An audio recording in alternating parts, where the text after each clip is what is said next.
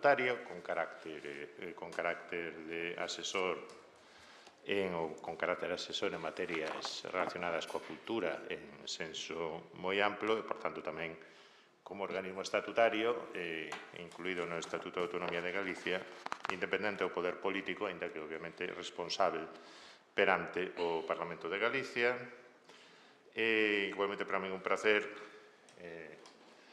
acoller, ou no nome do Consello, acoller hoxe e presentar hoxe esta actividade que se enmarca dentro do acordo de colaboración entre o Consello de Cultura Galega e o Grupo de Investigación e Historia Política dos Nacionalismos ISPONA da Universidade de Santiago de Compostela sobre a recuperación da memoria da transición en Galicia, nomeadamente a través do Fondo de Materiais Propagandísticos, autocolantes, pósteres, cartaces, chaveiros, etc., de Miguel Gutiérrez, alias Guti, da Coruña, un labor de escaneado e de posta a disposición do público que xa leva dado algúns froitos, e tamén dos froitos dese acordo, dese convenio, pois é precisamente a xornada que hoxe presentamos, coordenada polo meu colega da USC, e a pesares diso, amigo,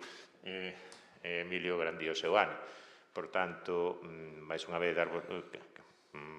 reitero a benvida institución e deixo ao profesor Grandío que a presentación estritamente académica da xornada. Vale, ben. Grazas. Antes de nada, porque temos unha xornada bastante densa hoxe, a verdade, quero ser breve na miña presentación do cometido, dos propósitos e de que queremos facer con esta xornada. Antes que nada, evidentemente, agradecer ao Consello de Cultura Galega e ao seu vicepresidente, José Manuel Núñez, a súa presentación e estar aquí, evidentemente, presente para estar con todos nós. Ben, é froito de... Estas xornadas son froito, é verdade, dese convenio mantido do Grupo ISPONA con o Consello de Cultura Galega. É un fondo que esta é unha pequena peza. Unha pequena peza que aproveitamos, digamos, como algo así como o remate dese convenio. De todas maneiras, os froitos dese convenio entendo que estarán a disposición nos próximos días. Aí observaremos miles e miles de pezas vencelladas á transición política, á propaganda da transición política en Galicia, do Fondo Galego, miles e miles de pezas que teñen un contido moi diverso e un valor diverso tamén, dende o estético ata o puramente documental. Aí hai cartaces, evidentemente, hai autocolantes, como ben decía o profesor Núñez, pero tamén hai moito panfleto. Hai moita información dentro, moita información con texto de contidos perdidos, esquecidos durante moito tempo, que non se recollen en ningún lado e que non é únicamente válido para entender a transición en Galicia, sino tamén para entender, evidentemente, a transición en España. Xa que boa parte destes fondos, ainda que foron publicados en Galicia e repartidos en Galicia, evidentemente tamén se repartiron fora. A partir de todo isto, hai toda unha serie de temática a desenvolver. Pensamos que a mellor maneira de rematar isto é casi cun inicio. O inicio é o que vai vivir para o ano que ven, o 50 aniversario da morte de Franco, o 50 aniversario do falecemento de Franco, que, como podedes escoitar nos derradeiros días, é evidente que vai traer certo impacto. Para o que sexa, pero vai ter certo impacto. Os historiadores temos que falar disto. E temos que falalo xa tempo, dende a miña opinión persoal, medio século despois. Do que vamos a falar nestas xornadas é precisamente tentar achegarnos a un período relativamente corto no tempo, pero que, como veremos, pasan moitas cousas, e de xeito moi acelerado a veces. Entre o ano 73, máis que nada para poñer unha data de algo fundamental para o corte do réximen, como é o asesinato de Carrero Blanco, ata o ano 77, momento no que os españois votan por primeira vez os seus representantes despois de 40 anos. Creo que eses anos, creemos, a hora de decidir isto, creemos que eses anos son fundamentais porque significan o inicio de algo. Como afondarei un poquinho máis despois na miña ponencia, pero que creo que este é o cometido un pouco destas xornadas, deste debate, realmente a democracia era casi algo inevitable pola maioría da poboación española e pola maioría das súas élites políticas, pero a cousa é para onde vai. A cousa é como medra esa pequena planta que está comenzando a crecer nese momento. Hacia que lado se orienta e de que maneira. Os matices son importantes, pero sobre todo no inicio de que aquel proceso de cambio, chámese transición ou chámese ruptura, é evidente que determina a situación posterior. E diso vimos a falar, deses momentos, deses anos de incertidume, antes da morte, despois da morte. Non compartimos na inmensa maioría dos casos que a morte de Franco signifique inevitablemente o camiño cara a democracia, ou cara a democracia que temos, dende logo, explicaremos isto, pero si é evidente que, aproveitando, volvo a insistir no inicio da miña exposición, o final deste convenio creo que tamén pode representar algo novo, non? Algo novo dende a perspectiva, xa digo, do máis inmediato, que é este aniversario. Ben, sen máis, non sei se comenzamos entonces as ponencias, se vos parece. Chamamos ao profesor Ortiz Heras a mesa. Por favor. Vale.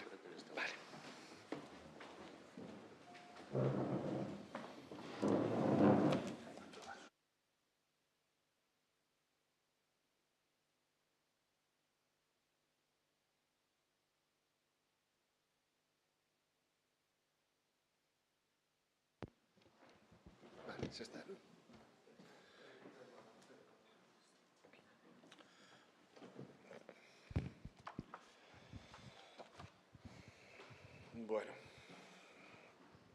Bueno, en situación de continuidade, vamos a dar paso ás dúas primeiras ponencias da mañán. Pretendíamos traballar destas xornadas indo dende o máis xeral, se queredes, o máis específico. Ao longo das sesións de mañán e tarde, este é un pouco o camiño que pretendemos facer, non? Ao principio, nas sesións da mañán, nas dúas sesións da mañán, imos ter destacados especialistas xa formados, evidentemente, na materia, que teñen traballado durante moitos anos da súa carreira académica toda esta temática. E nas sesións da tarde, quizáis, ao meu entender, interesantes tamén, sen dúbida, van a abordar os camiños que se están construíndo agora mesmo sobre os novos enfoques que se está traballando sobre a transición democrática. Son camiños feitos por novas xeracións e con novos enfoques, que revisitan evidentemente ese pasado como revisitamos todos, pero que creo que poden ser, dende logo, como contraste do xa feito as novas xeracións, creo que pode resultar moi interesante para o debate. Tamén pido, xa o último que digo, tamén pido, ou solicito, cando menos, que estas xornadas non sirvan únicamente para expoñer o que nós, máis ou menos, levamos traballado, senón tamén para o debate. Solicitaría que, na medida do posible, estes espazos para reflexión, xa sabedes que non abundan, non sei se abundarán moito para o ano que ven, entendo que sí, pero bueno, que o aproveitedes, non? Desa maneira, porque creo que, como xa lles dixen os meus alumnos do máster, precisamente esta materia de transición, non pode haber millor remate para ese máster, evidentemente, que esta xornada, na que se poda tamén debatir nese plantexamento. Ben, vou presentar de maneira moi breve a Manuel Ortiz Heras, catedrático da Universidade de Castela-A Mancha. Cando viña para aquí, o seu currículo o podo presentar de moitas maneiras, pero eu, a verdade é que creo que é prácticamente imposible non abordar o estudo da transición democrática en España sen ler ou pasar polas obras de Manuel Ortiz. Realmente non é só porque creara toda unha escola de historiadores dedicados a esta materia, non é só porque dirixa, bueno, non sei se agora na actualidade, ese seminario sobre o franquismo de transición de Castela Mancha, que evidentemente tantos froitos deu e segue dando, non? Senón porque a lectura de Manuel Ortiz é unha lectura, evidentemente todos xa temos os nosos anos, pero foi unha lectura durante moito tempo moi fresca, cando os traballos sobre a transición democrática prácticamente non existían. Ou existían dunha maneira moi canónica, vale, para entendernos. As preguntas que se fai seguen sendo pertinentes a día de hoxe, e creo que ese enfoque, entre outras cuestións, é polo que está aquí convidado. Volvo a insistir, creo que non é posible entender a historiografía da transición neste país sen ler a Manuel Ortiz. Hai que telo en conta cando menos. Ben, eu lle comentei a Manolo que abordara esta perspectiva da transición democrática da maneira que máis ou menos, porque ten moitos campos onde podería abordalo, non? Tanto da perspectiva agraria como da perspectiva como agora mesmo da violencia ou da perspectiva meramente institucional. El me indicou que quería abordar esta materia e creo, ademais, esta temática, este enfoque, e creo, ademais, que é fundamental para entender o porqué de todo o demais. Sen entender o grau de violencia explícito, pero tamén implícito, que existe durante os anos finais da ditadura franquista, durante toda a ditadura franquista, pero ata o final, non se pode entender realmente como este proceso, estes 4 anos, se conduce. Por lo tanto, sen máis, dou a palabra a Manuel Ortiz, e creo que despois, bueno, falarei eu e tal, e facemos un debate despois conxunto, se te parece. Vale? Moitas gracias, Manuel. Muchas gracias a vosotros. Me vais a permitir, les decía a ellos antes, que me siento mucho más cómodo y más en un ambiente así, de pie, como suelo hacer en el aula y apoyándome en la presentación, en el PowerPoint. Tomarlo como eso, ¿no? Como una especie de referencia, van a aparecer imágenes, va a aparecer algún documento y demás, que pretende simplemente apoyar lo que os voy a comentar, ¿no? Pero bueno, mi agradecimiento, por supuesto, a los profesores Núñez Seixas y Emilio Grandío por sus palabras, por acogernos hoy aquí y por pensar en mí, ¿no? De alguna manera, para que pueda hablar sobre un tema... Hola, Ana, buenos días. Hablar sobre un tema en el que yo pretendo hacer mucho hincapié, que es el de la continuidad en la historia. O sea, estamos siempre hablando de compartimentos estancos, ¿no? La dictadura, la democracia o la transición, sin pararnos a pensar, bueno, a estas alturas esto yo creo que lo tenéis todo muy, muy claro, ¿no? Pero quiero insistir en esto, ¿no? Los elementos de continuidad que hay y entre un periodo y otro. Y desde luego, si hay algún elemento definitorio de lo que va a pasar en los años 70, en las que se hermanan la dictadura, que va a condicionar la democracia que tuvo.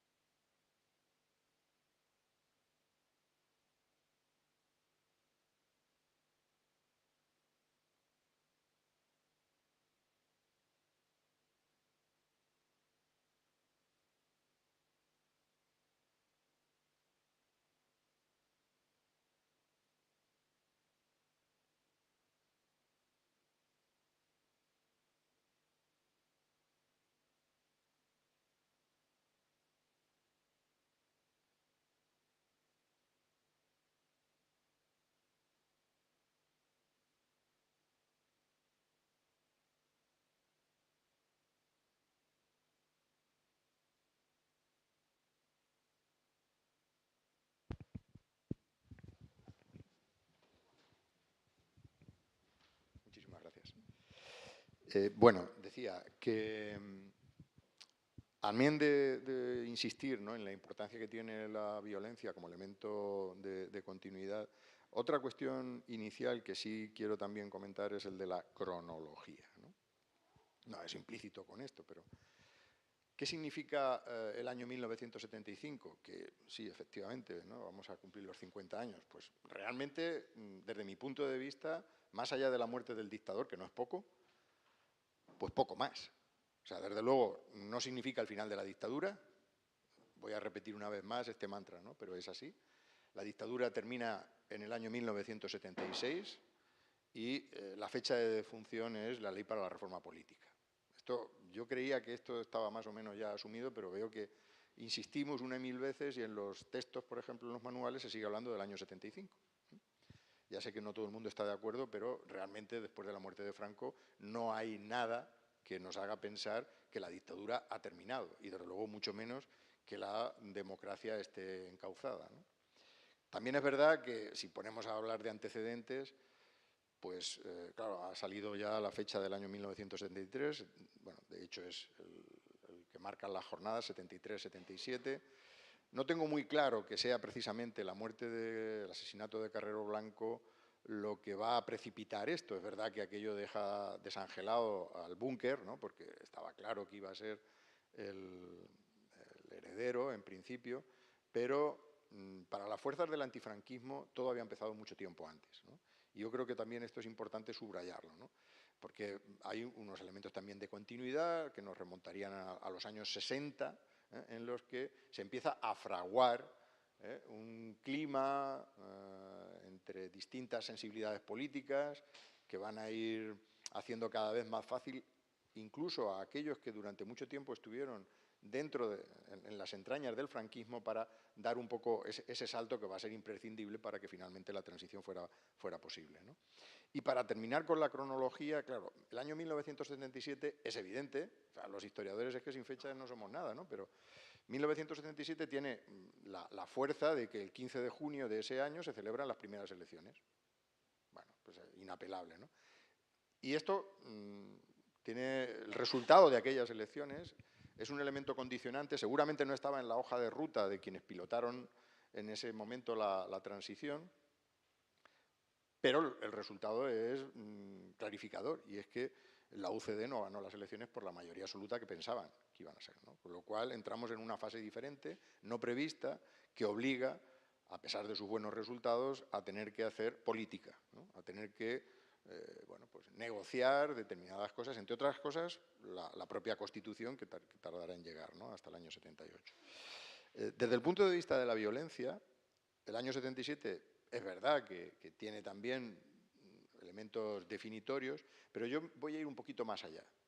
Voy a ir un poquito más allá y, en principio, pensaba detenerme en el año 1982, ¿no? Porque, aparte de que se utiliza más también, ¿no?, como el final de la transición, yo, por cierto, no comparto esta idea, ¿no? Yo creo que la transición, si queremos realmente cubrir todos los flancos, deberíamos de esperar al año 1986 para darla por cerrada. Entre otras cosas, destaco fundamentalmente el aspecto de la transición exterior.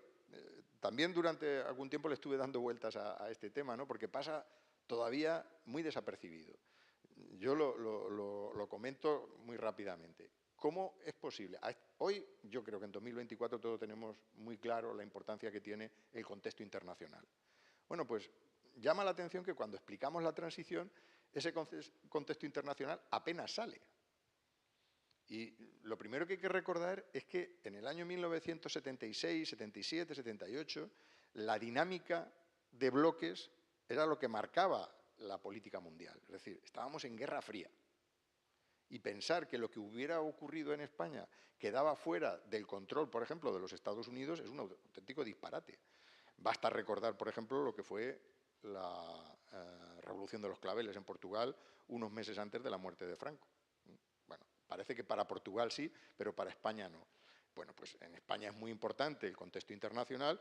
De hecho, lo primero que va a hacer, o una de las primeras que va a hacer, el ministro de Asuntos Exteriores, salido de aquellas elecciones, Marcelino Oreja, por imperativo del presidente del Gobierno, Adolfo Suárez, es poner en marcha las negociaciones que permitan la adhesión de España a las comunidades europeas. Ese es el encargo que da, que por otra parte venía ya precedido del acuerdo preferencial que se había marcado en el año 1970.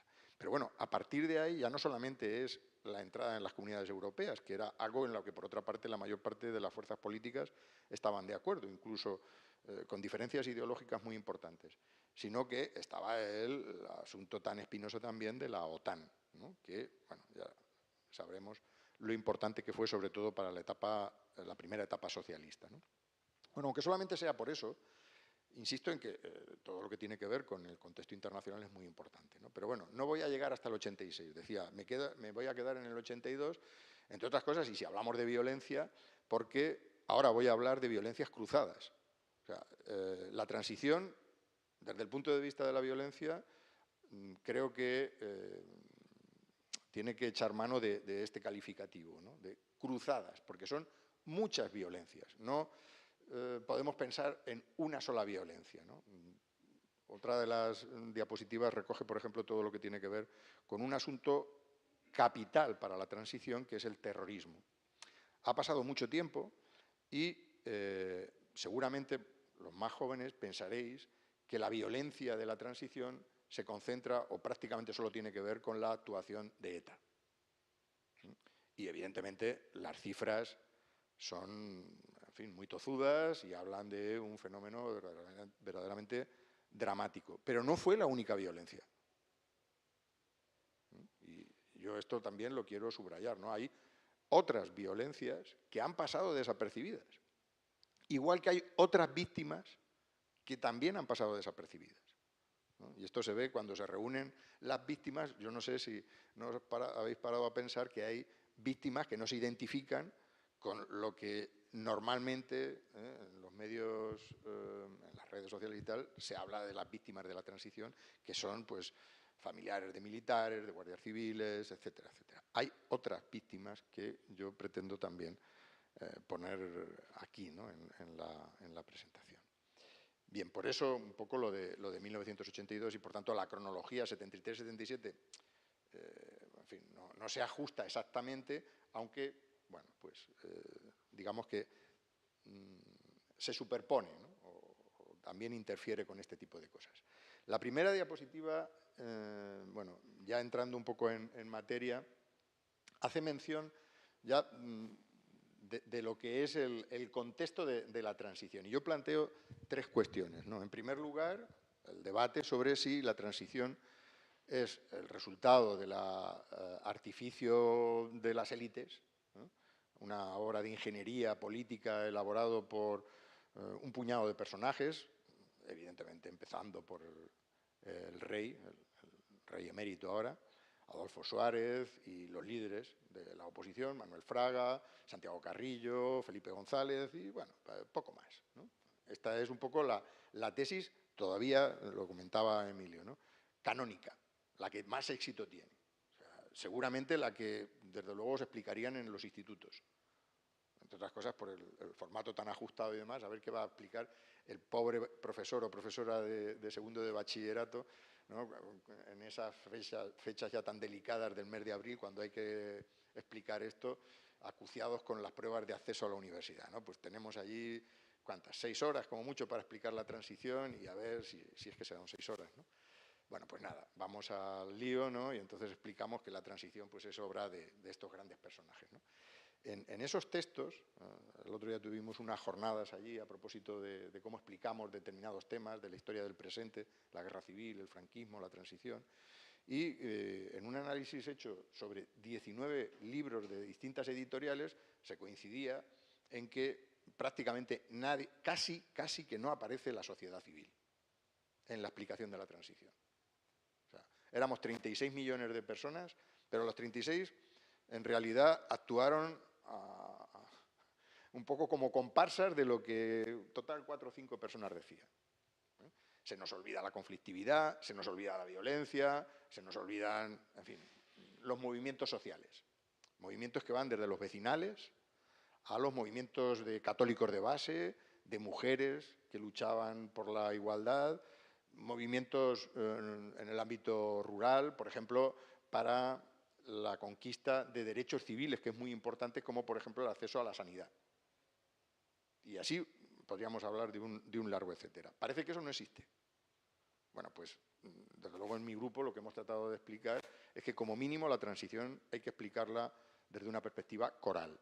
Esto no quiere decir que Adolfo Suárez no jugara un papel importante, que la UCD no jugara un papel importante, por supuesto. Pero ¿y la sociedad civil? La sociedad civil tiene que estar.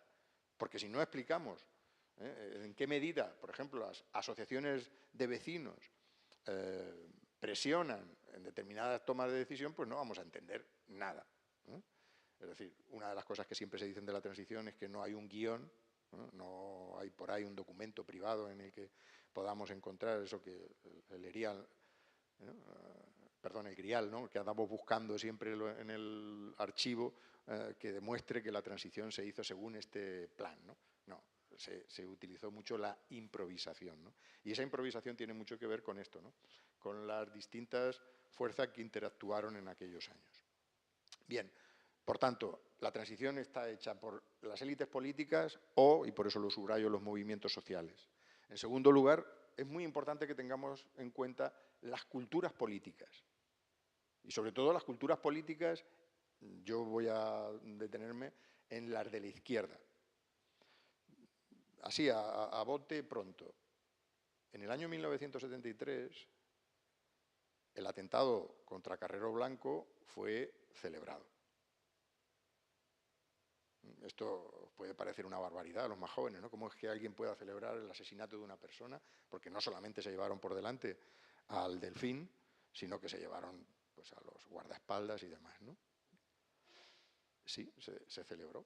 Se celebró porque se entendía que muerto el perro se acabó la rabia.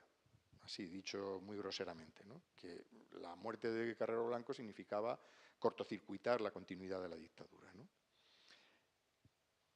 En esa celebración está ese abigarrado mundo del antifranquismo en el que está la izquierda, en el que está, por ejemplo, pues el Partido Socialista, en el que está el Partido Comunista, en el que está la izquierda radical, etcétera, etcétera. Bueno, ¿cómo se posicionaron a partir de aquí ante la violencia? Por ejemplo, ante la violencia perpetrada por ETA. Es importante que tengamos esto en cuenta porque va a haber desde muy pronto una especie de línea roja que no se va a querer cruzar. La inmensa mayor parte, por supuesto, el PSOE, por supuesto el PC, por supuesto también el Partido de los Trabajadores. Solamente podríamos decir que hay una parte de esa extrema izquierda que va a seguir con una visión romántica, un poco edulcorada de lo que es la utilización de la violencia política y que va a ser muy condescendiente con ETA. Y no solamente estoy hablando del año 75, sino posteriormente. Es decir, una parte de la extrema izquierda que tardó tiempo en reaccionar, en criticar la utilización de la violencia que, no olvidemos, sobre todo la practicada por ETA, se va a recrudecer a partir de este momento. Es decir, ETA ya había matado, por supuesto, pero los años duros, los años del plomo, como ahora veremos, ¿no?, en la terminología, por ejemplo, que utiliza Sophie Baby y demás, pues empieza después, ¿no? Hay un trienio verdaderamente sangriento que nos lleva al 80-82, ¿no?, que es cuando ETA va a cometer nada más y nada menos que 405 asesinatos. 405, ¿no? Y aquí ya empezamos a hablar de cifras y al final, bueno, pues las cifras son importantes, ¿no? Por tanto, esto de las culturas políticas para ver hasta qué punto es un condicionante. Y voy a utilizar pues, a algunos protagonistas de aquella época que atestiguan que efectivamente ellos eran perfectamente conscientes, sobre todo cuando estamos hablando del gobierno de la OCDE, de hasta qué punto esto condicionaba la toma de decisiones, ¿no? Y, bueno, por último, la tercera cuestión sería, pero bueno, la transición al final, ¿cómo fue? Fue lo que nos han contado, una especie de cuento feliz, una Arcadia, donde, bueno, pues conseguimos, efectivamente, el periodo de mayor crecimiento, estabilidad y progreso que ha conocido la historia de España, los 30 años posteriores. Yo, cuando me preguntan, sobre todo los periodistas, siempre digo lo mismo. Yo soy muy crítico con la transición, pero eso no, ni mucho menos significa que seamos partidarios de las teorías de estos que defienden lo del régimen del 78 de la manera más despectiva, ¿no? O sea, evidentemente que fue aquello muy complicado, un proceso verdaderamente traumático, no exento de violencia. Desde luego la transición fue cualquier cosa menos no violenta, o sea, no fue una transición pacífica, y las cifras lo demuestran. Podríamos hablar, por ejemplo, en perspectiva comparada de lo que fue la primavera caliente, el año 36, y comparar aquellas cifras, esto lo ha hecho muy bien Eduardo González Calleja, comparar lo que fueron la violencia de aquellos meses que para algunos desencadena el comienzo de la guerra civil, la excusa, ¿no?, perfecta para que los militares se alzaran en armas, y este periodo que es más violento, afortunadamente, pues no dio para esto, ¿no? A punto estuvimos, desde luego los militares se lo propusieron, y no una vez, sino varias, ¿no? Siempre que hablamos del 23 de febrero del año 1981, pero antes y después los militares bueno, pues estuvieron jugando con el ruido de sables, ¿no?, para alterar la recuperada democracia en aquella España. Bueno, con estas ideas, aquí he traído, bueno, pues dos imágenes. La primera es la que tiene más éxito, seguramente esta la habréis visto muchas veces porque es la que está en la mayor parte de esos manuales a los que me he referido antes, ¿no? Este niño que simboliza, ¿no?, pues eso, ¿no?, el consenso, es una palabra que a mí siempre me ha chirriado, ¿no? Cuando se habla de la transición en sentido positivo, esa versión canónica, siempre se utiliza el consenso como elemento definitorio. Todo se acordó, cosa que evidentemente no ocurrió, ¿no?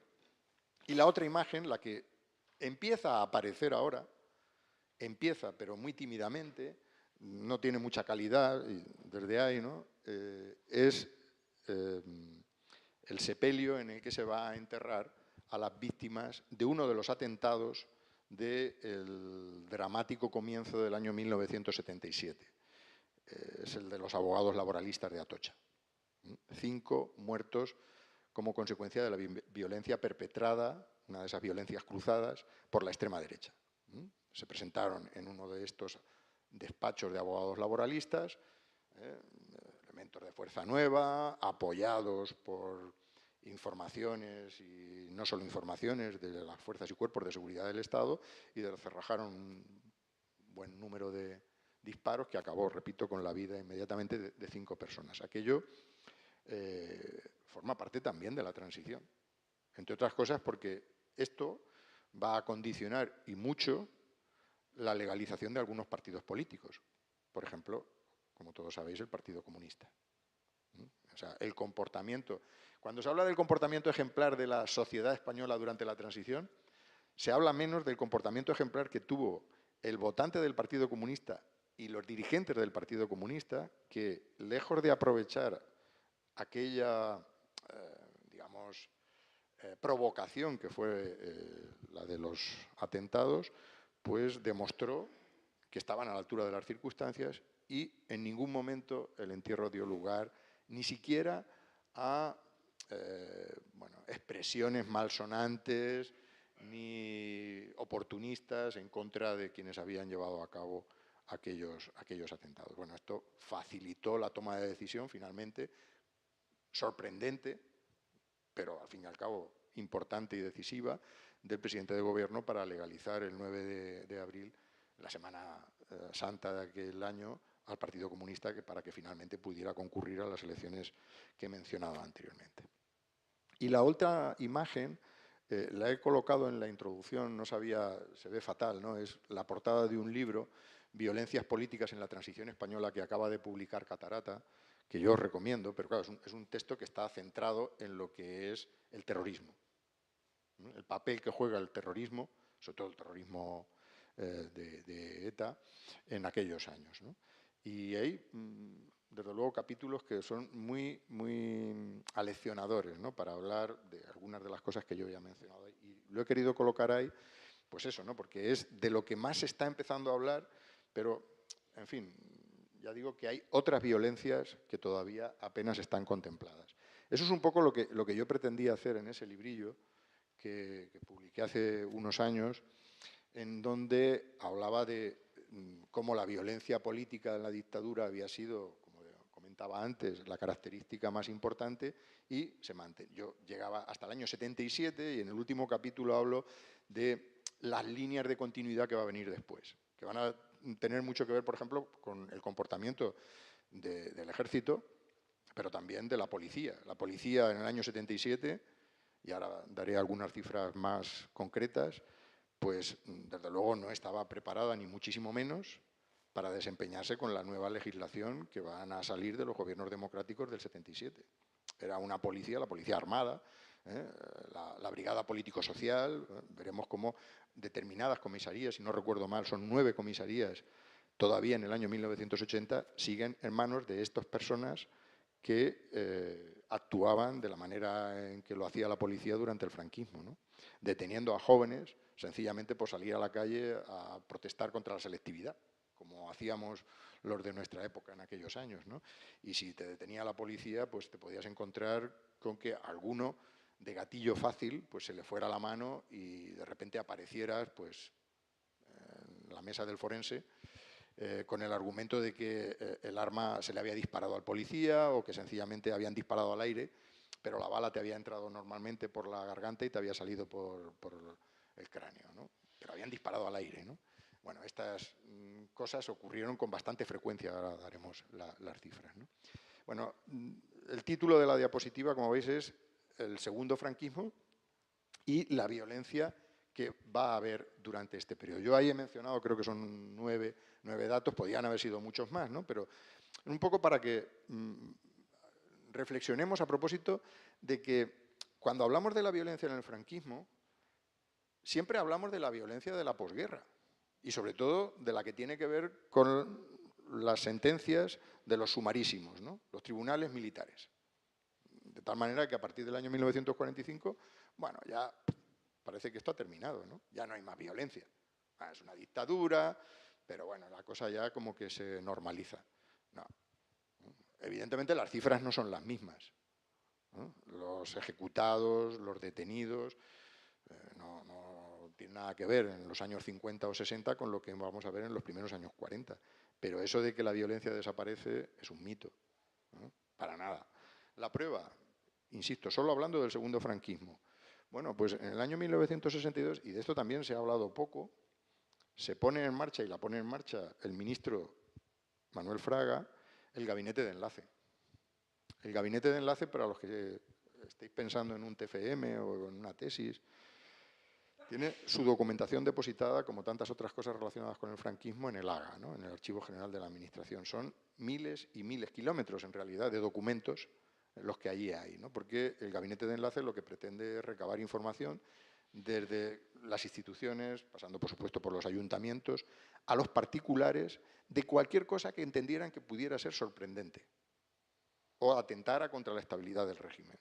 Por eso ahí podéis encontrar denuncias de un señor que estaba un día en misa y oía que el cura decía algo que pudiera ser sospechoso. Entonces, denuncias contra sacerdotes, os podéis encontrar cientos de miles de documentos. Algunas de aquellas denuncias le costaron al cura de Marras pues, la correspondiente sanción, otras pues quedaron en nada, ¿no? Pero un poco para que veáis el ambiente de delación que va a continuar durante todos estos años y que se va a mantener hasta el año 77.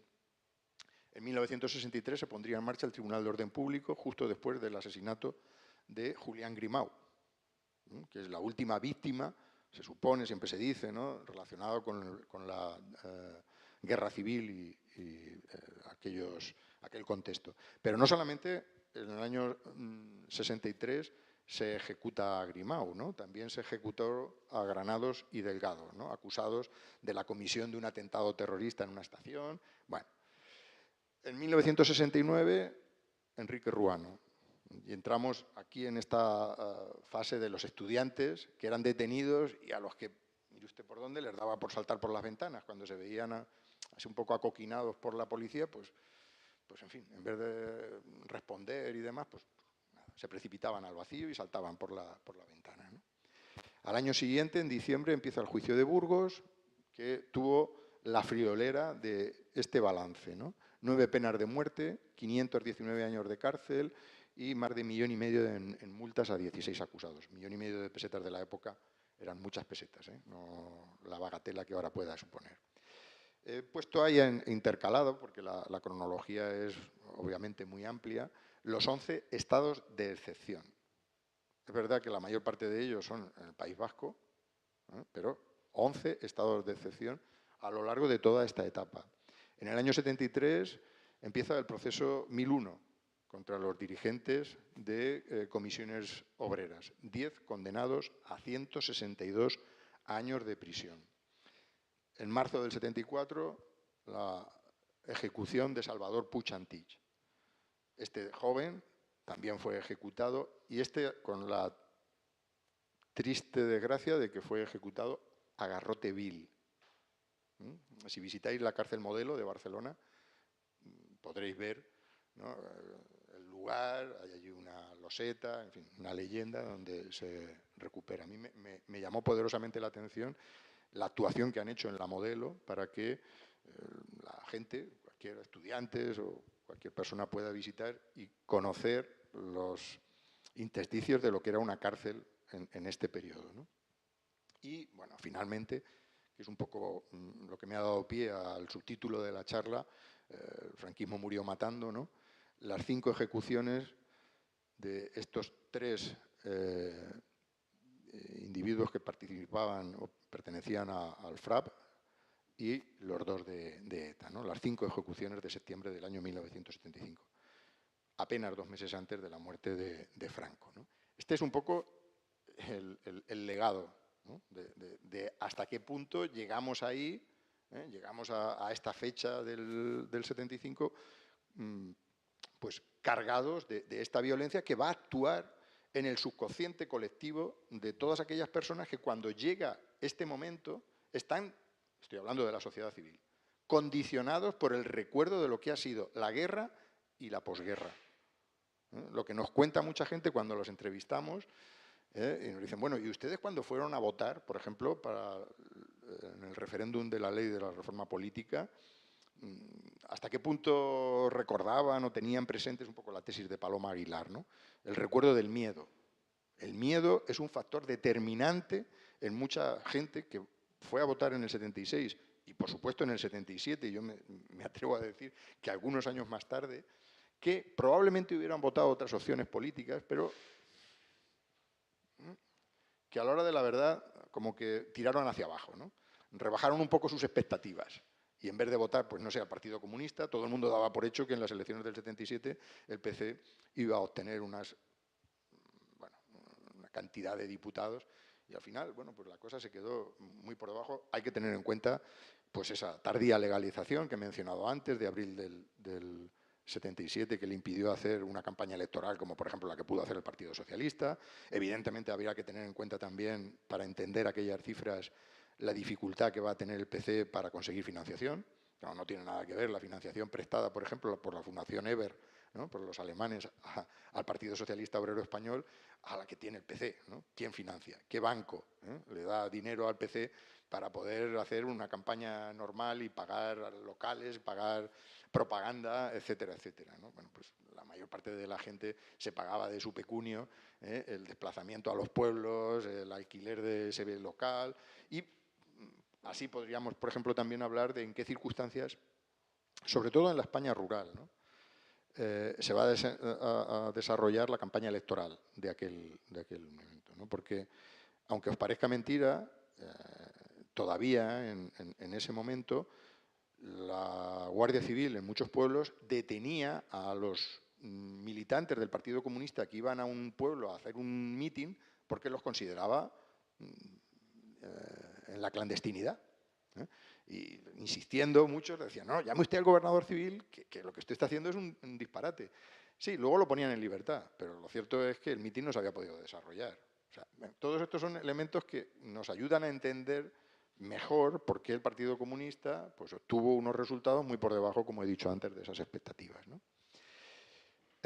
Bien, entrando ya en el argumento que os decía antes, ¿no? Si nosotros somos defensores de que la transición tiene mucho que ver con el comportamiento de la sociedad civil, defendemos desde un planteamiento de historia social, obviamente, ese comienzo del cambio que nos obliga a remontarnos atrás. Antes ya lo daba, no me voy a detener mucho en esto, pero fijaos ahí en las fechas, 1962, las huelgas, no solo las mineras, sino las que al calor de las que movilizaron los mineros pues se van a desarrollar a lo largo y ancho de todo el país, un ciclo de huelgas y conflictos en el 64, 69, 73, en fin, ahí en mayúsculas destaco. En definitiva, es la calle.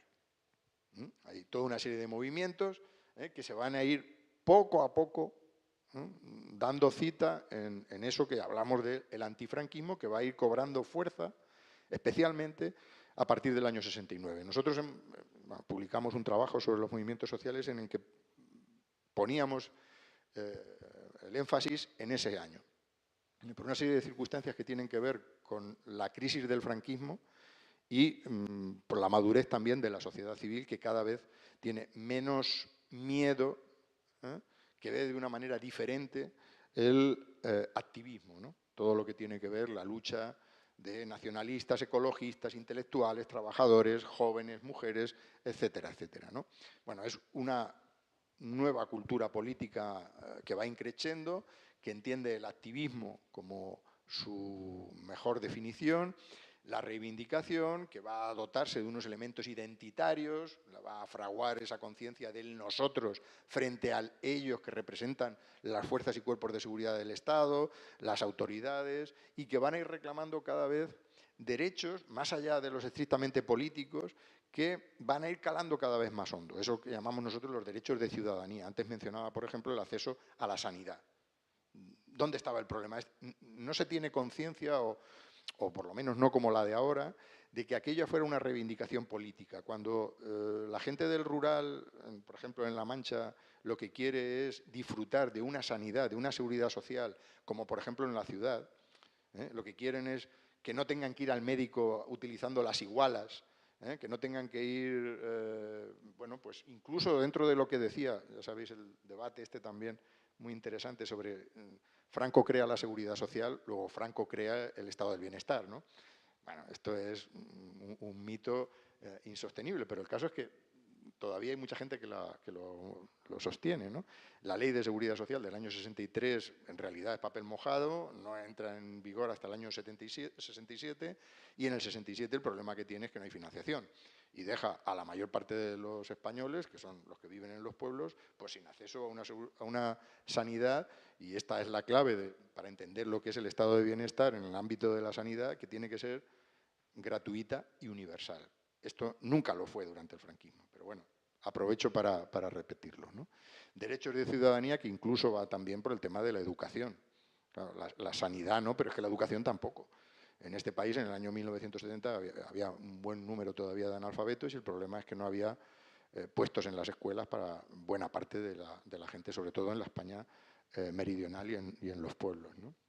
Bueno, estos movimientos sociales, bueno, tienen estas características, ¿no? de la espontaneidad, la heterogeneidad, la informalidad incluso.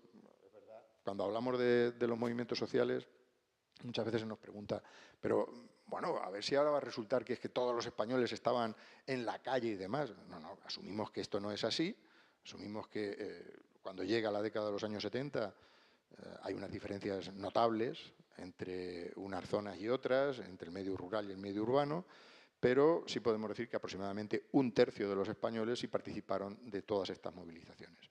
1/3 que eran siempre los mismos, en el sentido de que, claro, eran muchos jóvenes que estaban movilizándose en la universidad, pero que ya formaban parte de los sindicatos clandestinos, que además eran también integrantes de algún movimiento católico, etcétera, etcétera. Es decir, que estaban en varios lugares a la vez, ¿no?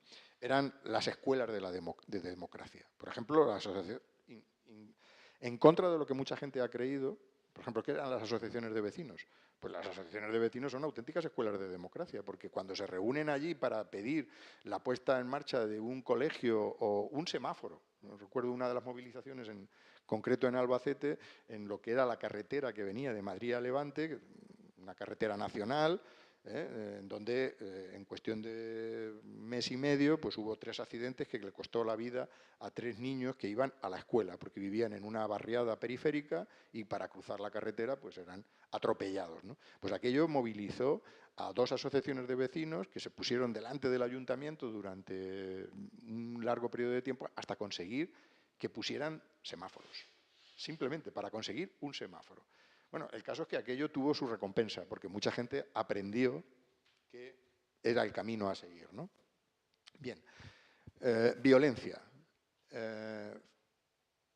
Si hay algo que define en general los periodos transicionales es que son proclives a la violencia. Y la transición española pues, es uno de esos periodos. O sea, digo un poco en perspectiva comparada, ¿no? Yo aquí he querido recoger, para empezar, bueno, la teoría de Rapaport, ¿no? De las olas de terroristas. Realmente el terrorismo etnonacionalista de ETA pues encajaría perfectamente con esa tercera ola de la nueva izquierda, religiosa, sobre todo Nueva Izquierda, que, como he dicho antes, pues tendió a romantizar, a banalizar la utilización de la violencia. Hay que decir, de todas formas, con ETA, y esto lo explican muy bien en el libro ese que antes he mencionado, que fueron muy hábiles los dirigentes de la organización, porque su argumento no era solamente el etnonacionalista. Hay que tener en cuenta que llevaron a cabo campañas muy importantes que tuvieron un éxito y incrementaron el apoyo de una manera exponencial en el País Vasco, por ejemplo, contra la central nuclear de Lemóniz o contra la construcción de la autovía de Leizarán, ¿no? Aquello que no tiene nada que ver con lo que es la independencia ni con este tipo de cosas, ¿no? Pero bueno, hablando de violencias cruzadas, aparte de ese terrorismo, que es el que al final parece que lo ha hegemonizado todo, pues no hay que olvidar que hay un terrorismo también perpetrado por otra banda terrorista, en este caso anticapitalista, como era el Grapo, la extrema derecha. O sea, antes, cuando hablaba de los atentados de Atocha, esto lo van a llevar a cabo esta gente, eran, entre comillas, se autorreconocían como grupos de castigo. Ahora hablaremos, por ejemplo, de algunos atentados que van a estar cometidos precisamente como reacción, ¿no? Había un atentado contra guardias civiles y automáticamente pues, detenían a alguien, estos grupos lo maltrataban y en muchas ocasiones pues, acababan con su vida, ¿no? La violencia institucional llevada a cabo por las fuerzas y cuerpos de seguridad del Estado y, obviamente, el ejército, ¿no? La amenaza militar que acabará al final en aquella dramática también guerra sucia, ¿no? Entre el año 1975 y el 82 estamos hablando de 714 muertos. Ya damos con cifras, ¿no? Para que nos mentalicemos, ¿no? Cuando hablamos de la violencia, ¿de qué estamos hablando? Pues estamos hablando de 3.200 hechos violentos. 3.200 hechos violentos. Eso para aquellos que piensan que la transición fue, pues eso, ¿no? Un camino de rosas. Este libro, el de Sophie Baby, en la portada, que seguramente muchos ya habéis visto, pues documenta perfectamente esa violencia entre el año 75-82. Ella habla de 3 etapas.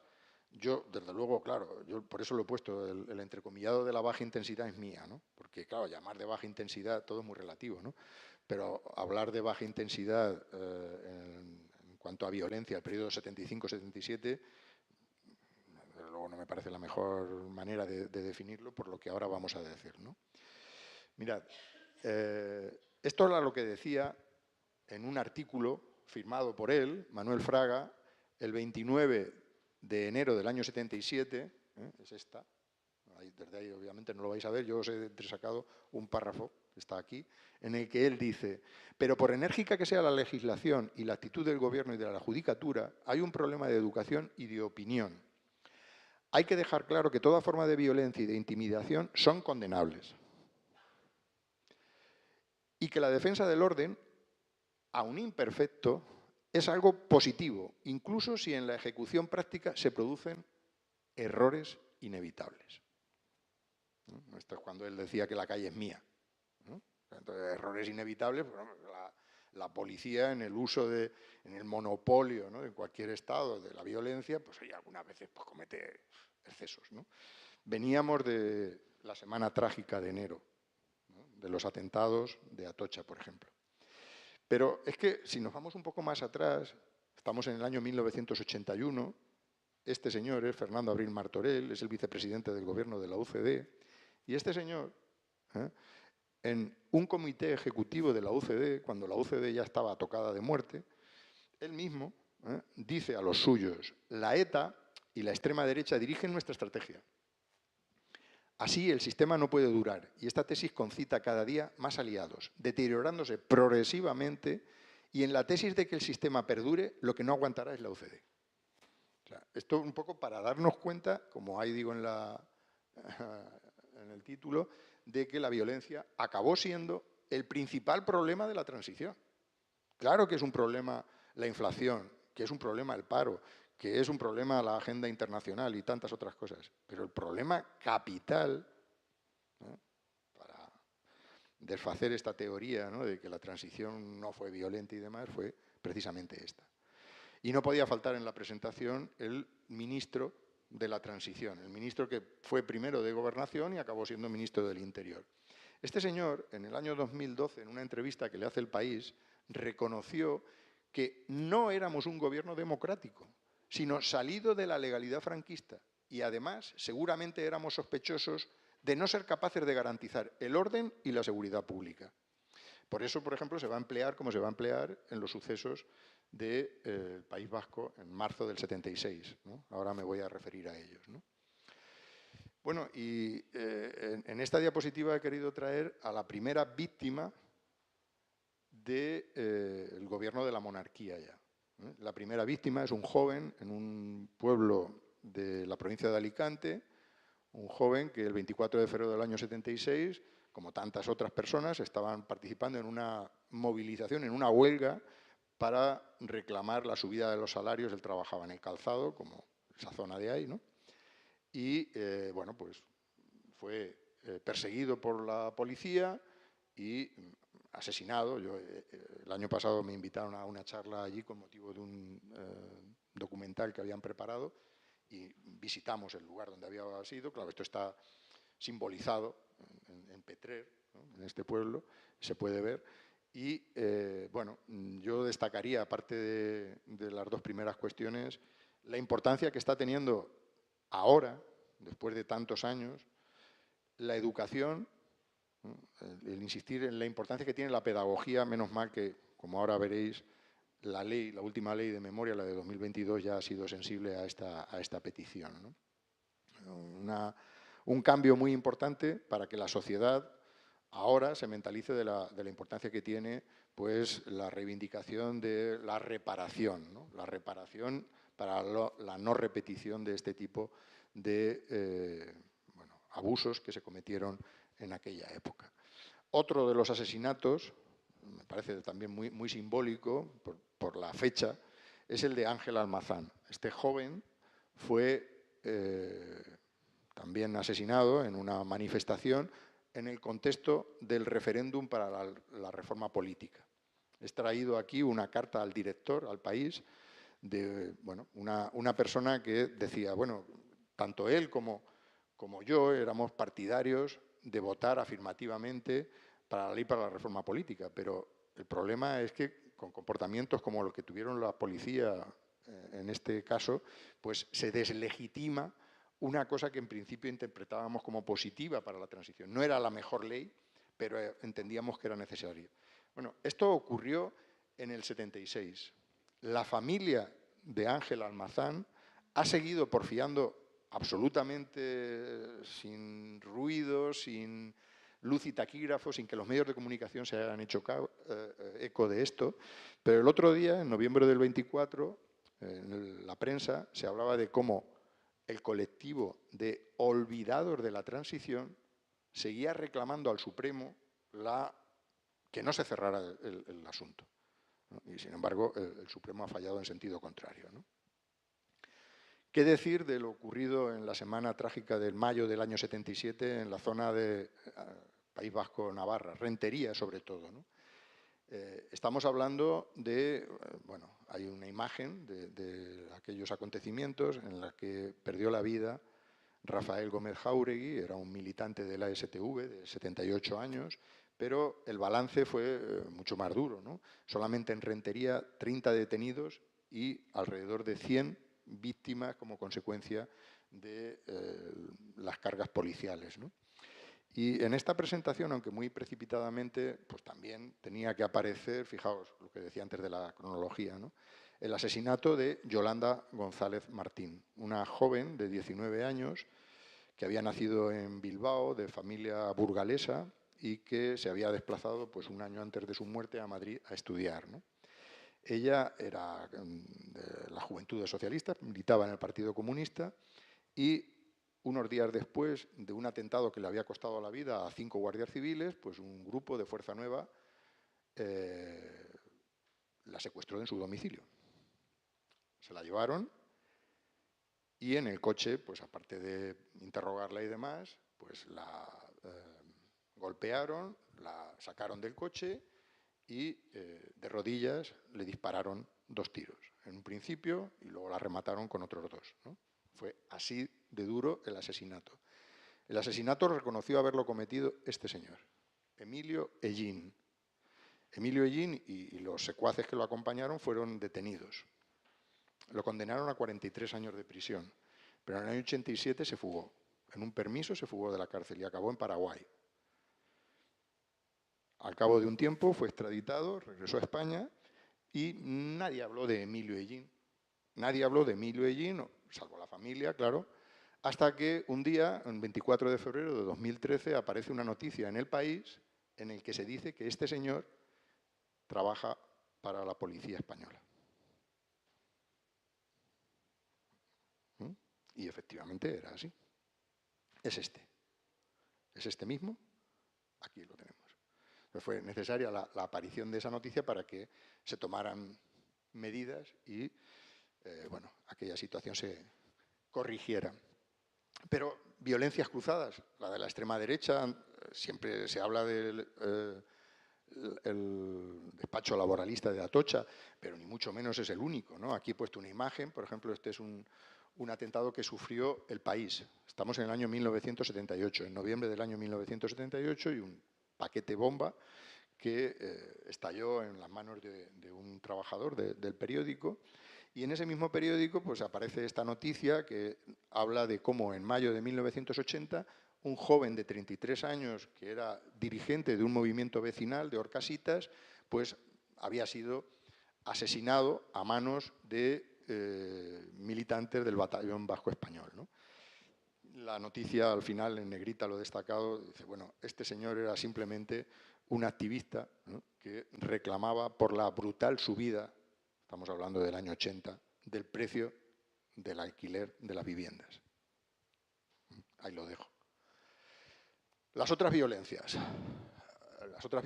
como estáis viendo, es que son muchas más de las que normalmente se contemplan, ¿no? ¿Qué quiero decir? Bueno, no sé si habéis visto la película, estoy llamando Locamente.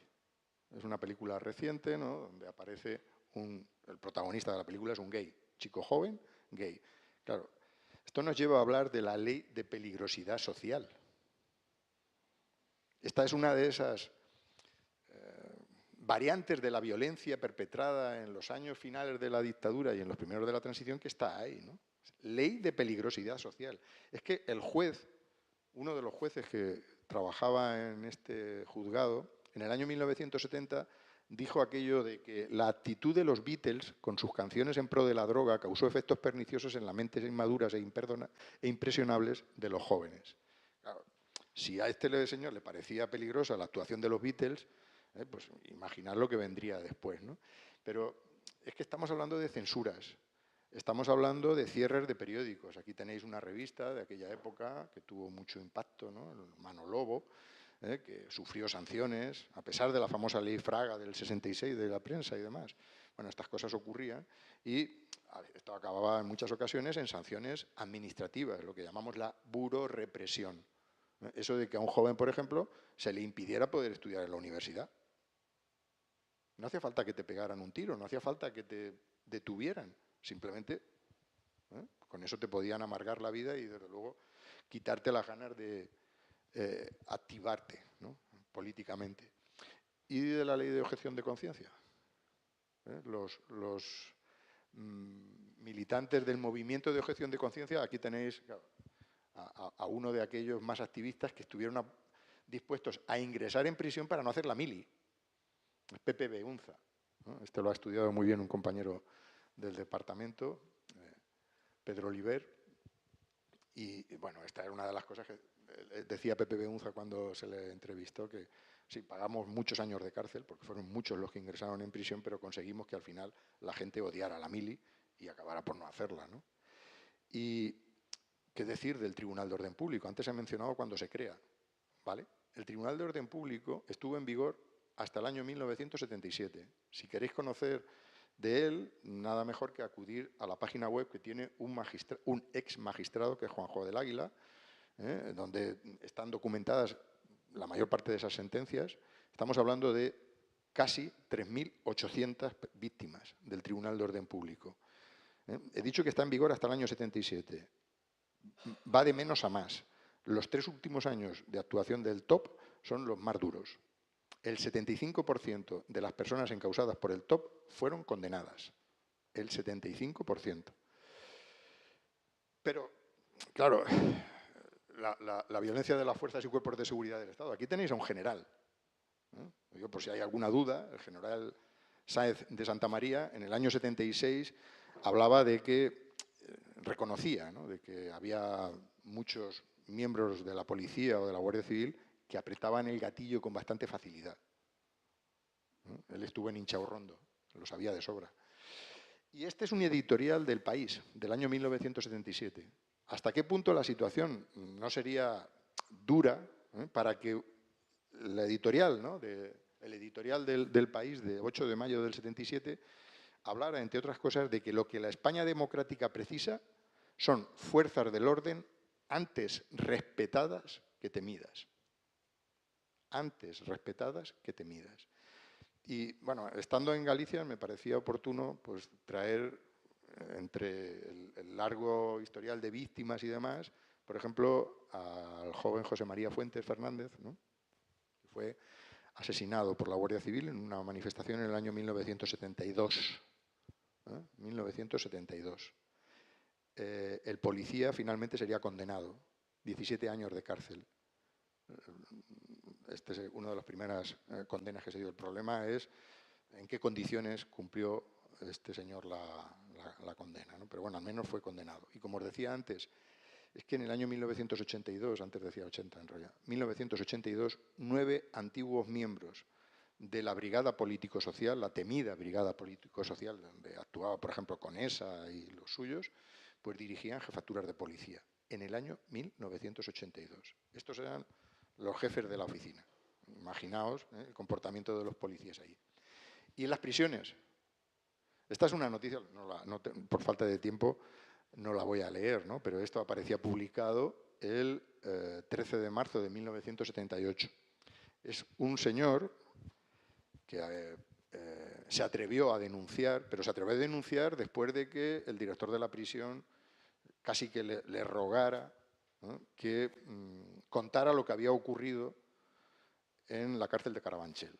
En Carabanchel era habitual que a los presos se les detuviera, se les llevara a la Perra Chica. La Perra Chica era una dependencia de la cárcel donde a los presos se les pegaba. Pero se les pegaba de tal manera que no dejaban, lo hacían bien, no quedaban secuelas, ¿no? El problema es que en una de estas se le fue la mano y uno de los presos murió. Aquí se describen cómo iban saliendo de los interrogatorios varios de ellos. Al final, lo habían mandado a Herrera de la Mancha, que es una cárcel de la provincia de Ciudad Real, y allí él mismo insistía, no quiero hablar, no quiero hablar, no quiero hablar. No quería hablar porque sabía que los funcionarios de prisiones estaban detrás de él, ¿no? Y al final lo sacaron, lo protegieron y, bueno, en parte, inspirado en esto, está esta otra película que no sé si habréis visto, que es Modelo 77. Es una película que os recomiendo para que veáis, bueno, cómo eran, por ejemplo, los presos de la COPEL. La COPEL era una coordinadora de presos en lucha. El acrónimo es eso. Coordinadora de presos en lucha. Presos comunes, en muchos casos, que simplemente sufrían los malos tratos que eran tan habituales en aquellos momentos. Bueno, esto ya sí que os lo cuento, ni me detengo, pero cuando hablaba de las culturas políticas, ahí están en sus programas declaraciones tanto del Partido Comunista como del Partido Socialista, como de la ORT o el Partido de los Trabajadores, en el año 1975 a 77, diciendo rotundamente no a la violencia, como estrategia de lucha. No a la violencia. Como dice, bueno, ¿y quién perpetra la violencia en aquellos años? Pues desde luego en la izquierda. Este es un extracto de la ORT, este sería otro del Partido Comunista, insistiendo, repito, en abandonar. Incluso el Partido Comunista de Euskadi, si me vais a permitir, fijaos qué claro lo tenían y a quién interpelaban, ¿no? Cuando decían, las pistolas que ahora disparan buscando vengar los abusos del poder franquista, ¿sabrán callarse mañana? ¿Están dispuestos a respetar la opinión mayoritaria? Entonces, este es en el año, como veis, 1975. Y como balance, bueno, pues, en fin, esto necesitaríamos mucho más tiempo, ¿no?, para desgranarlo, ¿no? Pero mirad, entre el año 76 y 83 estamos hablando de 591 muertes por violencia política. Entre el 75 y el 82, solo en ese periodo de 7 años, 140 muertos por violencia policial. Violencia policial, lo que llamamos gatillo fácil. En enero a junio del 77, 4.200 detenciones por delitos políticos. En fin, así hasta ese trienio sangriento que decía antes, del 78 al 80, con 405 muertos, ¿no? Y termino con esto. Claro, antes decía, las víctimas del terrorismo y demás. Hay un colectivo que se reúne por primera vez en 2018 en Málaga, esta es la página web, que son víctimas de la transición. Víctimas de la transición. Ha tenido que pasar todo este tiempo para que aparezcan estas personas que ya no es solamente las víctimas de ETA, que parece que de lo único que se habla, ¿no? Y, bueno, un poco más tarde, en 2022, tenemos ya la Ley de Memoria Democrática, y en la Ley de Memoria Democrática, por ejemplo, en la disposición adicional 16, habla de que se constituye una comisión técnica para estudiar los delitos, ¿no?, contra los derechos humanos entre el 78 y el 83. 78 y 83. Esto es lo que dice la ley actual, que se cree esa comisión. Es decir, ya se le da visibilidad de tal manera que, en fin, si esto aparece en una ley será porque la transición no fue tan pacífica como se ha dicho. Y como me parece fundamental el tema de la educación, os he traído un ejemplo. Es una unidad didáctica que han creado la Asociación de Víctimas del 3 de marzo de 1976. Son los sucesos de Vitoria, ¿no? Esta unidad didáctica, entre sus objetivos, se plantea debatir, revisar con espíritu crítico las ideas propias sobre la transición. Es un material para, por ejemplo, poder trabajar en el aula con chavales de cuarto de la ESO, o sobre todo de segundo de bachillerato, ¿no? Unidades didácticas. Se han hecho muchas sobre, por ejemplo, la guerra civil y demás. Bueno, pues aquí tenemos fomentar la convivencia, el respeto, el desarrollo personal. Y por último, bueno, pues no me resisto a reivindicar el estudio de la violencia en este periodo, pero desde otra perspectiva. Igual que he dicho muchas veces con la tesis sobre la violencia en el franquismo y demás, que no podíamos caer simplemente en el cuantitativismo, no se trataba de ver cuántos más habían muerto, cuántos el último exhumado, con toda la importancia que esto tiene. No se trata de un estudio cuantitativo, sino de un estudio cualitativo, que ponga en valor las circunstancias en las que se cometieron aquellos delitos y las consecuencias que tuvieron la comisión de tantas y tantas barbaridades que se cometieron en el periodo de la transición. Muchísimas gracias.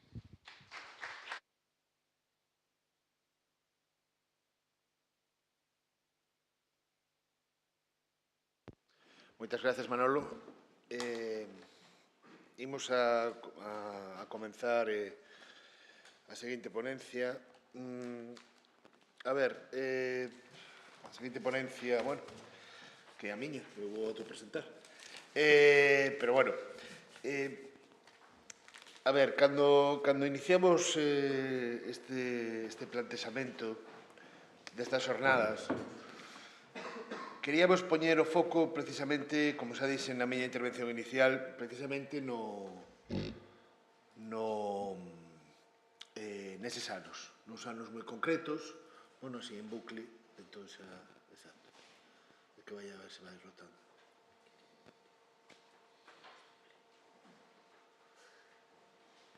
Bueno, vou comenzar, porque senón vou tentar rematar un poquinho máis tarde do horario previsto, pero vamos tentar cumplir na medida do posible.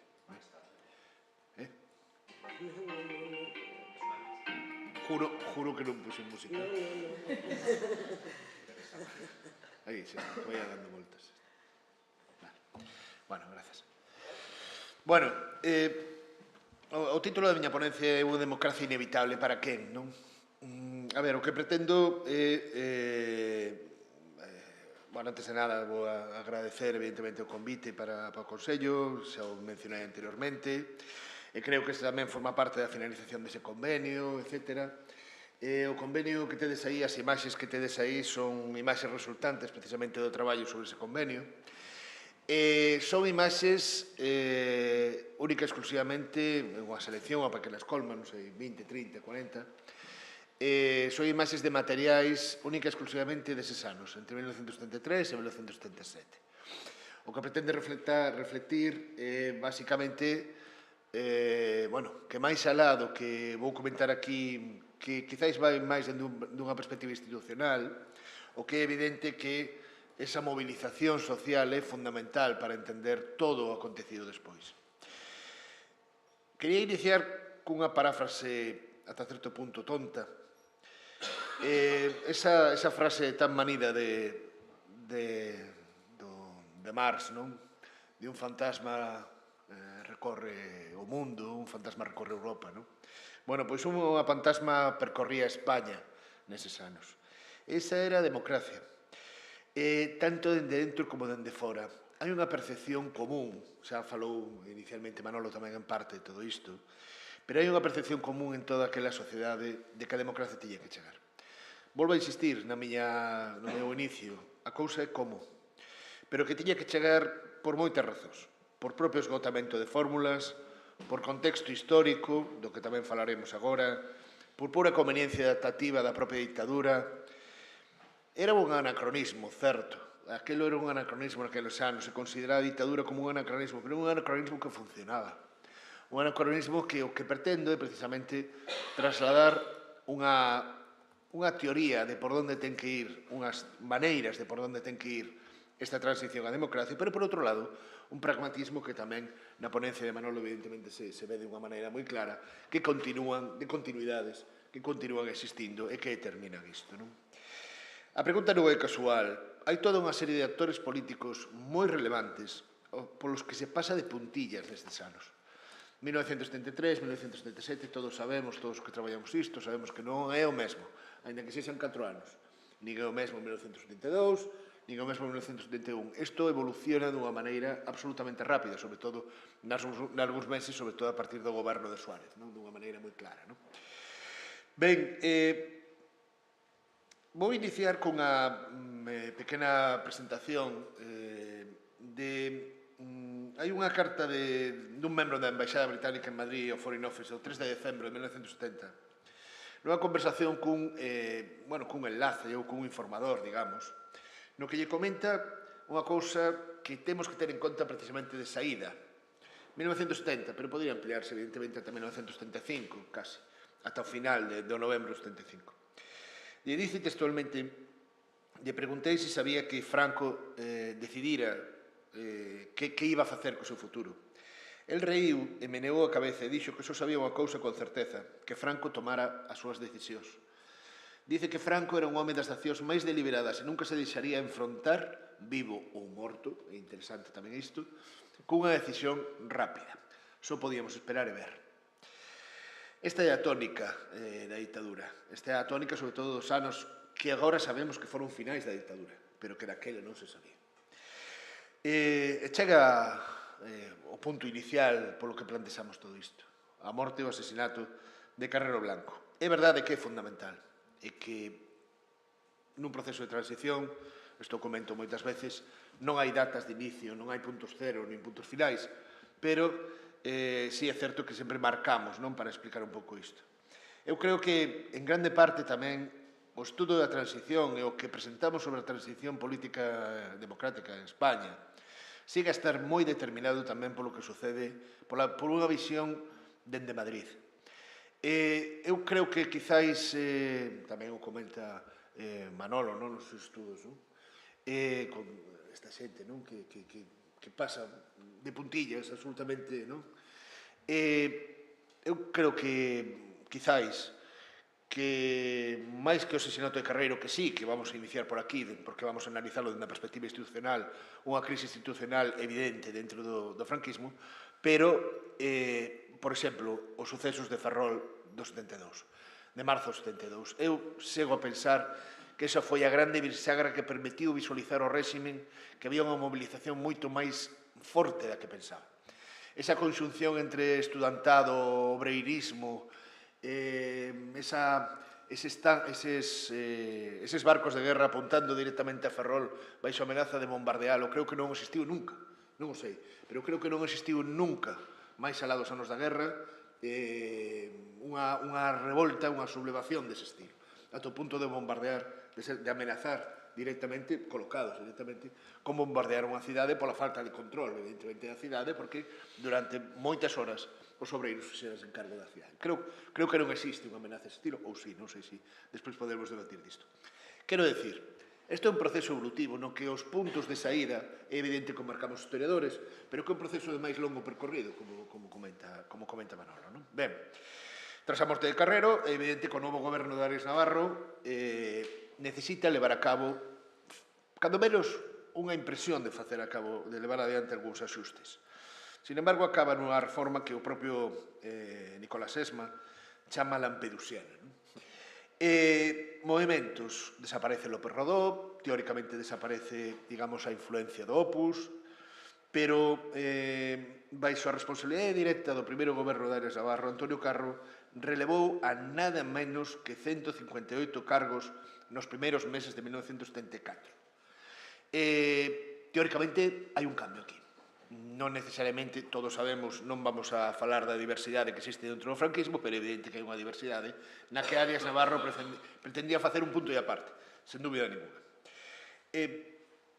A partir deste momento, a partir da chegada de Arias Navarro, comeza a plantexarse nos medios diplomáticos unha transición suave á monarquía. Estaba falando antes de abril, antes do feito dos Craveis. De feito, algúns informes dicen que sorprende ata certo punto a madurez probada dos españois, que non se pode entender se non é a través destas escolas de democracia. Sen dúbida ninguna, son elementos que non aparecen, que pasaron anónimos ou que siguen anónimos, que aí veredes, por exemplo, na propaganda que vos poño en imaxes de moita xente traballando tamén dentro do plano institucional, pero tamén dentro da planta da sociedade civil, traballando precisamente para a construcción da democracia, antes incluso da morte de Franco. E volvo a insistir, incluso despois da morte de Franco, como ben decía Manolo tamén, creo que non se pode decir que a chegada da democracia era inminente, non? Este 50 aniversario. Non?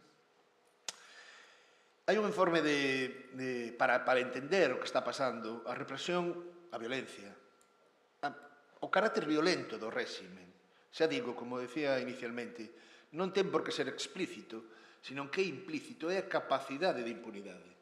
Esa capacidade de impunidade, por exemplo, é ben registrada nun informe do Foreign Office que ten un título moi suxerente, do 14 de febreiro do 74, precisamente o espírito, ese poucos días, horas despois do espírito do 12 de febreiro, non? Do discurso de Arias Navarro.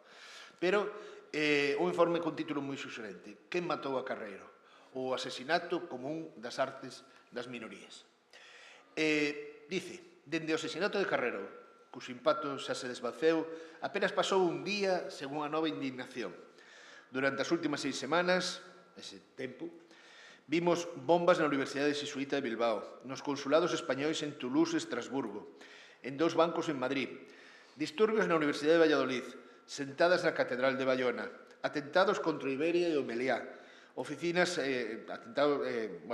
atentados tamén contra oficinas en León, nas oficinas de Iberia en Bos Aires, o Talgo Express detido, varios bancos roubados máis, engarzaba evidentemente a violencia política e non política, pero varios bancos roubados máis, as oficinas de turismo españolas de Marsella e París ocupadas, os monumentos da Guerra Civil en Bilbao, Mataró e Barcelona destruídos, a onda de violencia, esa era a perspectiva que quería dar, non? Pero a onda de violencia parece ir en aumento constante. Estamos falando de febreiro do 14, de 74. Non estamos falando do ano 77, nin 81, nin 82, non? É evidente que isto se acelera tras a morte de Carrero. O 12 de febreiro, ese espírito dese discurso de Arias Navarro do 12 de febreiro non calma para nada a situación. Pode ser que calme os seus, pero, dende logo, o cambio non vai nese camiño. Fala textualmente dunha firmísima decisión del gobierno de constituirse en enérgico guardián del paz social y de la convivencia ciudadana, tan dolorosamente conseguida.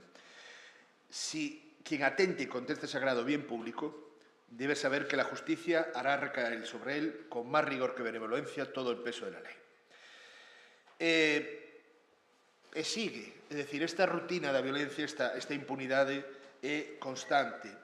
Outro informe do 6 de marzo, anterior ao 14 de febreiro, británico tamén, fala de detencións de membros de ETA, fala da execución de Puigcertí o 2 de marzo, fala da deportación do obispo Añoveros, coa homilía do 24 de febreiro, di textualmente que Arias y su gobierno nunca ocultaron su intención de reprimir las actividades subversivas. De hecho, hicieron exactamente lo contrario. Fai unha mención despois a que significa o aperturismo de Arias, e que non pode entenderse, dende logo, como un liberalismo, ninguna marcha cara ao liberalismo, pero o certo é que, tras o asesinato de Puig-Antich, é evidente que as protestas nacionais e internacionais aumentan. É curioso, porque o asesinato de Puig-Antich non tivo unha movilización previa grande, pero, sin embargo, o seu feito, e máis a cuestión dramática, evidentemente, de ser agarrotado, de ser Garroteville, morto por Garroteville, evidentemente propiciou unha fortísima demanda internacional que, xa digo, non se iniciou co proceso de Puig-Antich, pero que, dende logo, a morte de Carrero tamén vai acelerando, e, sobre todo, a falta de solucións, a falta de alternativas, de camiños cara a democracia que se veía en Arias, non? Sen dúbida, non? Indican, pero que hai para sustituir isto? Só indican que só hai dúas opcións, ou os comunistas ou a Igrexa.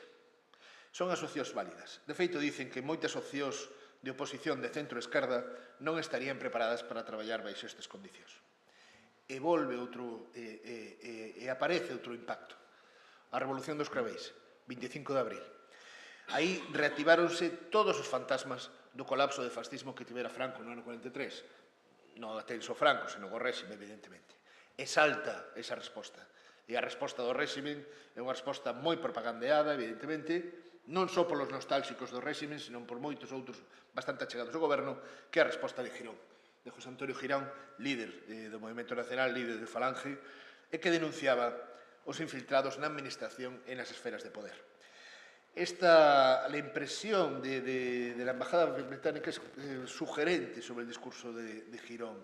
O que destaca os informadores británicos é especialmente que o que máis lle molesta a Girón nese discurso non é tanto que se fixera os feitos de abril de Portugal, senón que o exército en Portugal ten un desprezo total polas estruturas e institucións do salazarismo.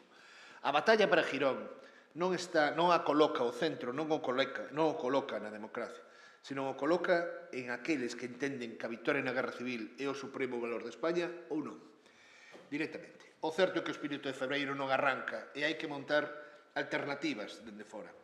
Neste momento, nesta primavera, crease o Grupo Tácito, que realmente é unha adaptación cara á democracia das novas xeracións da Asociación Católica Nacional de Propagandistas, que se adaptan, que tentan adaptarse e cañarizarse aí, movimentos no PNV, movimentos nos vascos, e de feito, a pesar aínda de que Fraga foi chequeado como embaixador en Londres durante os anos anteriores, neste momento, precisamente, en que non ven alternativas máis alá de Arias, precisamente neste momento, solicitan que Fraga continúe na embaixada 18 meses máis.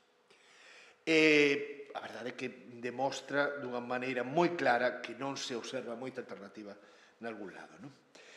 E que aparece por alrededor? Bueno, hai que incluir, evidentemente, sobre todo os comunistas, a Igrexa, a socialdemocracia. Prácticamente hai que construíla. Eu digo sempre de moitas maneiras que os partidos protagonistas, as organizacións protagonistas da transición son partidos absolutamente novos, todos que se construín nos anos finais do franquismo. Os dous máis determinantes, sen dúbida, o Partido Socialista e a UCD. Pero aquí temos a Actis Rogalván tamén que se pode ofrecer como alternativa. Que hai entre ese camiño comunistas, Igrexa e a esquerda? Pois ese camiño no medio, o grupo político máis coñecido é ETA. Ese é o camiño que hai.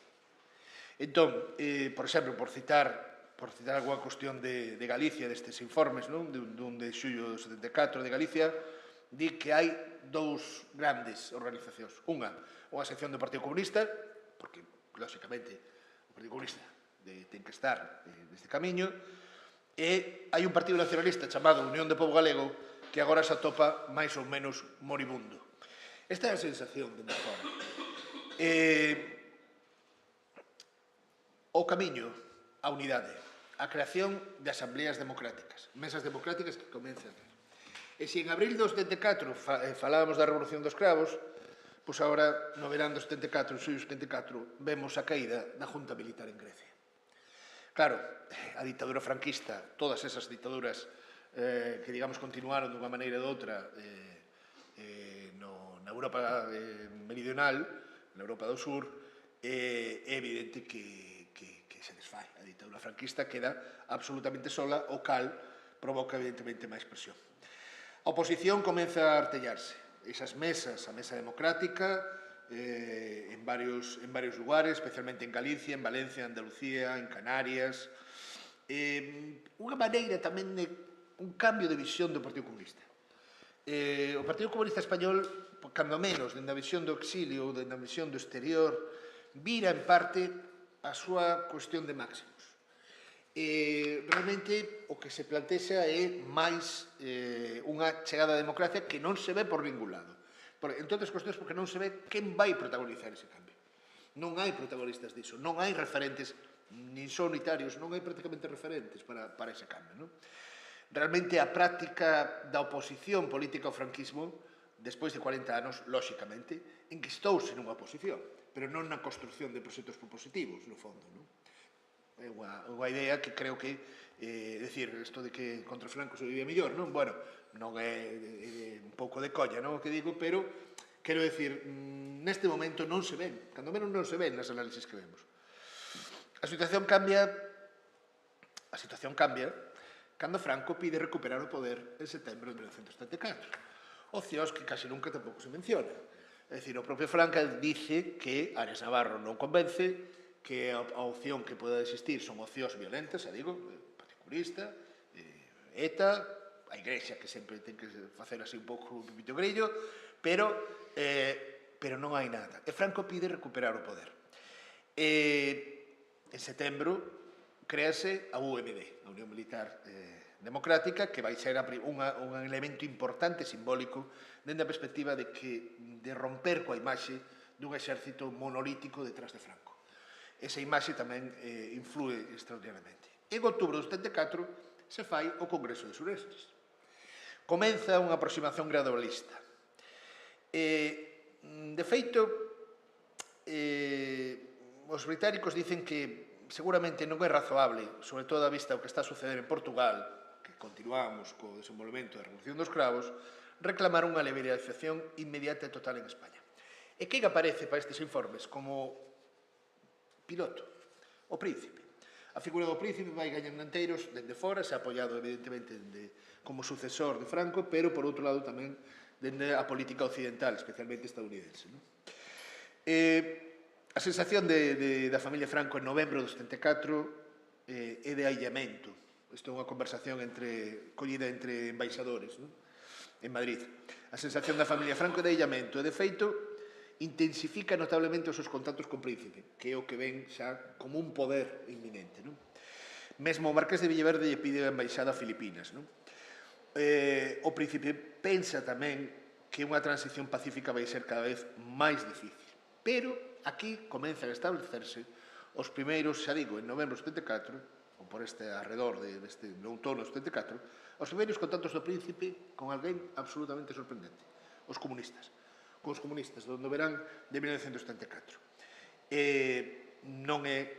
Sin embargo, mentras tanto, todo este camiño que vai conducíndose cara ao príncipe, xeración de novas organizacións, etc., na práctica, se vemos a práctica do réximen, se rompe.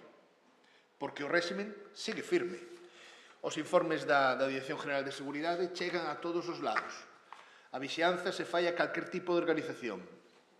Comentaba antes algunhas paradoxos que podía ter Manolo, pero aquí se espía a todo o mundo, se informa de todo o mundo, mellor dito.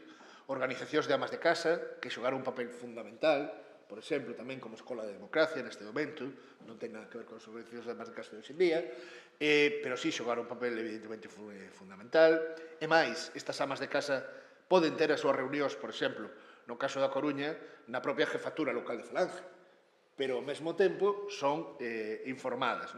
Agrupacións cultural como Facho, que fan informes de conferencias que califican como galeguistas, etc. E tamén, non é só falar da Dirección General de Seguridade, senón tamén falar de elementos paralelos de aplicación da violencia de unha maneira sistemática.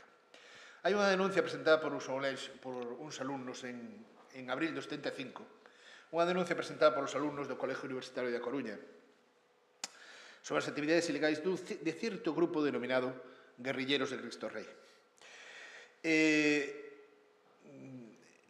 Vou a ler cal é a lóxica tras esta denuncia, polas súas actividades, etc.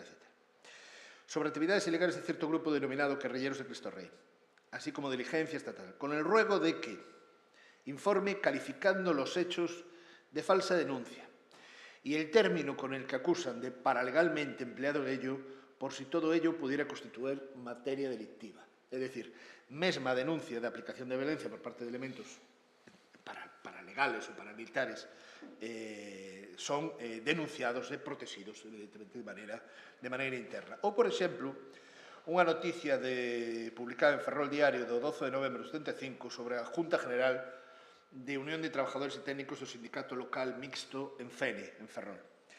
Dice, había unha amnistía, piden amnistía para os presos por motivos laborales e políticos.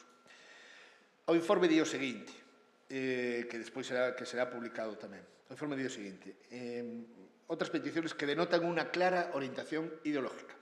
Aparte de que presos por motivos laborales no existen, por lo que se refiere a la petición, solo hay los políticos, por lo que se refiere a la petición de amnistía para presos políticos y entendiendo que en este concepto de políticos se pretende incluir a los terroristas, verdaderos delincuentes comunes que han cometido atentados varios desde un magnicidio hasta el alevoso asesinato de miembros de la fuerza pública, etcétera, etcétera.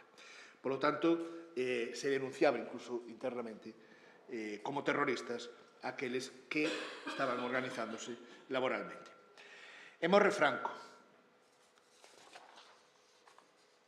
Cal é a perspectiva do réxime? Teño un extracto dun informe do gobernador civil da Coruña do ano 75, no que dice que, o que casi era obvio, hay que destacar la gran serenidad con que se asistió a la sucesión en la jefatura del Estado, la profunda emoción con que se conoció el último mensaje del caudillo y la esperanza con que se recibieron las primeras palabras de la corona. O réxime continúa na súa práctica. Di tamén, habría que destacar un proceso iniciado ya el año pasado y denunciado en la última memoria, el deterioro de la imagen de realidad producido por algunos medios de comunicación social. Fala textualmente o proceso dos 23, que é o proceso dos sucesos de Bazán de Ferrol, que se realizou no ano 72, 73, e tales actitudes serían corregidas con notable eficacia con el decreto ley contra el terrorismo promulgado a finales del mes de agosto. Ben, a mesma orientación sen verse moito a saída. En febreiro de 76 hai unha opción de folga e folgas, piquetes de folguistas no febreiro de 76 e unha carta da Dirección General de Política Interior da Gobernación di que debe procederse a la detención dos sindicantes e aplicarse a los mismos la Ley de Orden Público. Febrero 76. Deberán ser disueltas aquellas reuniones que, aunque celebrándose en locales sindicales o de empresa, participen en ella elementos ajenos, si así se solicita por parte de la dirección de la empresa. Es decir, aquelas reunións nas que aparecen xente que non son traballadores da mesma empresa, precisamente porque queren orientar, etc., poden directamente ou insisten directamente en poder detelos, xa directamente porque non están na mesma empresa. Se piden, durante todos estes meses, a partir da morte de Franco, evidentemente se piden moitísimas manifestacións. Parece que a morte de Franco cambia, como estamos falando do próximo aniversario, pero non cambia nada. Peticións denegadas únicamente para falar dos mártires de Carral, unha cuestión de mitade do século XIX, pero sí é certo que a partir de 1976 se aprecia certo cambio. A información segue existindo.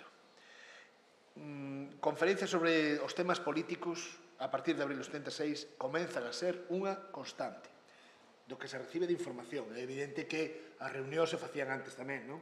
Pero comeza a ter informacións de maneira moito máis clara, sen consideralos tanto como delincuentes, para entenderlos, comeza a ser unha constante, pero a información ten que seguir controlada. Estou falando da primavera de 76, moito antes. Os conferenciantes están claramente organizados, relacionados con organizacións ou con correntes de pensamento de esquerda. É curioso que nesas conferencias o tema non ten vinculación con cuestións políticas. Cando non ten vinculación con cuestións políticas, o informe apenas chega a unha cuartilla. Cando o tema trata de entrarse en cuestións relacionadas coa democracia directamente, coa participación ou coas relacións, os informes son bastante máis amplios. Don Juan Carlos visitou Galicia en xullo de 1976. Bueno, hai unha carpeta moi interesante relacionada coa visita de Juan Carlos dentro dos propios fondos do Goberno Civil da Coruña. Foron detidos 8 persoas nese momento que na plaza de María Pita, ante o paso dos reis de España, gritaron amnistía e liberdade. Outro se atopaba filmando cun tomavistas a visita e tomaba imaxes da intervención da Policía Armada, que tamén foron, evidentemente, detidos. Hai unha circular moi curiosa, precisamente, tras esta visita do Director Xeral de Seguridade do Gobernador Civil da Coruña, no que lle dice que, habiendo ya expresado el Gobierno su propósito de elevar a su Majestad el Rey un proyecto de amnistía amplia y generosa, y asimismo, iniciada de llena la época estival propia de un turismo que hay que mantener y acrecentar, parece adecuada la aplicación de un criterio cada vez más restrictivo respecto a la autorización de reuniones públicas, en lugar de abierto al uso público, y muy especialmente si el objeto de estes es el de la amnistía. Es decir, para manter o turismo temos que meter a xente nas cadeas. Básicamente é o que está dicindo, non? Porque non vai a ser que se molesten polas aplicacións de amnistía. O cal denota, primeiro, certa debilidade no control desa situación e, por outro lado, a existencia, evidentemente, dese tipo de movilizacións dunha maneira que molestaba o réxime, non? Bueno, en setembro de 76 comeza as preparacións dos proxectos de reforma constitucional, que despois será votada a finais dese ano. Hai toda unha serie de directrices que non teño tempo para abordar, que saen da Dirección General de Política Interior, pero, dende logo, o proceso está moi informado e investigado. Vou mencionar de unha maneira moi breve. Hai 3 que resumen. Unha delas é as directrices. 1. El pueblo español decidirá su futuro político. 2. El Gobierno ha objetivado todas las informaciones y criterios recibidos desde distintas opciones. La reforma del Gobierno responde al sentir mayoritario del pueblo. Estamos falando de setembro de 76. E terceiro, va a ser contrastada esta reforma con las instituciones actuales, Consejo Nacional y Cortes, lo cal, evidentemente, daba seguridade, non, ás institucións, non? Ben, como resume, hai cuestións de peticións de manifestacións denegadas, sensación de seguridade. En 77, os actos do 1 de maio son denegados, tamén, con moitas precaucións nas manifestacións, con actos en locales de gran capacidade.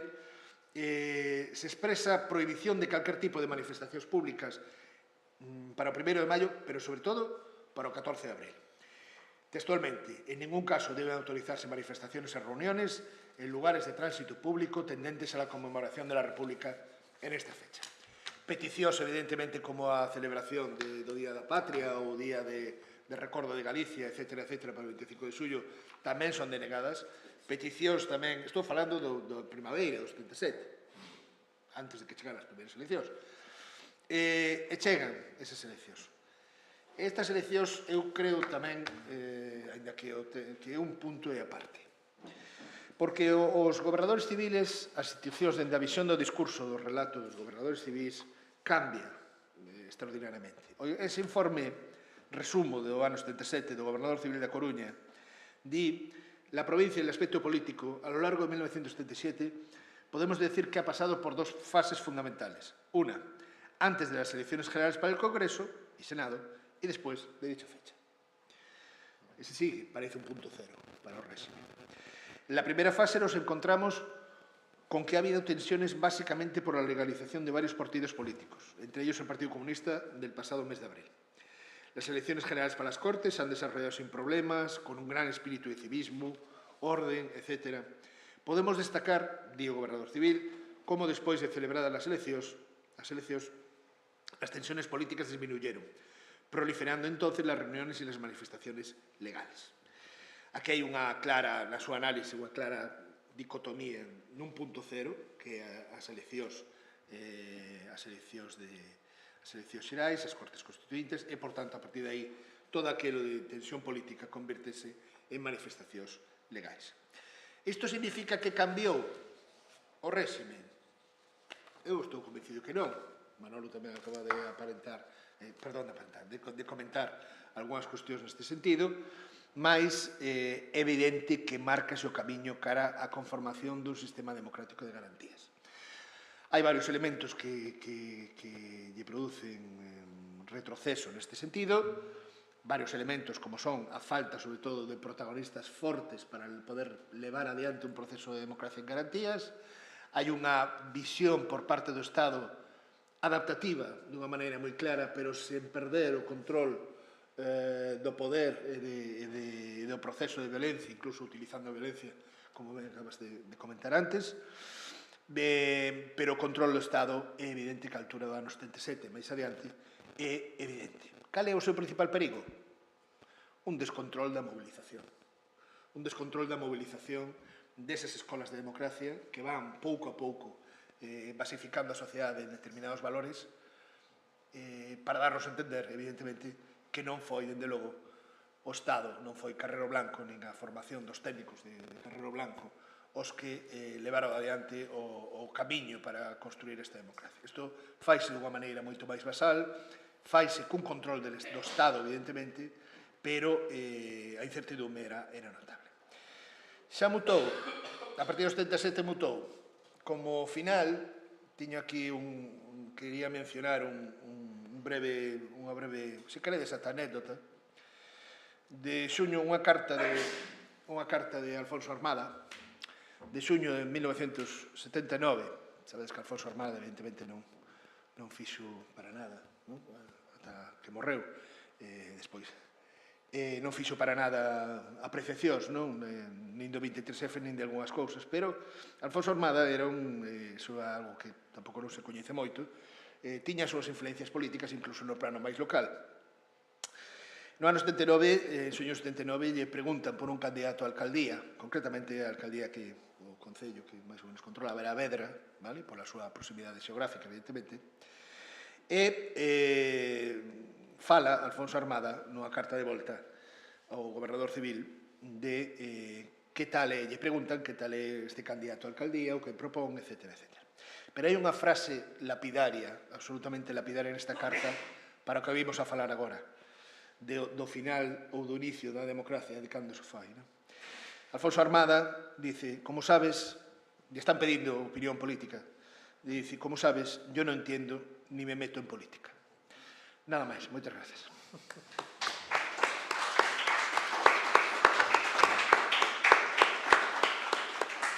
Bueno, e se queredes, podemos ter non sei, 10 minutos, un cuarto de hora, de preguntas ou de comentarios de debate, suxerencias. Unha pregunta por aí? Sí.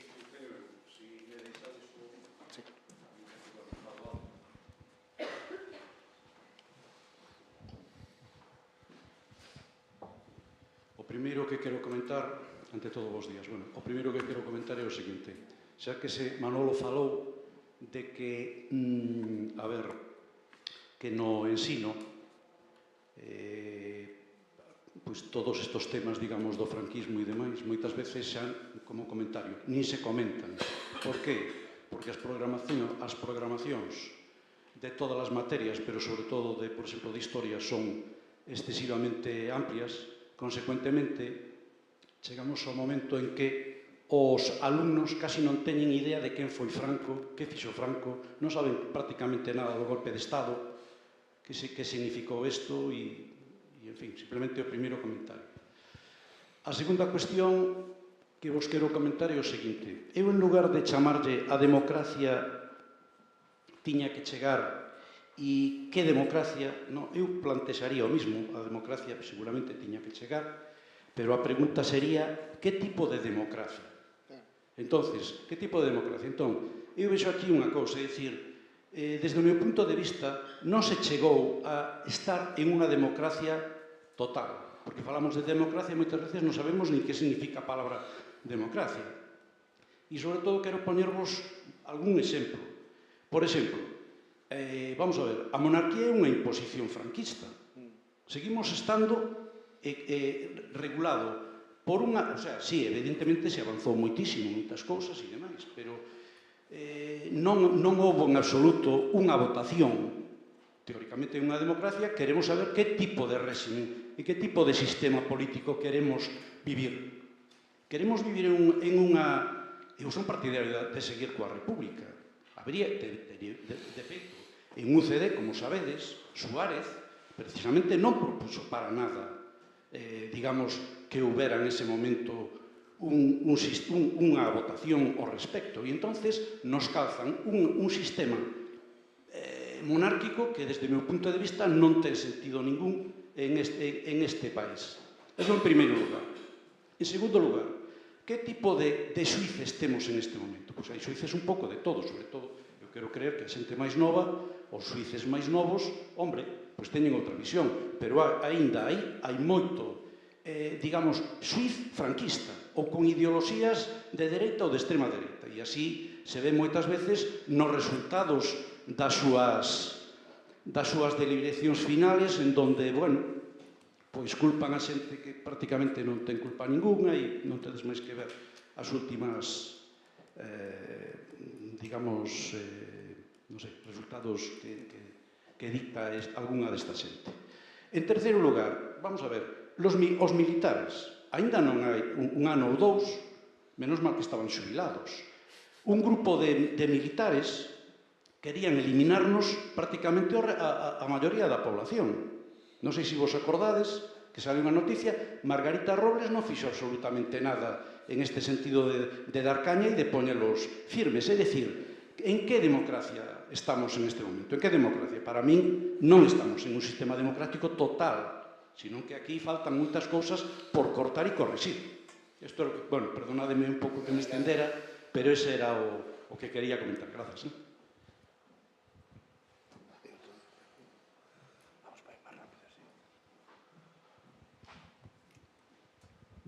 Sí, hola, bueno, bon día, nada, primeiro parabéns ao Consello de Cultura Galega por estas xornadas, non? Parecen, pois, moi alcaídas, non? Ben plantexadas, non?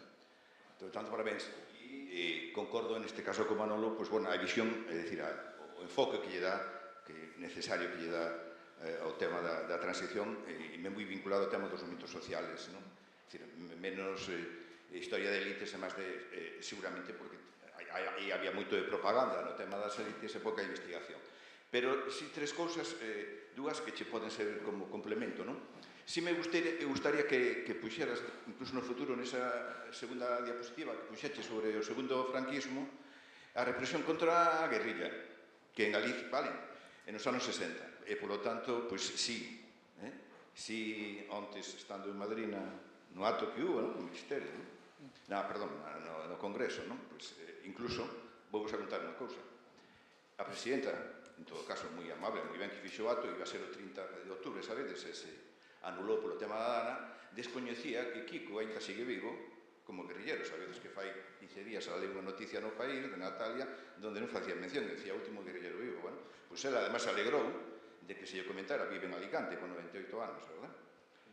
Pero está aí, non? E isto tamén indica un pouco a presidenta do Congreso, además, unha persona que se ve claramente, é dicir, moi vinculada a estes temas, pois, ni siquiera lle chega a información que teña de que existe en Alicante esta persona con tanta vinculación. Por tanto, unha recomendación no futuro, pois sí, por aí. Segundo, que ten algo que ver con Grandío, que nos anos 60, desde logo, si nos gustaría ver o tema de Ferrol, non? O tema do 72, que aí bala, e é fundamental. É fundamental non solamente por Amador e por Daniel, sino polos docenas e docenas de feridos de bala. Xa sabemos hoxe. Os atendidos por feridos de bala en Ferrol. Non hubo ningún caso.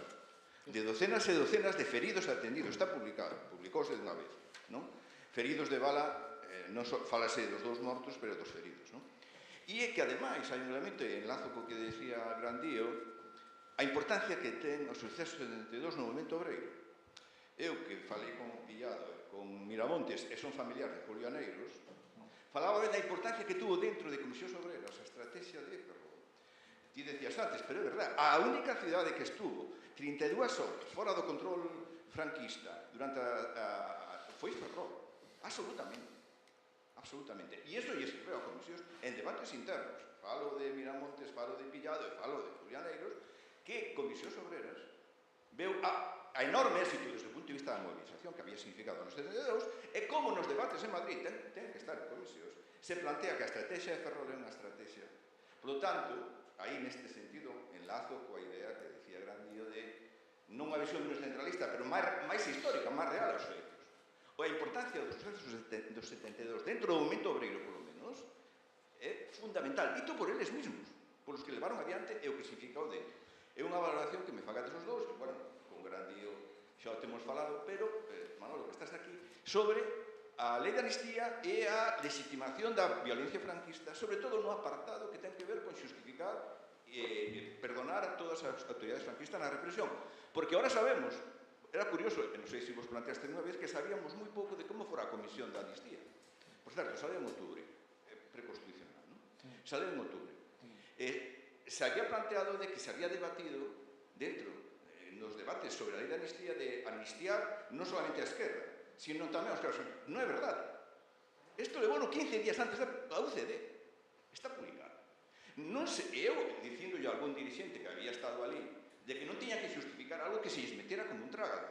Non nos 2 meses de debate da lei de amnistía, que estaba moi ben facelo, se debatía para amnistiar, evidentemente, as esquerdas nacionalistas e aos antifranquistas, pero non se planteou isto hasta que a comisión de...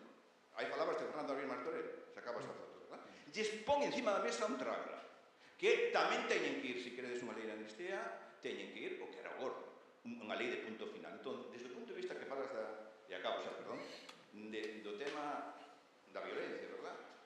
Que visión tes hoxe de como funcionou esa lei de amnistía, sobre todo, falabas da abreviada político-social, non únicamente, pero sí, especialmente, como a túa valoración e como eso contamina, ainda hoxe en día, sabedes que fai 15 días se lle llegou a Rosa Conde, verdad? O de Madrid, os da Comuna, o tema que pasou con Villarejo, por certo. Dirección General de Seguridad, un dos represores era Villarejo, o que lle pegou a Julio, militante do FRAP, que fai 15 días desestimaron a súa denuncia. Entonces, que valoración faz desa? Gracias. Hai unha pregunta? Sí. Digo, para responder a todos despois, non? Eu tamén felicito as intervencións que parecen moi ilustradas e, sobre todo, pois, aleccionadoras de moitas cousas para xente que seguramente non viveu aquela época, non? Os que xa temos uns anos e tal, nos acordamos de moitas cousas. Pero, en concreto, da intervención de Manolo, para mí o que é máis válido é informacións, sobre todo de temas violentos, que basicamente é un pouco o nudo gordiano da túa intervención, que naquela época non se coñecían. Naquela época, claro, era un muchacho, obviamente, pero estaba bastante ao tanto, tiña curiosidade política, intelectual e tal. Estou vendo datos e tal que daquela época non se coñecían. Sí, para mí é interesante a túa intervención no que atinxe a miña experiencia e o meu coñecemento dos temas como unha ampliación. E respecto á intervención de Manolo, de Emilio, Callo Emilio, fixeches aquí unha manifestación: Franco recupera el poder. Cando perdeu Franco o poder?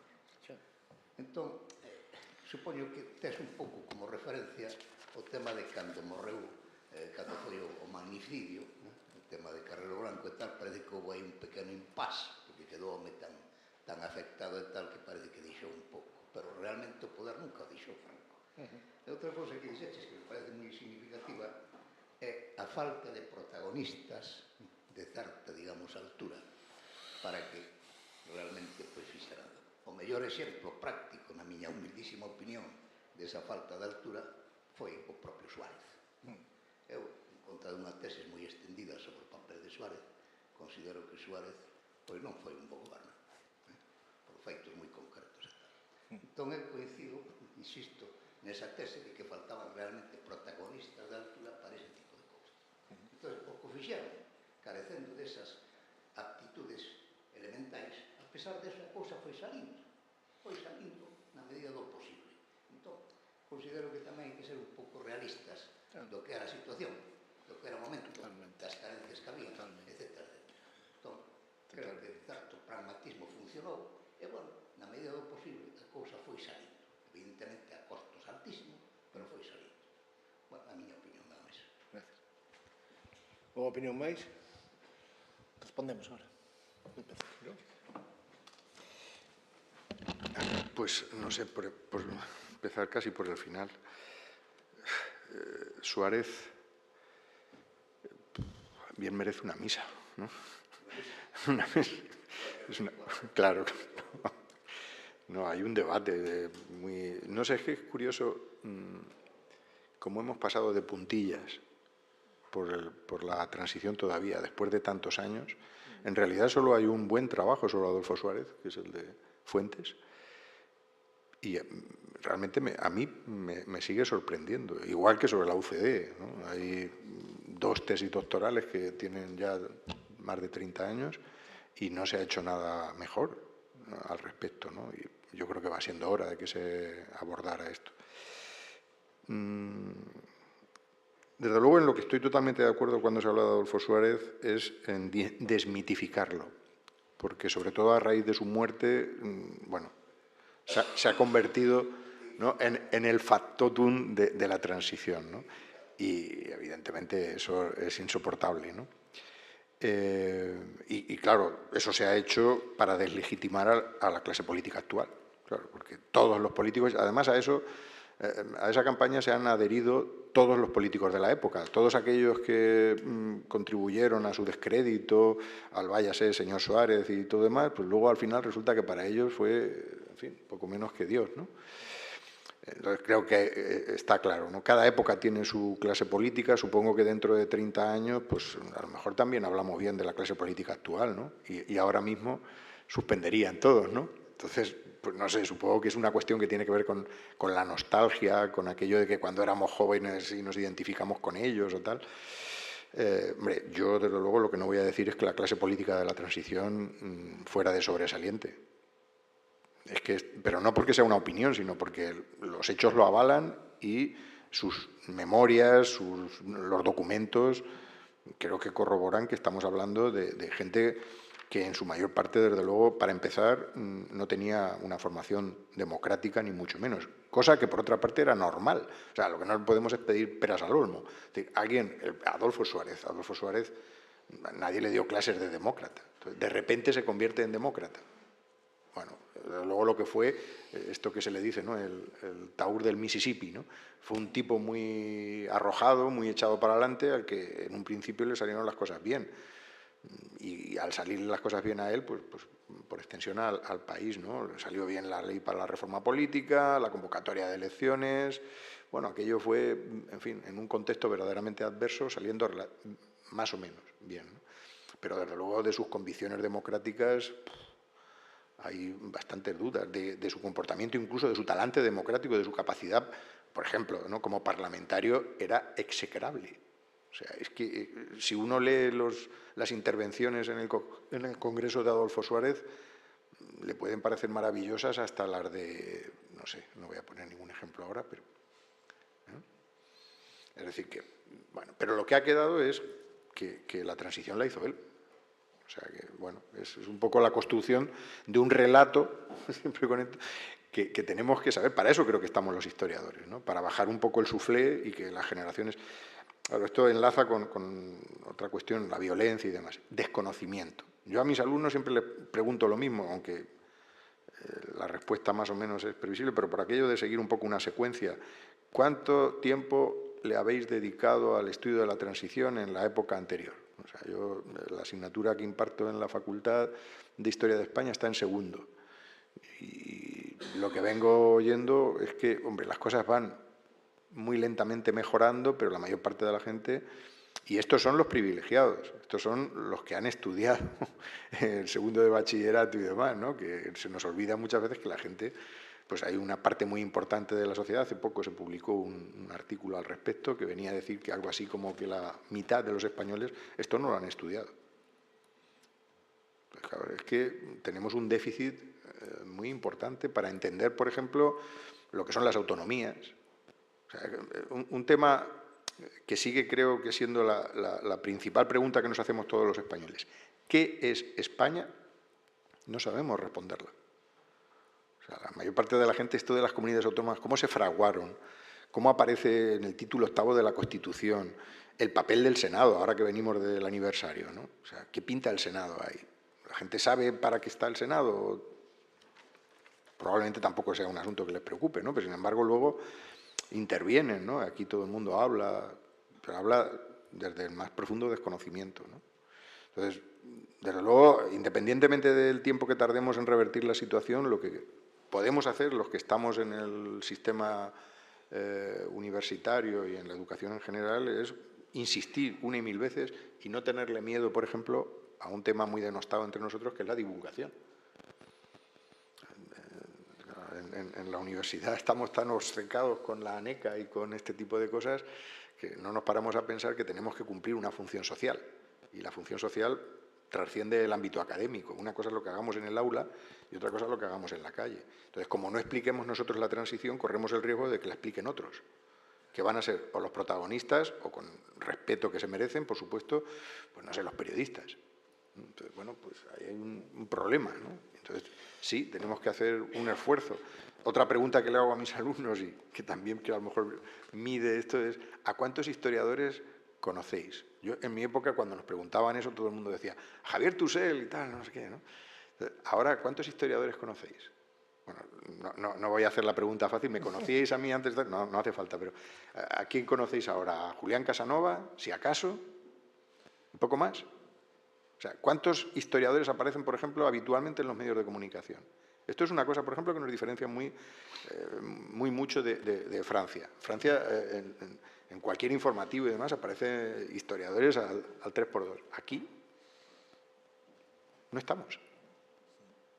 Entonces, bueno, es un asunto que, de entrada, yo creo que debería de hacernos reflexionar a nosotros mismos, ¿no? Sí. Bueno, a ver, por partes, de principio a final. Pedagogía, sí, sempre. Coincidindo no que dice Manolo, temos unha parte social que primeiro non nos forman para eso. A nosa formación académica non vai nese camiño e son cuestións basicamente voluntaristas as que podemos facer mellor ou peor este tipo de cuestións, non? É unha mágoa porque o propio sistema académico, o propio sistema de coñecemento non diría que torpedea, pero sí obstaculiza notablemente estas actividades, non? Isto de transferencia de coñecemento está moi ben poñerlo en marcha, pero non sabemos aínda que significa de 6 anos así que está a posto, non? Pero bueno, ben, nin sabemos en que beneficia a sociedade tampouco, pero bueno, de acordo, pedagogía, totalmente de acordo. Programas de estudos absolutamente inflados tamén, pero aínda así sempre hai camiño, non? De alguma maneira. O que sí, nunha das túas seguintes intervencións estaba falando da calidade da democracia, non? A ver, de que aquí xa estamos falando, claro, de opinións máis ou menos persoais, e algún lle pode gustar máis, menos, etc. Pero por riba de todo iso a democracia é un medio para que a xente se poda expresar se lle gusta ou non.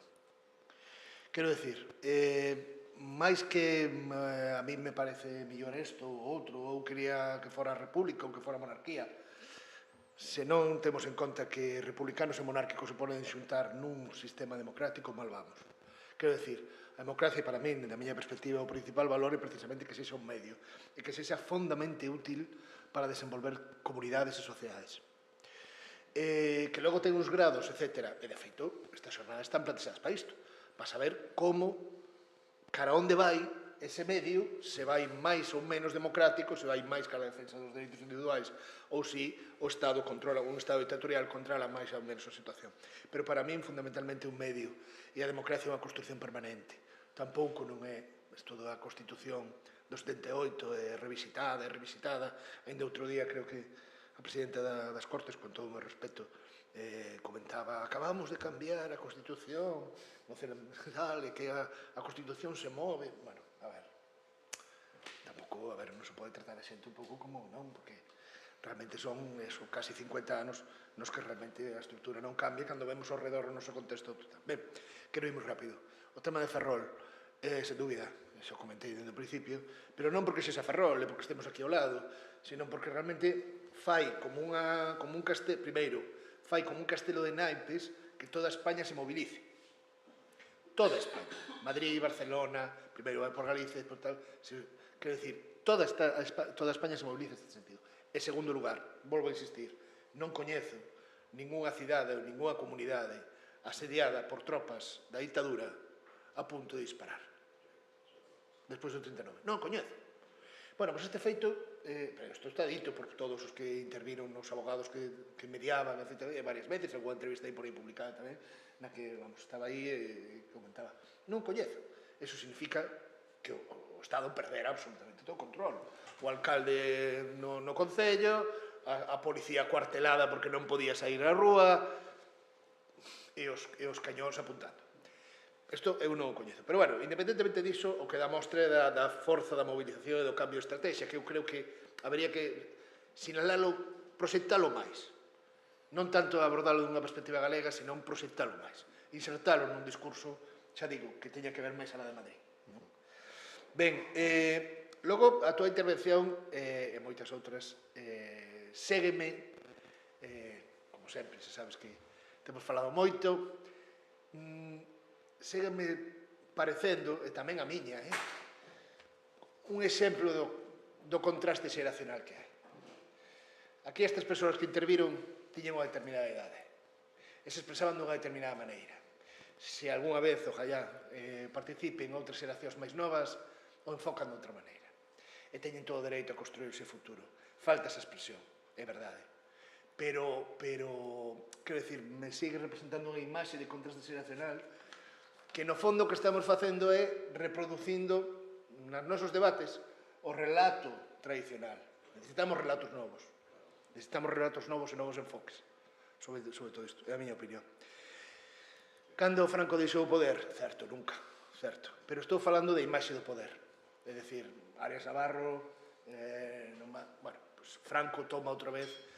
Franco, según teño visto en informes de fora, teño reiterados a moitas veces, dende finais do ano 50, está en inminente falecemento. Falecemento, de que vai morrer. Ou ben por atentados, ou ben pola idade.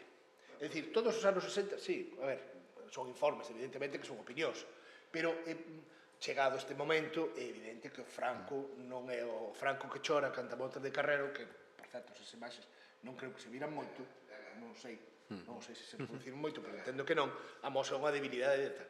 Pero volve outra vez, esa imaxe segue tendo unha imaxe, a pesar de toda esa debilidade, a partir deses choros, a pesar dun goberno que non vai para diante, segue tendo unha imaxe para determinados sectores que funciona. Porque creo que isto vai un pouco tamén no camiño das seguintes intervencións. Falta de protagonistas de altura. De altura para quen? Non, a ver, o digo no seguinte, non estou coincido con os análises. Non son, evidentemente, grandes intelectuais, nin grandes políticos, etc., nese sentido, non de estrategias, etc. Pero son persoas que nun momento determinado sacaron a situación adiante dun xeito absolutamente pragmático e utilitarista. Entón, para o obxectivo do réximen, e incluso para o obxectivo tamén de boa parte da oposición que vai enganchándose nas conversacións co réximen e construir esta democracia, enganchan.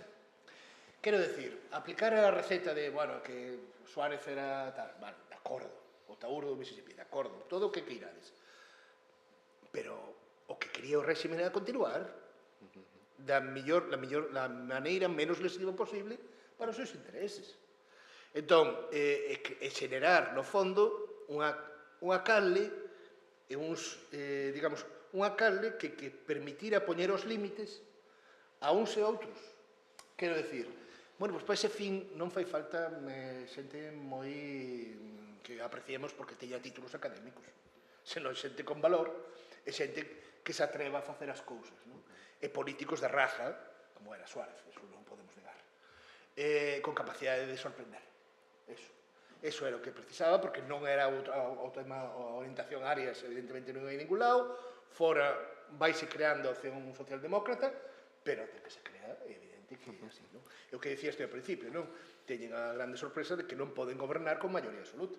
E se non teñen maioría absoluta, que facemos? Porque non estamos acostumados a facer. En grande parte tamén por aí ven a desfeita da UCD non interna, non? Esa para rematar. Foise saindo, totalmente, de acordo.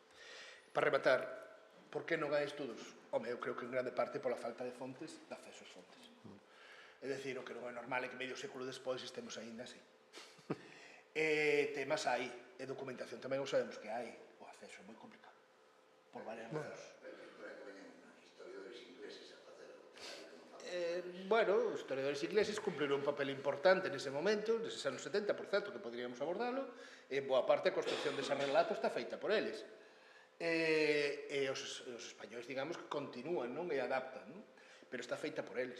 E está feita por eles, lóxicamente, porque o mundo occidental, o mundo exterior, que falaba Manolo ao principio da súa intervención, está aí. O mundo occidental de defensa frente ao que... Sobre todo cando se cae Portugal e cae Grecia, non? Entón, bueno, a ver qué pasa aquí con Mediterráneo, ¿no? Y el acceso a la documentación. ¿Sí? El acceso a la documentación, que nosotros tenemos problemas y ellos no. O sea, nosotros, por ejemplo, hemos conseguido mucho más documentándonos en archivos franceses que en archivos españoles. El acceso, simplemente el hecho, cómo se puede trabajar en el Foreign Office y cómo se trabaja en el Haga, ¿no? En el Haga hasta hace nada te ponían limitación en si ibas con tu móvil para poder hacer y no te dejaban, y en cualquier embajada o consulado francés te podías traer lo que te diera tiempo a reproducir con tu móvil, ¿no? Entonces es más fácil, ¿no? O sea, es así. Pero bueno, ya que estoy en el uso de la palabra, es que antes no he terminado de todo. Bueno, firmo debajo de lo que has dicho de Suárez, ¿no? O sea, mi reproche no es una enmienda a la totalidad, desde luego, ni mucho menos. Independientemente de la desmitificación y demás, estoy totalmente de acuerdo que es un político con mayúsculas, ¿no? Es un animal político que, a pesar de no haber estado preparado para la democracia y tal, yo creo que fue de lo más brillante que tuvimos, porque en ese momento se necesitaba gente así, independientemente de que no fuera Einstein, que no lo era. Podríamos hablar de su biografía y demás, pero ¿qué otro político se hubiera podido o fue capaz de ver la inevitable legalización del Partido Comunista? Que probablemente entre los suyos ningún otro. Y él se la jugó, él sabía que o legalizaba el Partido Comunista o aquel proceso no tenía ninguna legitimidad, algo que le obsesionaba, y eso sí lo sabemos, ¿no? Bueno, pues fue capaz de hacerlo, y evidentemente él no tenía nada de comunista, ¿no? Y así podíamos hablar con tantas otras cosas. Entonces, muchas veces cuando hablamos de la categoría, ¿no?, de estar a la altura de las circunstancias y demás, pues hombre, culturalmente hablando, Leopoldo Calvo Sotelo pues sería el alumno aventajado, era un individuo con una cultura apabullante. Pero claro, una cosa es ser muy culto y otra cosa es ser político. Entonces, en ese sentido, pues yo me quedo con Suárez, en vez de, sin que sea ni mucho menos mi ídolo, ni haya que idolatrarlo, ¿no? Pero, aunque sé que vamos ya fatal de tiempo, hay dos cuestiones que me habéis preguntado, que una, con respecto a lo de la democracia, ¿no? ¿Qué democracia? Esto es algo que forma parte casi del hilo conductor de otra materia que imparto allí, ¿no? Constantemente trabajamos sobre esto. La democracia es un concepto que ha evolucionado en la época contemporánea de una manera brutal. Lo que entendíamos por democracia, por ejemplo, hace 50 años no tiene nada que ver con lo que es la democracia hoy. La democracia que se buscaba en la dictadura era pues, tener una constitución, unos partidos políticos y votar. Esto ahora no convence. Ahora lo que se pide es una democracia más horizontal, más participativa. Bueno, y esto tendrá que seguir siendo así. O sea, la democracia no es un lugar de llegada. Efectivamente, es un instrumento y hay que estar permanentemente trabajándola. ¿Quién tiene hoy una democracia perfecta? ¿Qué país, quiero decir? ¿Qué sistema es? ¿El americano? ¿El británico? ¿El alemán? ¿El italiano? ¿Cuál es? O sea, no sé, es que yo creo que es el que funciona en cada momento y desde luego tenemos muchísimo que mejorar, pero siempre lo hemos tenido. ¿Hemos perdido democracia? ¿Había más democracia hace 30 años que hay ahora? Pues yo creo que no. El problema es que tenemos unos déficits muy importantes, ¿no? Relacionado con lo que hablaba antes, simplemente mencionar, por ejemplo, la situación de nuestra justicia. Este es un tema que a mí me obsesiona, ¿no? Ha habido transición en general y luego ha habido transiciones sectoriales. Por ejemplo, una transición interesantísima es la que tuvo la propia Iglesia Católica, que además es anterior a la transición política.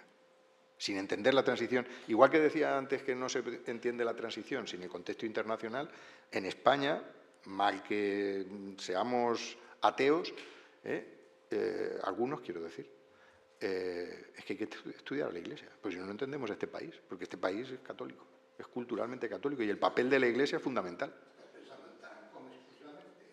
No, estoy hablando de las iglesias, porque Tarancón es una parte de la Iglesia, pero no es solo Tarancón. O sea, todo lo que es la acción católica, todos esos movimientos católicos que van a surgir al calor del concilio, de la creación de la conferencia episcopal, de lo que pasa en las diócesis. O sea, por ejemplo, nosotros nos llevamos la sorpresa, la diócesis de Albacete es la última, fue la última en que se creó. Y en la diócesis de Albacete, en el año 1970, en un seminario, claro, como era la periferia, envían de profesores a curas nacionalistas, vascos y catalanes. Los mandan allí, al exilio. ¿Qué va a salir de allí? Curas rojos. Pues en el año 70 votan el celibato y sale por mayoría. Sale por mayoría. Eso no hubiera pasado en otra diócesis. Allí sale y le montan un cisma al obispo que pierde el control por completo. Y eso se va a dejar notar. Claro, no tiene la trascendencia del Ferrol, que ahora hablaré del Ferrol, pero allí, por ejemplo, un cura es el artífice de una movilización que tiene lugar en una pequeña localidad de 5.000 habitantes, que es Villamalea, que aparece, por ejemplo, en Pueblo, en el año 1973, como el comunismo de la Mancha. El pueblo está tomado por la Guardia Civil, porque se niegan a entregar lo que es la EVO, la entrega vínica obligatoria en la cooperativa. Y todo eso a instancias del cura y el presidente de la hermandad, que curiosamente es comunista. Y todo el mundo sabe que es comunista. Entonces, este tipo de cosas pasan y es importante que las conozcamos y forman parte de la transición también, ¿no? Lo que pasa es que, bueno, aprovecho esto para decir que el discurso sigue siendo un discurso muy centralista, el relato sigue siendo muy de lo que pasa en las grandes ciudades. Tenemos que incorporar nuevos relatos y en esos nuevos relatos es muy importante incorporar la historia local. Y eso serviría, por ejemplo, para darle visibilidad a los sucesos del Ferrol. Los tenía ahí, claro, contemplar dentro de todo esto. Es que es fundamental, lo del Ferrol, claro que es. Pero, por ejemplo, lo de Navarra y el País Vasco sí que lo han puesto y ocupa ya un lugar importante y nadie que haya trabajado sobre esto deja de darle la importancia que se merece y, sin embargo, lo del Ferrol, siendo un acontecimiento para mí más importante, pues todavía cuesta mucho trabajo. Así que, claro, pues habrá que hacer un esfuerzo por incorporar, trabajar documentación, recoger las historias orales y demás y pues eso, darle el protagonismo que se merece, ¿no? Y luego, aparte de lo del Ferrol, lo de la guerrilla, totalmente de acuerdo, pero bueno, es que este es una especie de agujero. La guerrilla no es que no tenga visibilidad en los años 60, es que prácticamente no la tiene cuando fue más fuerte, ¿no? Que fue en los años 40. Ahí, cuando hablamos del antifranquismo, todavía hace falta darle más la importancia que tiene, ¿no? Y luego, por supuesto, que va a tener continuidad. Y por último, lo de la amnistía. Lo de la amnistía es que es un tema fundamental para la transición, para lo que fue en aquel momento y para lo que sigue siendo hoy. Claro, lo primero, claro, tendríamos que hacer un trabajo de fuentes orales con todos los que participaron desde abajo, en la reivindicación. No olvidemos aquello de libertad, amnistía y estatuto de autonomía, donde se pedía eso, ¿no? Porque, claro, por ejemplo, nosotros no íbamos a pedir estatuto de autonomía en Castilla-La Mancha, ¿no? Que la gente se reía cuando acaba apareciendo aquello. Pero libertad y amnistía. La amnistía era una reivindicación que estaba permanentemente en la calle desde el año 1975. En todas las manifestaciones aparece en un momento u otro ese eslogan, ¿no? Entonces, claro, es una reivindicación fundamentalmente de la izquierda, hay que recordar la cantidad de presos políticos que había y que esto era lo que se pedía, obviamente. Ahora, ¿qué acabó pasando? Bueno, pues eso, si vamos otra vez, ¿no?, a los debates del Congreso, pues ahí esto se acaba aceptando. Y efectivamente, ahí en una de las diapositivas aparecía, es que perdonaron a los presos políticos de la izquierda, que salieron de la cárcel, pero claro, también amnistiaron a los otros, a los policías que habían cometido asesinatos, atentados y demás, ¿no? Entonces, bueno, esto fue lo que al final acabó pasando. Entonces, las leyes una ley de punto final. Bueno, aquí el debate es si determinados delitos que se cometieron en aquel momento han prescrito o no han prescrito, y en esas estamos, ¿no? Es un tema fundamental en esto de la memoria histórica, ¿no?, o lo que llamamos la memoria histórica. Por tanto, lo importante, y eso sí que lo podemos hacer nosotros, más allá de otro tipo de acciones de carácter más jurídico, político, lo que sea, como historiadores lo que tenemos que hacer es documentar y hablar de este tipo de cosas para que no sigan siendo desconocidos para las nuevas generaciones y que sepan que, por ejemplo, este tipo de cosas forman parte fundamental de lo que fue la transición, que ha condicionado los sucesos de aquella época y la democracia que tenemos ahora. Bueno, vamos a hacer una pequeña pausa, ¿vale? Comenzaremos a las 12:30, ¿vale? En vez de las 12:15, como estaba previsto, comenzaremos a las 12:30, ¿vale? Para ter tempo un pouco de descanso. Vale, moitas gracias.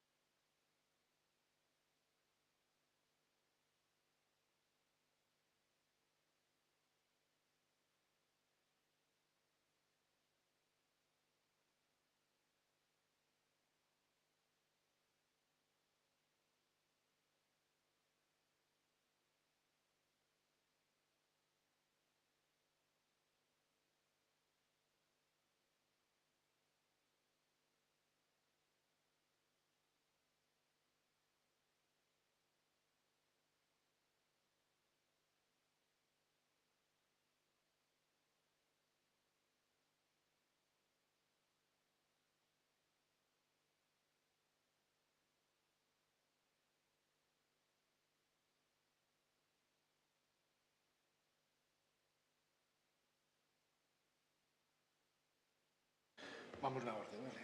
Vamos na mesma orde que está, Vale. Bueno, imos entón a comenzar a segunda sesión da mañán. Bueno, temos aquí na mesa a dous dos profesionais galegos evidentemente máis experimentados, formados nestes traballos. Por un lado, vou presentar dunha maneira moi breve nesta temática. Por un lado, presentar a miña dereita, Ana Cabana, profesora da Universidade de Santiago, en Lugo habitualmente, bueno, cun amplísimo percorrido no seu traballo académico. Bueno, realmente a súa especialización, basicamente, é o traballo sobre movimento, vamos, sociedades rurais, basicamente, pero con un interés e con un enfoque moi intenso, especialmente do franquismo e tamén da transición. Creo que a día de hoxe, do mesmo xeito que falaba antes de que a Manolo Ortiz hai que lelo para falar da transición democrática, é evidente que para falar da transición democrática en Galicia, especialmente no seu plano rural, hai que ler a Ana Cabana sen dúbida ninguna. E máis Ana. Bueno, por outro lado, xa presento ao profesor Luis Velasco da Universidade de Vigo, un profesor ahora mesmo axudante doutor, pero que realmente ten traballado realmente nun ámbito que poucas veces abordamos. Bueno, el adicouse na súa tese de doutoramento a traballar sobre ese aspecto do que todos falamos, que son dos militares, da súa opción interna, de como funcionan internamente, cales son as súas intencións e opcións, e adicouse a traballar iso, e ao final o resultado foi a súa tese de doutoramento, xa presentada 4 ou 5 anos. 5 anos. Xa fai 5 anos, non? Dende unha perspectiva social, dende unha perspectiva tamén política, pero é un enfoque que pretendíamos ter aquí. Xa digo, non era só o plano institucional, non é só o apartado da violencia, senón tamén enfoques ata certo punto necesarios para entender a complexidade do que significa todos estes anos. Un achegamento que pasa no campo, neste caso en concreto no campo galego, deses movimentos que moitas veces vemos, que comentaba tamén Manolo antes, pero que observamos a nivel micro, pero que non somos capaces de explicar a nivel macro, e que pretendemos dar este enfoque que creo que debe ser moi interesante. Por outro lado tamén o eterno tema, unha ditadura que foi militar, non o esquezamos. Non foi civil e de repente aparecen os militares, senón que foi militar e marca, evidentemente, o propio carácter da ditadura, pero tamén, se o réximen determina a transición e determina a democracia, tamén vai marcar eses valores, evidentemente, como construímos ou como son os puntos de inicio da democracia. Primeiro vai falar Ana Cabana e, posteriormente, falará o profesor Luis Velasco.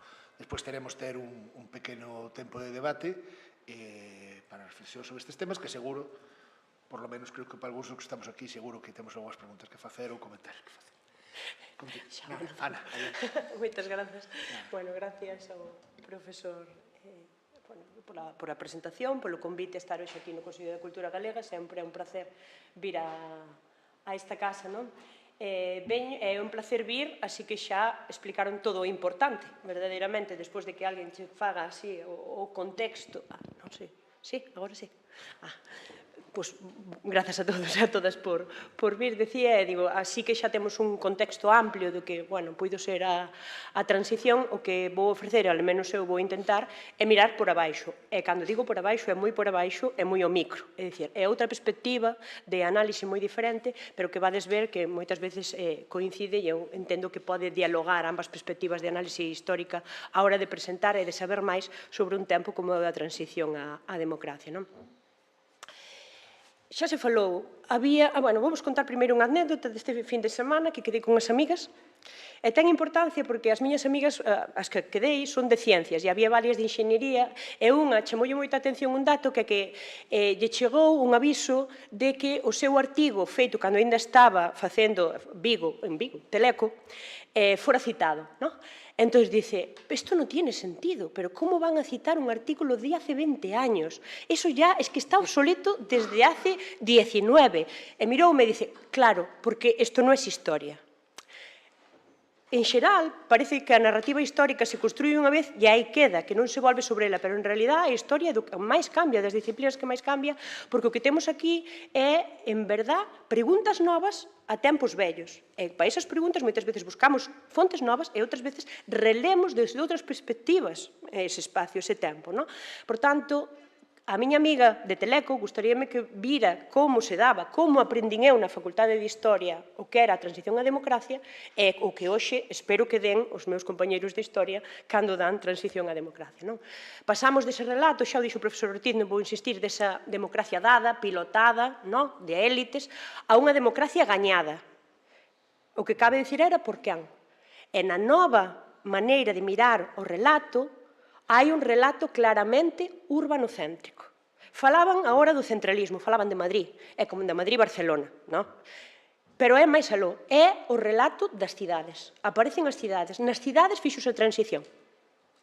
E mentres os demais, eu puxo unha vez un título que o profesor Núñez me criticou, porque dice que sempre son demasiado poética, si, tú, e puxen mentres os demais dormían, pero só se fixo nas cidades, porque nesa visión que renovou a mirada que había, o que nos aparecen son os obreiros. Vistes non é por criticar, que está precioso, a foto que dá lugar, o cartelito, que son hombres e obreros. Enhorabuena. Aí chegamos... Non, está moi bonita, solo era por... Pero son homes obreiros, esos son os que fixeron a transición. E despois, claro, os universitarios, por tanto, en Galicia xa temos que está Ferrol, xa o dixemos, está Vigo, porque aí traballaban os homes obreiros, e temos Santiago porque estaban os universitarios, E xa está. E xa está, a transición xa está feita, é renovada, xa a gañaron, xa gañou xente, porque esa xente é xente del pueblo, pero claro, entón eu creo que pesa aínda hoxe un estereotipo sobre a sociedade rural, unha sociedade rural que se sigue presentando, dá igual cantos traballos haxa sobre a historia rural, como a política é pasiva. Dá igual o tempo. Esta discusión, ou este relato, podía estar discutindo aquí Miguel Cabo e Xosé Ramón Veiga sobre a transición e a principios do 19. Podíamoslo estar dando para o primeiro franquismo e dámoslo agora para o tardo franquismo e para a transición. Cada vez que se fala do mundo rural necesitase 7 páxinas previas de introducción dicindo que non, son seres políticos. Son suxeitos políticos. Algo que non hai que tocar se empezas cos obreiros de Vigo ou cos de Ferrol. Dase por feito que as súas maneiras de estar no mundo na realidade social da época é política. Pero o campesiñado hai que explicar, hai que demostrar que tamén, E iso eu a convencervos de que tamén é un suxeito ben interesante e que sin el non se entende a transición nin en España nin en Galicia. E non son eu nin a primeira, nin serei a última en soltar esta soflama pro estudo do mundo rural. A sociedade rural chegou ao relato sobre a transición á democracia, o que non conseguiu, e neso estou moi de acordo co que se falou, é trascender. Trascender, por exemplo, nos libros de texto. Trascender, nin siquiera nas monografías de historia dela. A transición en España. Raro que atopedes 2 liñas, 3, sobre o mundo rural. Pero sí que trascendeu na investigación histórica. E como trascendeu? Trascendeu traspasando o que facían a xente que estudiaba o mundo urbano, pois fixamos o mismo que estudiamos o mundo rural. Por que os obreiros de Ferrol e Vigo participan na transición? Porque hai sindicatos. Pois vamos buscar sindicatos agrarios. Por que en Vigo e en Ferrol hai transición? Porque hai movilización social. Estuvémoslo vendo, protesta, pois vamos buscar protesta e movilización social no agro. Traspasamos, por decir así, etiquetas que usábamos do urbano para o rural. E así se fixo e así se fai, con poucos cambios ata de agora. Quen abriu un pouco a porta foi Alberto Sabio, que xa no 2001 falaba de labrar democracia, sembrar sindicalismo. E iba a algo que se fará moi famoso, que é ese mar de siglas. Empezamos a descubrir todas as siglas dos sindicatos que funcionaban no rural. E desde ese 2001, a verdade é que hai un goteo continuo de libros tremendamente interesante, moitas veces monografías, esas primeiras 2 que poño, por exemplo, que son de Antonio Herrera, e de Óscar Martín son teses, son traballos de tese, é dicir, traballos importantes, que insisten, un para Andalucía, outro para a provincia de Albacete, neste caso, Castilla-La Mancha como genérico, desa importancia dos sindicatos para falar de transición e para falar de politización e de democratización, que despois falarei un pouco deso. Tamén non vou tratar as datas, porque unha cousa simpática de ver é non só os títulos, que está moi ben, senón as datas. Cada un, el 65, del 66, desde 68, al 76, al 77, non encontráis un libro coas mesmas datas. Eso xa falamos, non vou insistir. Interésame o libro de Óscar Martín por unha cousa. A tientas con la democracia é un libro sobre a transición en Albacete, na provincia de Albacete, que é moito dicir, porque abriu as portas á idea de que tamén en provincias se fixo a transición. E nunha provincia que non brilla exactamente, como podría ser Lugo, polo mundo obreiro. Non brilla. Entón, deu-nos pé a todos, foi un libro moi importante, porque nos deu pé a pensar en que na túa propia provincia, pese a non ter uns hosteleiros, pese a non ter un mundo obreiro destacado, tamén puideron facer algo, tamén puideron vivir de algún modo os tempos da transición. Despois, o resto son libros colectivos que insisten nunha idea, reclamar para o mundo rural a mesma interpretación política da movilización social, da protesta e da sindicación que se fai para o mundo urbano. A mesmiña. En Santiago tamén traballamos neso. Eu teño o gusto de traballar con un grupo de investigación estupendísimo, que é Istagra, e cos meus compañeiros, moitos deles, Daniel Lanero, Alba Díaz Geada, tamén con outros compañeiros que en seu momento estaban, como André Taboada, Víctor Santillán, que se ocupa de outras cousas, pero tamén traballou con nós, puidemos ir mirando, dar esa mirada ao mundo rural galego. E traballamos en cousas moi distintas e traballamos de 2009, e fomos vendo tamén como as nosas propias preguntas cara atrás cambiaban. Eu, cando empecé, o que quería era lo grande, era a protesta contra os embalses, porque non atopei nada máis grande, que me parecera mayúsculo. E despois fomos vendo, que nos pareceu sumamente importante, e quero deixar aquí recalcar, esa idea da relación entre movilización social, entre sindicalismo e voto nas urnas as eleccións, moitas das que se falaron hoxe, falouse da do 77, falaremos de algunha máis. E nos últimos momentos estamos dedicando a outras cousas. Eu, por exemplo, a miña última mirada cara a ese tempo ten que ver co estudio da historia de xénero e da historia das mulleres, e é a presenza das mulleres na transición. Que, xa hai un grupo esquecido maioritariamente é o das mulleres, e das mulleres rurais xa nin falamos. Non me entrarei tanto neso porque vai haber unha conferencia pola tarde sobre os feminismos e tal, que non ven a nada pisarnos, por tanto, deixarei ese punto, pero sí que quero marcar o interese por mirar cara a estas mulleres do rural para entender tamén a transición, a súa transición, a maneira de que eles miraron.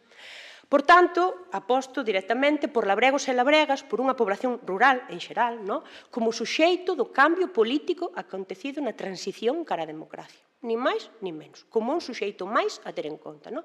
E telo en conta, como se ten moitas veces, como digo, como movilizados, como persoas que non estaban dormindo na casa, senón que se movilizaron, como persoas que se afiliaron a sindicatos, e como votantes de outras opcións que non salían das tripas do réxime. E agora ven a outra, unha vez que entraron, agora como entran. Cando se fala de campesiñado e cando se fala de labregos, todos temos na cabeza al mismo señor en todos os sitios, replicado en Malpica, en Boborás e en Trabada. É igual, todo é igual. Pois eu alento-vos a pensar no mundo rural como unha enorme diversidade de xente que nos explica a diversidade de opcións políticas, a diversidade de maneiras de transitar o fin da dictadura e o inicio da transición. Simplemente traíavos un dato do Censo Agrario de 1972. Según ese Censo Agrario, en Galicia hai 553 xornaleiros, é dicir, persoas que non teñen terras, eses dos que nunca nos acordamos en Galicia. Hai 183.189 labregos propietarios con menos de 2 hectáreas, que é o que normalmente temos na cabeza, porque certamente é o maioritario, é o pequeno propietario familiar con pouca terra. Pero hai casi 30.000 persoas que posúen entre 10 e 20 hectáreas, que eso en Albacete nada é, pero aquí non está nada mal. E hai 1.342 persoas con máis de 50 hectáreas, o que aquí van sendo gran propiedade. Todas estas persoas, por propios intereses, non teñen por que ter opcións diferentes, maneiras diferentes de optar pola política, polos sindicatos, polos discursos que escoitan, polos que fan. Pero, ademais, estamos nos anos 70, empecemos nos 60, nos 63, nos 68, vamos coller os 70 como esa década de transición. Pois nos 70, no rural, xa empeza a non ser agrario todo, que é unha gran diferencia. Hai esa abrupta caída de persoas pola emigración, pola desagrarización, que empeza nos 70. Por tanto, non só hai no mundo rural persoas que se dedican ao sector primario, e tamén están no rural. As mestras do rural, os médicos e médicas, algún había, no rural. Son moitas diferencias, moita diversidade que eu quería poñer en liza. E despois temos todas as distincións debidas á vocación productiva que ten. Hai xente que produce viño, hai xente que produce leite, outros con carne, outros con patacas. Teñen intereses, insisto, distintos. Son xente diversa, que non temos por que tratar como unha etiqueta que a veces é útil, porque, claro, académicamente, pois claro, pois ala, el mundo rural, todito, todos os campesinos, todos, venga, va. Pero, verdadeiramente, temos que saber que é unha idea de diversidade real, de sociedade moi diversa. E despois tamén, outra cousa que quería comentarvos é a idea que para a transición parece moi fundamental e non se pon moito en valor, é o fluxo de persoas entre o rural e o urbano. Nunca houve un mundo rural cerrado e un mundo urbano cerrado.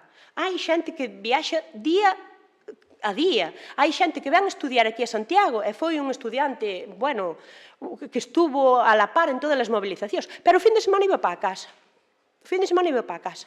Os obreiros de Vigo, e despois iban para Ourense, o fin de semana, a atender a horta. É dicir, esta idea de idas e voltas do rural e urbano, eu creo que nos faría entender mellor a esa realidade que o urbano e o rural non son illas aparte que nunca foron históricamente, moito menos neste momento, no que os suxeitos e as ideas se moven por ambos espazos.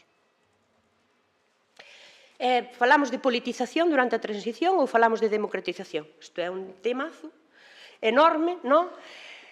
Eu sou moi fan da idea de desmobilización política. Como falo eu, pois eu falo vos da miña, non? A idea de desmobilización política pareceme moi útil porque é esa idea de que o franquismo non conseguiu despolitizar. Pero 40 anos tuvo. Eso era o seu ideal. Pero o que conseguiu, na miña perspectiva, foi retraer a política. Retraer a política ao íntimo, ao non falado.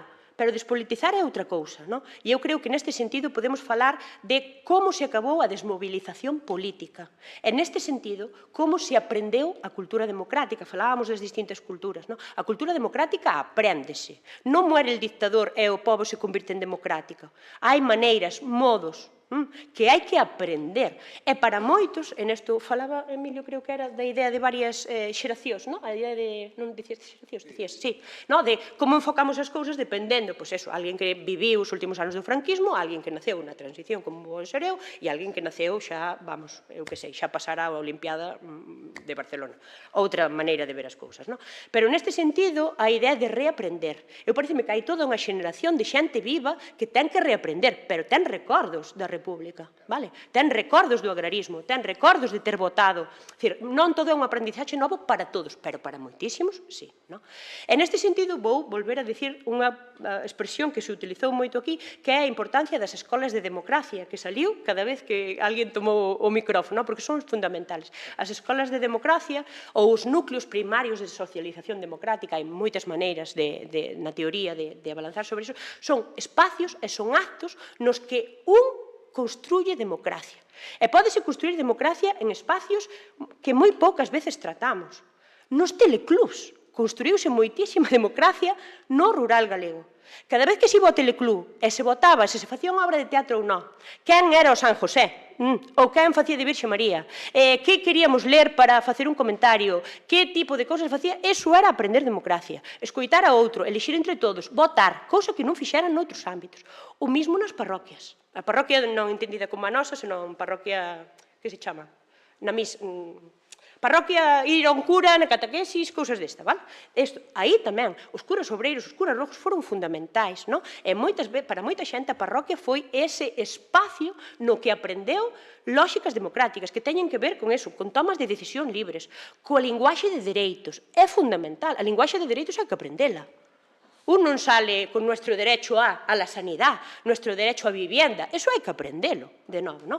E o uso do espazo público. Un espazo público que levaba casi 50 anos sin poder usarse. E tampouco un aprende, pois vou a la manifestación, pois hai que aprender tamén a iso, non? E aprendeuse no mundo rural. Todas estas escolas de democracia que estou referindo estaban tamén no mundo rural. E unha das máis importantes é a conflictividade. A conflictividade vai estar presente no mundo rural a moito nivel, a un nivel que vou despois falar de algunhas cousas concretas, pero a partir dos anos 60, no rural, hai moito descontento con moitas cousas. Eu con isto sempre teño moito cuidado, porque o profesor Núñez por algo foi o meu profesor, e até merezounos con isto en varias ocasións. Ese non foi el, sería outro, pero eu teño culpa sempre a el, que é a idea de, bueno, relajación con el agrarismo, relajación con el rural, Ana, que a veces, é verdad, a veces dou a impresión de que estaban todos ca fouce na porta pedindo democracia a berros, pero xa saliu, nunca son todos, sempre é unha minoría, pero iso non cambiou hoxe, non cambiou hoxe. Cando piden baixar ou subir as bolsas ou baixar o que pagamos ou que pagades por ir á universidade, non o 100% da xente matriculada vai a esa manifestación. Nada nuevo bajo el sol. Isto non é así. Entón, pode dar a impresión de que estaban todos loitando, non quería dar esa impresión, non moito menos, pero sí que hai un descontento, e o descontento moitas veces pasa a protesta. Unha protesta na que non vai todo o pobo, na que non está toda a aldea, na que non está todo o vecindario. Claro que non, pero iso non lle resta importancia e non lle resta trascendencia. E hai unha tipoloxía de conflitos que van andar por todo o rural galego. Nas 4 provincias vai haber conflitos por disposicións, por exemplo, que os labregos, labregas, a xente do rural entenden que afecta a súa calidade de vida. Poñevos dúas, unha na que vou insistir despois, que é a fiscalidade imposta e a baixada dos prezos dos produtos agrarios. Algo polo que loitar, porque con esos prezos así non se podía asegurar unha supervivencia mínima nos povos. Estamos pensando nos anos moi fortes da migración, anos 60 e 70. Tamén conflitos ambientais. Hai unha apropiación de recursos naturais que xestionaban nos povos, que xestionaba a xente que está do sector primario, que de repente lles detraen. E igualmente o establecemento de industrias, de explotacións deses recursos, tamén é un elemento nuclear dos conflitos ambientais que vai vivir Galicia nos finales dos 60 e sobre todo nos 70. E despois conflitos derivados da imposición da Revolución Verde, de outra maneira de traballar a terra. Ponse fin ao que chamamos, en términos amorosos, agricultura tradicional, que sería unha agricultura orgánica de policultivo, e empeza a industrializarse. Todo xa depende e ten que ver ca industria no mundo rural. E iso tamén deu lugar a protestas, a descontento e a protestas. E son moitísimos, e moitos están nas nosas cabezas. É a loita contra os embalses, a protesta contra os embalses que vai empezar en Castrelo de Miño nos 60. Unha enorme conflictividade no sentido de que ocupa moita xeografía, a conflictividade pola devolución dos montes veciñais, que está presente no 68, é esa primeira lei de devolución. O non pago da cuota empresarial da Seguridade Social Agraria, que volverei sobre ela, que empeza no 72, porque a lei é do 71. As guerras agrarias do 76 ao 78, por ese subida de precios, no que protesta a Limia en pleno polo prezo da pataca, ou as comarcas interiores de Lugo e da Coruña polo leite, por exemplo. Outros serán pola carne, o pemento, noutras zonas, o espárrago. España inteira no mundo rural nese momento son as famosas tratoradas, que seguro que si vos veñen á cabeza. A loita contra a central nuclear en Xove, a loita contra a P9, porque tamén en Galicia se loitou contra a autopista non só no País Vasco, a loita contra a explotación industrial de areais, todo seguro que teis na cabeza Valdallo, probablemente menos Camposancos, a loita contra a expropiación de terras e a explotación industrial, Ence, por exemplo, en Lourizán, ou as encrobas, ese capítulo que quedou na memoria, ese sí que quedou na memoria de loita agraria, ou as loitas contra a concentración parcelaria, que afectaron ali onde foi a concentración parcelaria. Por tanto, se sumáis todo iso, temos verdadeiramente moita mobilización social no agro. E a mobilización social vai da man, despois direi de que man, do sindicalización. Non se pode entender estas mobilizacións sin o descontento da poboación rural, nin sin a acción dos sindicatos agrarios. Nese mar de siglas que falan moitas veces a historiografía, en Galicia temos de todo. Aquí había un artigo xa no 78 del País que decía organizacións agrarias según sus áreas de influencia. E xa ven Galicia cas súas. E aquí aparece todo, claro, comisións labregas, pero comisións campesiñas. Está o SILGA, que non vos sonará a nada, pero é un sindicato tremendamente importante na zona da Terra Chá, por tanto, importante a nivel mundial, evidentemente. No, Villares non, eu que son... O sindicato agrario, como o SAGA, por exemplo, moi importante en Ourense, están tamén as sociedades agrarias a Confederación Agraria de Sociedades Agrarias, están jóvenes agricultores, están a USAC. Podería pasar esta hora dándovos siglas de sindicatos que estuveron moi presentes nestas movilizacións campesiñas, desde perspectivas teórico-políticas moi diferentes. Na miña maneira de ver, temos que falar desas movilizacións e destes sindicatos como unha idea de retroalimentación. Retroalimentanse. Moitas veces a historiografía, hai títulos que son moi denotativos, como sembrar democracia. E é a idea de que alguén dun sindicato tirou octavillas, prendeu na terra e saliu ali a democracia no rural. Eu entendo que esa mirada é moi simplista e unívoca. E entendo que hai moitos conflitos nos que a acción sindical é previa e genera todo o descontento ou aumenta o descontento das comunidades labregas, pero moitas veces non. O descontento, o desasosego e as ganas de facer algo están así, o que fan os sindicatos é arroupar, que non é pouco, dar salida, formalizar a protesta, por tanto eu falaría dunha retroalimentación. E despois de moito tipo de loitas. Hai loitas moi puntuais que duraron os 2 anos que houve ese descontento e xa está. Hai loitas que afectaron a un pobo. Hai loitas que afectaron a moita máis xeografía en Galicia, moito máis extendidas. Son múltiples. Como múltiples foron os repertorios de protesta. Porque logo parece que se non facemos unha folga na que están mulleres, só lo denoto, cunha pancarta, eso non conta. Contan moitísimas maneiras de protestar. As reclamacións administrativas contra un réxime que, como ben se dixo, non se sabía onde iba e que moitas veces estaba nas mans das mesmas persoas que durante 40 anos representaran a dictadura, pois hai que ir poñer unha reclamación administrativa e firmala. Os pleitos xudiciais, ir con esa xudicatura que nin siquiera cambiara e levar un pleito. Facer pasquíns, facer motíns, boicots. Cantos boicots houve, por exemplo, en temas como a concentración parcelaria, desfacendo ou na AP9, son conocidas, a máis quizá na AP9 que nos traballos de concentración parcelaria, pero eso loita contra a máquina, eso desfacer a máquina para que a actividade non seguira, é algo que está de plena vixencia nos anos 70. Ao mesmo tempo que as folgas, porque tamén se aprendeu a facer folgas non só nas cidades. Esta é en Xove.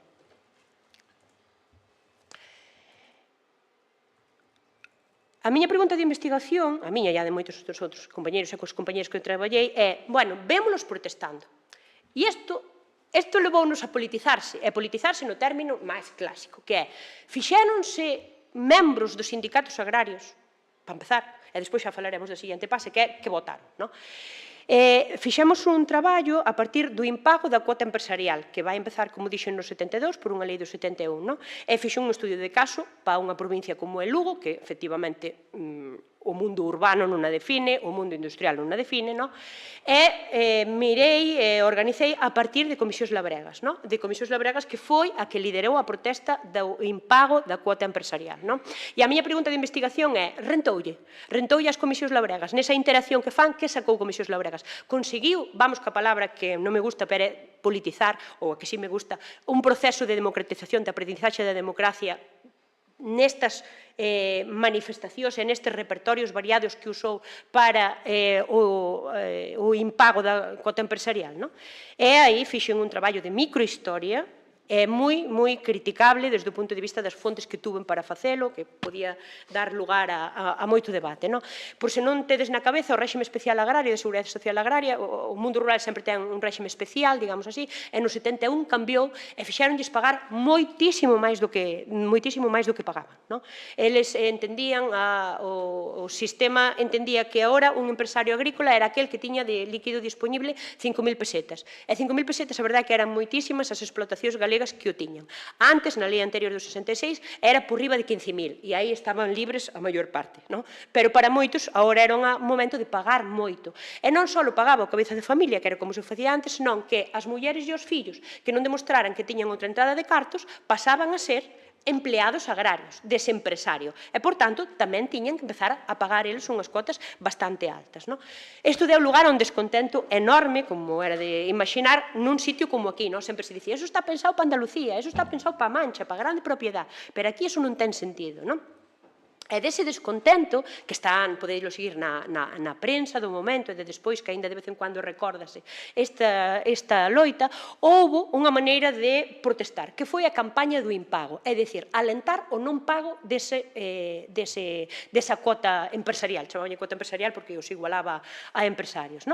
E para eso os sindicatos fixeron unha gran labor, e Comisións Labregas en Lugo, especialmente, que eu estudiei moito, fixo charlas informativas, iba ás escolas, por exemplo, iba aos teleclús, iban os sindicatos ás cantinas e iban de noite, cando xa acababa a tarefa agraria, e explicaban de por que era mellor non pagar, a que podía levar non pagar, para alentar ese impago. Tamén, moitas das cousas que facían era que cando un recadador iba a pagar, normalmente iban a unha escola, á mesma cantina ou a un lugar, e había colas de pago, pois había alguén desde o sindicato que iba un por un convencendos de que non fixeran ese pago, que era mellor darse a volta, que non viñera a pagar e demais.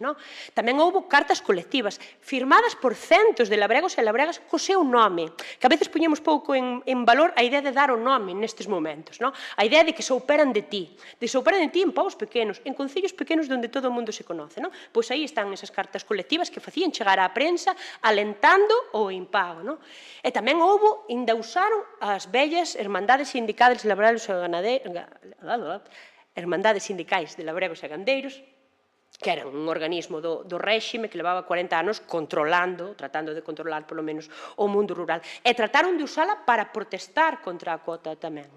E chegaron a facer unha asamblea que celebraron no 77, e na que estaban presentes, según, como Altri, depende dos manifestantes ou da policía local, pois aí temos un gap. Pois aquí tamén, entre 25.000, é o que dicen quen organizou esa asamblea, 15.000 é o mínimo que se aprecia. Pero ainda así vamos polo baixo. Vamos usar os 15.000 labregos en Lugo que deciden, votando, facer unha tractorada en decembro.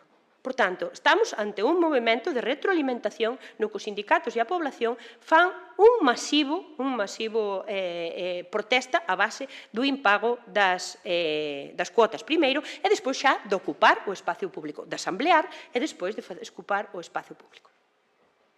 Moito traballaron. E rendiulles ou non lle rendiu? Eu mirémolo, ademais, teño feito, por unha parte, un traballo que fixen eu só, pero outro con Alba Díaz Geada, que vou usar os datos das dúas, podría perfectamente Alba estar aquí dando esta conferencia, mirámolo en dous momentos, en dúas eleccións, porque sempre se fala do 77, que hai que falar, que define moito e tal, pero hai unha eleccións posteriores, que son as eleccións a cámaras agrarias de maio do 78 e as eleccións municipais de abril do 79. Que son comicios absolutamente diferentes que poderían facer caer a investigación que fixemos completamente, porque non ten nada que ver. A un está chamados, por exemplo, para votar, calquera que fora maior de 18 anos, homes, mulleres, rapaces, tal, na outra só os cabezas de familia, por poñer un caso. Non teñen nada que ver en esencia.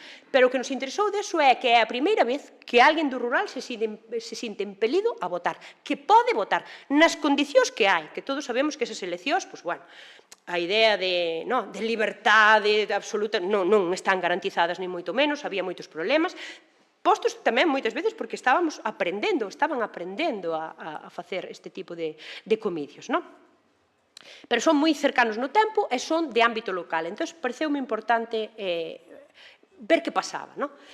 E o importante destas eleccións é que a abstención gana, pero por moito. Hai unha abstención do 70% ás cámaras. É dicir, nin un tercio do electorado foi votar. E xa vos lo deixei fácil. Pois é que, claro, o campesiñado é tan apolítico, que nin votar vai, cando se lle dice, hai un natural interese pola política no medio rural, porque o campesiñado, como sabemos, non é un homos políticos, entonces, esos son as versións máis basadas no estereotipo do rural. Despois falamos de moitas outras cousas que influyen neste número de xente enorme chamada a votar que non foi. A primeira é a deficiencia dos censos, que estaban no mal lo siguiente. Mitad da xente que estaba en Alemania e Francia seguían nos censos. Entón, esos, evidentemente, non podían ir votar e demais. Os censos estaban moi mal feitos.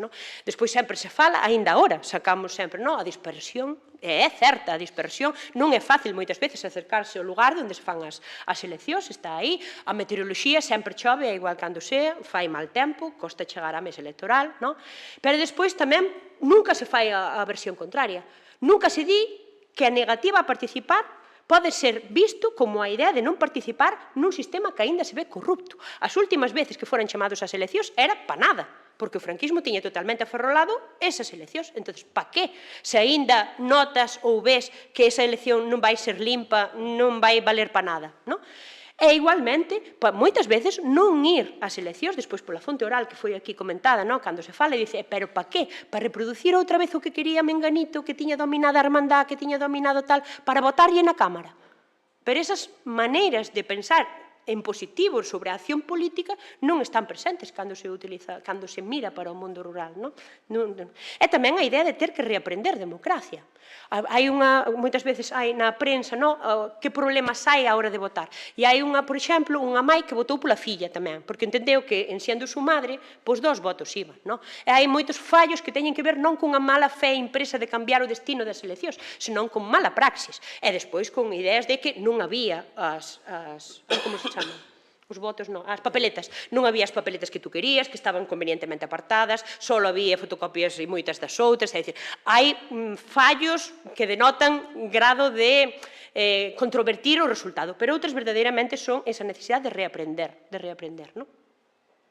Ademais de ir poucos, non dixen, foron moi poucos as cámaras e poucos as municipales. Casi un 50%, un 48,5% de xente non foi ás municipales. Pero se temos en cuenta que só pasaron ano e as cámaras non foron un 70%, non está tan mal baixar ao 48% para moita xente. E cando preguntamos, entón, por que usted non foi á cámara, pero sí que foi votar cando o alcalde? E dice, porque aí fomos todos bien menos. O medo a ser visto, o medo a ser identificado na altura das eleccións a cámaras era un tema para non ir votar, que se dilucidou, ou que se diluiu, non dilucidou, que se diluiu moito máis xa no 79 ao ir ao municipio, cando xa iban mulleres, xa iban todos os homes, e non só esa cabeza visible da casa. Foron poucos votar e ganaron as candidaturas independentistas, é dicir, los de dentro do réxime, os oficiais, as candidaturas oficiais, non? En Lugo, por exemplo, había 66 cámaras, en 13 non houve ni siquiera casi que ir votar, no sentido de que só había unha lista única e eran a lista oficial. Isto quere dicir aínda o poder que o réxime tiña a esta altura. A maquinaria non parou, deso falouse tanto que tampouco non pararan nin de matar, nin de imprimir medo, nin nada, por tanto, tampouco hai moito máis que decir con respecto a isto. Sí, pouco. Pero tamén, ademais de ver estas dúas cousas, tanto a abstención, entendela como tal, igualmente o triunfo dos oficialistas, das candidaturas oficialistas, o que hai que fazer é como en Lugo, por exemplo, hai un éxito innegable para as eleccións ás comisións agrarias, das cámaras agrarias de comisións labregas. Consiguen 195 volegalías, que é unha loucura, porque en Coruña, que é a provincia que sigue, non chegan a 100. En Lugo, 195. E isto non é explicable, ese éxito na votación a cámaras non é explicable de ningunha maneira se non é pola presenza que tuvo as comisións labregas na loita contra o pago da cota empresarial. Non hai outro elemento que explique isto. Tendo en cuenta que, evidentemente, non hai unha relación directa. Fun ali, boteilles, me sindiquei e tal. Isto non funciona así. Hai miles de elementos que distorsionan isto. Pero estes resultados non son explicables máis que por isto. Comisións Labregas gaña as eleccións en 12 concellos de Lugo, e obteñen representación en 27. É dicir, non é menor esa presencia de comisións labregas, para nada menor nas cámaras de Lugo. Traía un mapa, pero vamos pasar para que virades, pero é igual. Confiad en min cando vos digo que a xeografía da movilización enténdese, está detrás deste mapa sobre o voto a cámaras agrarias. Hai non unha correspondencia total como non pode ser, pero sí que hai unha lógica innegable detrás, no meu modo de ver. Votamos nas cámaras, pero despois houve, ano despois, unhas eleccións municipais. E votamos o partido que estaba detrás do sindicato, que nos axudou a mobilizarnos. Pois fixemos tamén o exercicio. Volvemos ás anomalías. En Lugo, en mesmo cidade, porque é a que máis chama a atención, houve que repetir as municipales, de tantas anomalías como encontraron. Votos dobles, papeletas distintas, incorrección da actuación dos membros das mesas, escrutinios incompletos. Un señor en Fonte Oral dicíame a mí, no, é que eu votei a quen debía xa estaba claro, non? Porque aquí tiñan un camión cheo de grava, e dixeron, se ganamos, voto a grava, se non, vámonos ca grava. E a verdade é que o camiño tiña falta. Os resultados electorais en Galicia do 79 son moi parecidos aos do resto. Ganou a UCD, despois o Centro Democrático tuvo moi bons resultados, o Partido Socialista, como en todos os sitios, tuvo un resultado moi fora do que calquera implicación no movimento social lle permitiría, pero despois chamou a atención sobre o Bloque Nacional Popular Galego, que é o resultado que vou tratar de explicar neste punto en relación cas cámaras. Como vou rápido, e despois están os independentes e o Partido Comunista de Galicia, como saben, que foi non só en España en general, senón en Galicia tamén en particular, o que menos rédito sacou de todo o traballo que fixera no tardofranquismo e durante a transición antes das eleccións. Aquí hai unha superposición dos concellos nos que ganaron as cámaras agrarias, que é o sombreado en negro-gris, e onde ganou o Bloque Nacional, que está con raíz. Vou tratar de explicar as lóxicas que hai detrás para que vexáis se sacaron ou non rédito as comisións labregas da movilización e este Bloque Nacional das propias acción de comisións labregas. O Bloque, nas municipais do 79, obtuvo representación en 10 dos 12 concellos nos que gañaran comisións labregas nas cámaras. E en 2 consegue a alcaldía, que son Ribeira de Piquín e Navia de Suarna.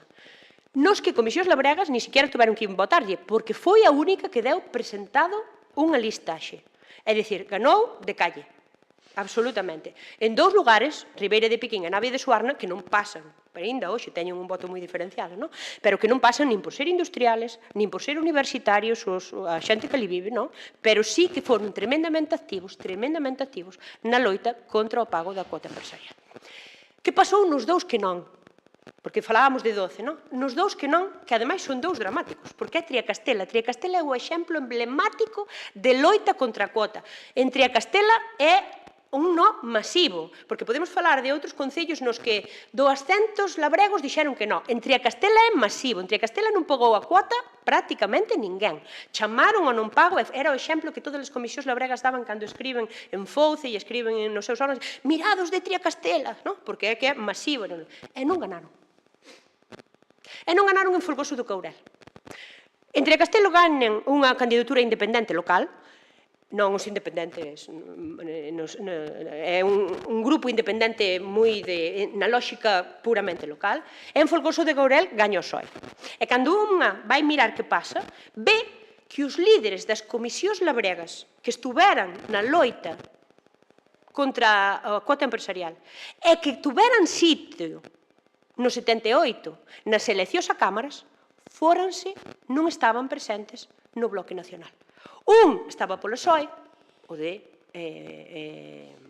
Folgoso do Courel, de aí que ganara o PSOE, outro estaba na candidatura independentista. É dicir, toda a bagaxe da loita, toda a bagaxe da elección á Cámara restituiu en outros partidos, que non era donde a lóxica indica que debían parar, pero sí que tuvo importancia, por tanto, a lóxica desta loita contra a cuota sigue explicando o que hai detrás destes votos. Comisións labregas, por outra parte, obtén representación en 27 concellos. E destes, a nivel político nos municipales, o Bloque está representada en 20 deles e consegue a alcaldía en 3, Bóveda, Láncara e Pedrafita. Nos 3 teñen unha cousa nuclear, o cura. O cura liderada a non pago da cuota empresarial, o cura estaba na cabeza de comisións labregas e o cura preséntase a alcalde. Por tanto, hai unha lóxica de aproveitamento desta axuda coa mobilización claramente. Por tanto, tamén os curas, porque claro que sí. Como sin a Iglesia, vamos a entender, xa foi claro, non entro nesto. E o Bloque, por outra parte, non obtén representación en uns cuantos concellos nos que sí tuvera representación en Cámara. Foz, Meira e a Pontenova, eso explicámoslo máis menos, así collido, así mismamente, porque o núcleo urbano destes concellos pequenos é moi decisivo.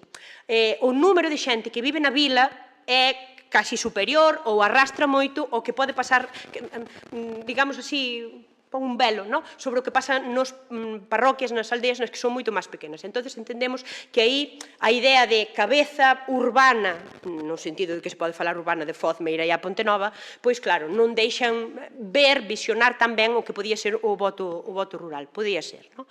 E outra podía ser o mesmo que pasou no anterior. Paradela e Muras, por exemplo, explícanse porque o partido non ten nas súas filas ou aquela persoa que capitalizara a loita social, a mobilización social. E, pola súa parte, obtén representación en 4 concellos nos que Comisións Labregas non ten representación, que son Baleira, Cervo, Ourol e Viveiro. Se pensáis na xeografía, Cervo, Ourol e Viveiro nos metémola nunha mesma paquete e entendemos que non ten, porque en Cervo, Ourol e Viveiro sí que votaron o Bloque sin necesidade de pasar por Comisións Labregas no sentido de que estaban agradecidos ou pagando ou convencidos pola loita antinuclear de Xove. E iso sí que o fixo máis o partido político que Comisións Labregas. Identificaron a axuda no partido e non en Comisións Labregas, por exemplo. E un caso, e acabo con isto, en ningún caso o Bloque a cada alcaldía, ali onde Comisións Labregas non ten representación na Cámara, en ningún lugar. Por tanto, sin determinismo, sin lógica, sí que se pode entender como a movilización social, como a sindicación e como a votación a partidos políticos novedosos que ofrecen outra cousa nas culturas políticas de transición teñen unha lógica e o mundo rural, por tanto, se entendeu entre sí. Acabo xa así, e acabo con esta idea de que o aprendizaxe político, que a democratización no rural foi moi semellante a que houbo no urbano. A conflictividade, como nas cidades. A relación coa acción sindical progresista, como nas cidades. E a importancia de outros ámbitos de socialización que merecen unha revista nova, non? Falábamos antes de moitos temas que poden ser de TFM, de tese, hai moitos que faltan, e os ámbitos de socialización no rural están sin estudiar, sin unha merecida volta que nos explique moito máis do que pasaba nos anos 60, finais dos 60 e todos os 70 no rural do que sabemos hasta agora, non? Do que sabemos hasta agora. E con isto, graciñas.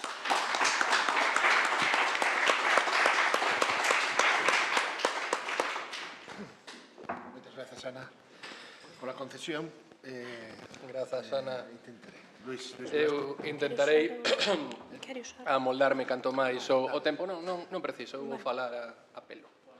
Eu veño falar aquí da octava rexión militar entre 1973 e 1974. O primeiro é agradecer o convite ao profesor Emilio Grandío, ao Consello da Cultura Galega e tamén ao Grupo de Investigación Hispona, que segue contando cos seus fillos para este tipo de actividades. E veño a facer esta presentación no marco do traballo que estamos desenvolvendo agora mesmo co proxecto de investigación titulado Élites, Tecnocracia e Cambio Político en Galicia e o Norte de Portugal entre 1967 e 1977 na Universidade de Vigo e que coordina o profesor Prada Rodríguez. Basicamente, estamos desenvolvendo unha historia das élites sociais, culturais, económicas e políticas en Galicia e o norte de Portugal no ámbito das transicións ibéricas nunha perspectiva, intentamos que sexa comparada.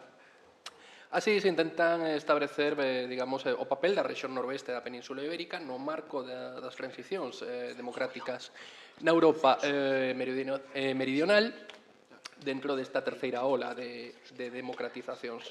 No marco deste proxecto de investigación, o meu interese está centrado primordialmente nas relacións entre as élites militares radicadas en Galicia, non necesariamente autopercibidas como galegas, isto é algo importante, e as portuguesas. O marco no que eu centro as miñas pesquisas é o da octava rexión militar e a rexión militar do Porto.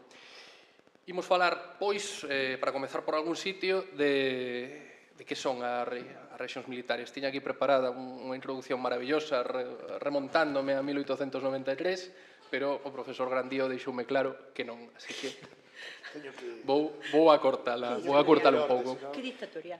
Pero o ano que ven fará xa 25 anos do final do servicio militar obligatorio en España, van facer tamén 40 dende a desaparición da rexión militar de Galicia, e coido que si é necesario, polo menos, plantexar que eran estas rexións militares. Non creo que a xente xa o teña na cabeza, polo menos os máis xovens.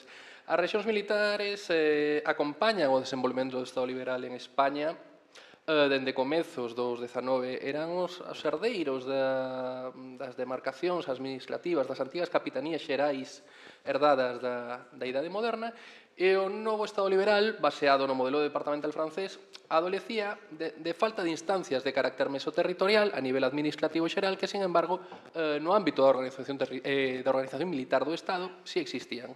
Estas capitanías xerais, estas rexións militares, por tanto, de alguna forma representaban entes mesoterritoriais que tiñan certo interese para a organización administrativa e tamén xudicial, non só militar do Estado.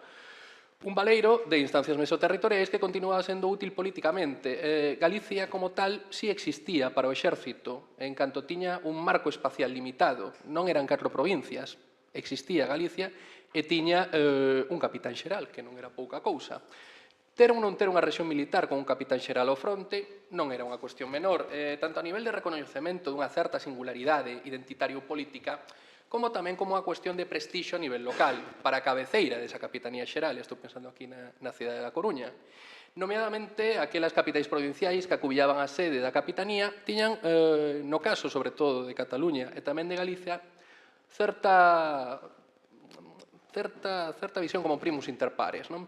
O modelo territorial militar que se levantaba sobre estas rexións militares podía denominarse como de defensa territorial e, ademais, digamos que se primaba a idea de ocupación militar do territorio. Isto é unha idea que vai estar moi presente ata o final deste modelo.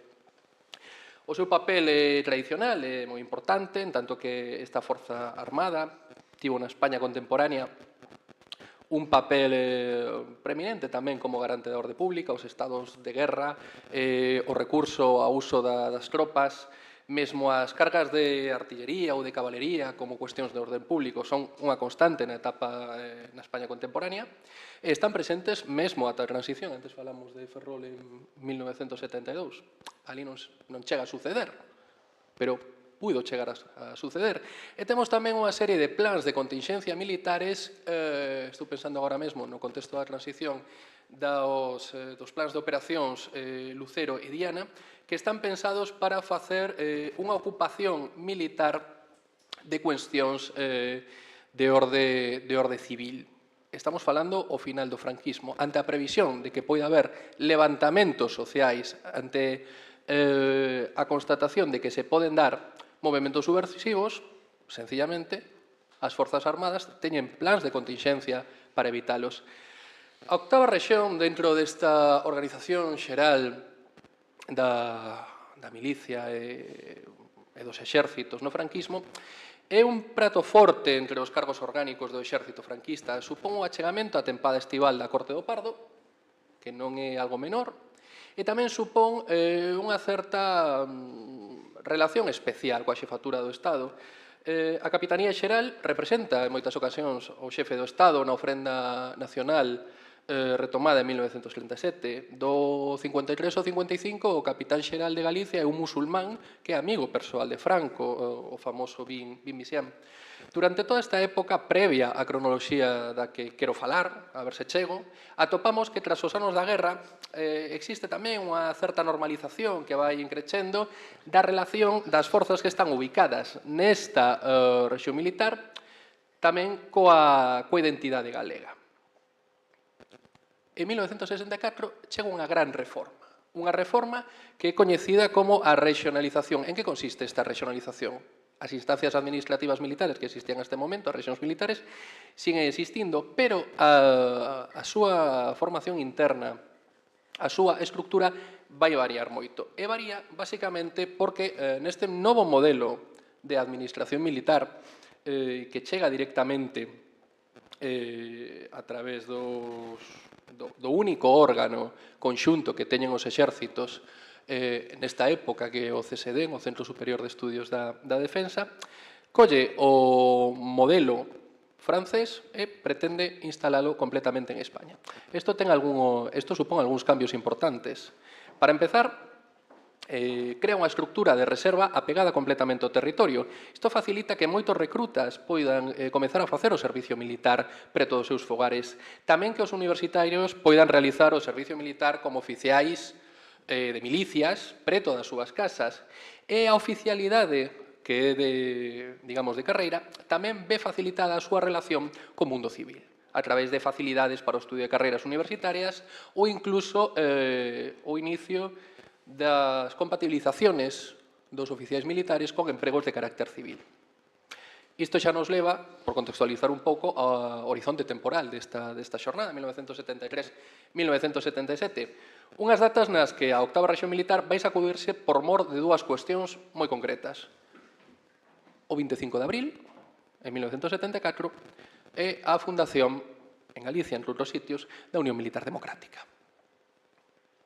Un contexto que tamén, de alguna forma, ven demarcado polo que acontece o ano antes e ao que se fixo referencia en dúas das ponencias anteriores, os sucesos de Ferrol de 1972. A creación da UMD en Galicia pois é moi importante, creo que isto é algo que xa está bastante plantexado por toda a literatura, non vou centrarme nesa importancia, pero sí quero remarcar por qué.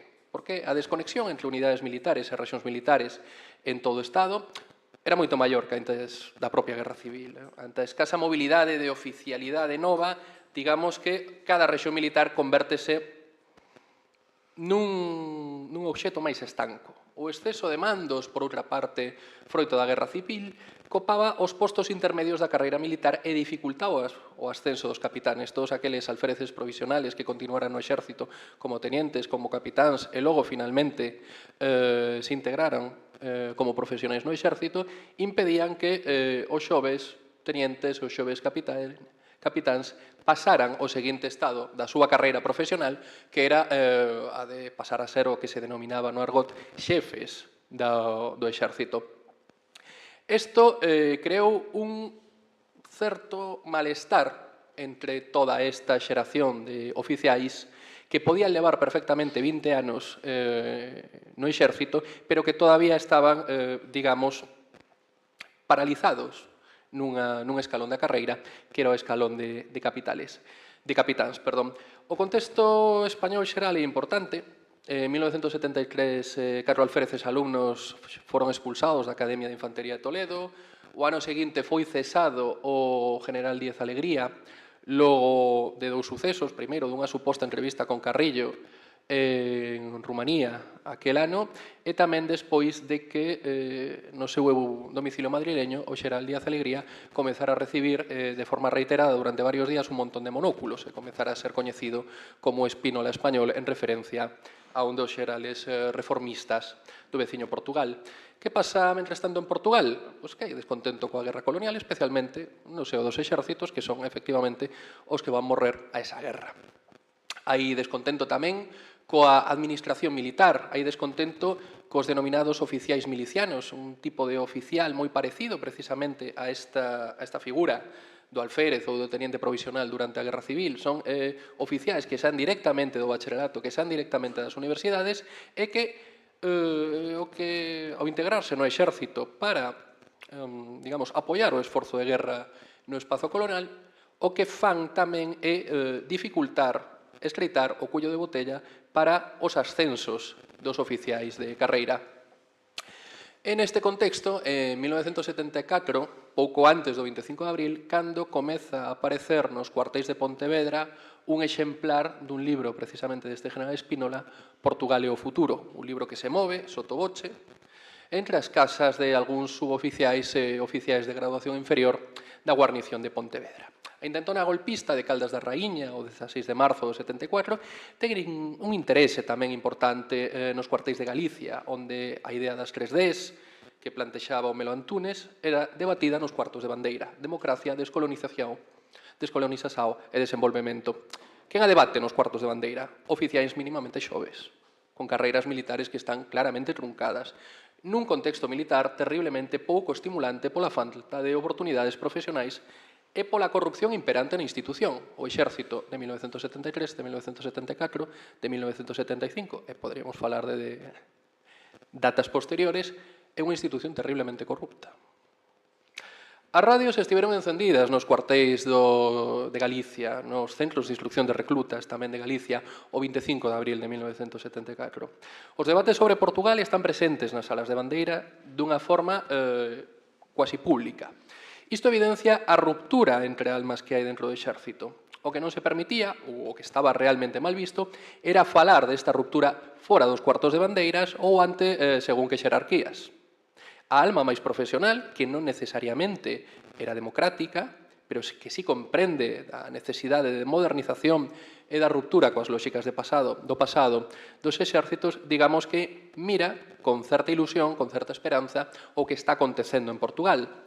As reformas de 1893 ou de 1931 continúan sendo necesarias en 1974. E son necesarias dende un punto de vista estratégico, pero tamén dun punto de vista profesional para, de alguna forma, darlle expectativas de futuro aos cuadros militares. A finais do verano 74 se difunde nos cuartéis de Pontevedra, Santiago e Ferrol un panfleto donde están los capitanes, que es el preludio de la creación de la UMD en Galicia. Tamén haberá buzoneo de pasquíns tanto en Ferrol como na Praza de Vigo ou na da Coruña. Hai persecución deste tipo de actividades, hai vixilancia, hai ameazas, hai presións, pero tamén hai certa sensación de impunidade por quen o fai. Hai cousas que a oficialidade militar pode facer e que non pode facer ninguén máis. Os oficiais saben ao que se arriscan, teñen dúbidas, pero teñen máis ou menos claro que non rematarán ante un pelotón de fusilamento ou desaparecidos. E non sei se moitos grupos máis podían ter esa seguridade á altura de 1974 en España e en Galicia. 1 de maio de 74 temos o primeiro intento de conexión directamente co que está acontecendo en Portugal.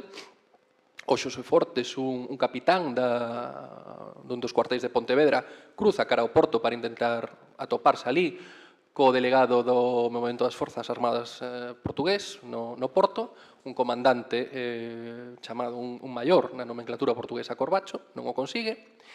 E, dende o propio 25 de abril, sabemos que o pase de militares españois cara a Portugal comeza a ser terriblemente controlado e se precisa unha autorización da superioridade. Polo tanto, este cruce da fronteira, inda que non o teñamos atestiguado por fontes documentais, ten toda a pinta de ter sido identificado, o que hai un deixar facer por parte das autoridades militares. Con isto tamén poderíamos ligar co tema do problema terrible que temos para achegar nos seus arquivos militares, que é directamente dantesco na democracia española actual. Julio Busquets, que é outro dos organizadores da UMD, neste caso en Barcelona, pero que está ben relacionado con Galicia, logrou contactar en Lisboa co movemento das Forzas Armadas xa dende primeiros de xuño deste ano 1974. En xullo daquel mesmo ano, logo da publicación en España dun libro que foi realmente criticado nos cuartos de bandeiras, tamén polos sectores máis imobilistas, los orígenes del poder militar en España, o que nos atopamos é que un destes militares das guarnicións galegas, concretamente o capitán Fortes Bouzón, pois é convidado a integrarse no que vai ser a estructura da Unión Militar Democrática. Un capitán sen demasiadas nese momento inquedanzas de participación política, un capitán máis da Praza de Pontevedra, pero que, sin embargo, sí estaba moi ben relacionado grazas ao seu paso como estudante de Filosofía e Letras na Universidade de Santiago e polo seu papel tamén de instructor de milicias universitarias.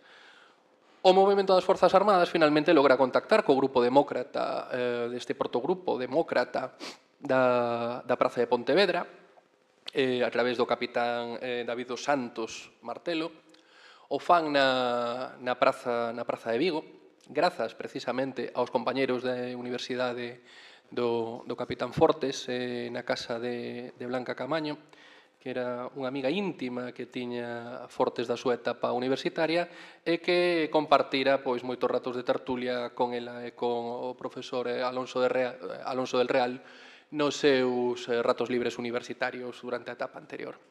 Que perigos ou que ideas ten o momento das Forzas Armadas portugués, que interese ten para contactar con posibles militares demócratas en Galicia?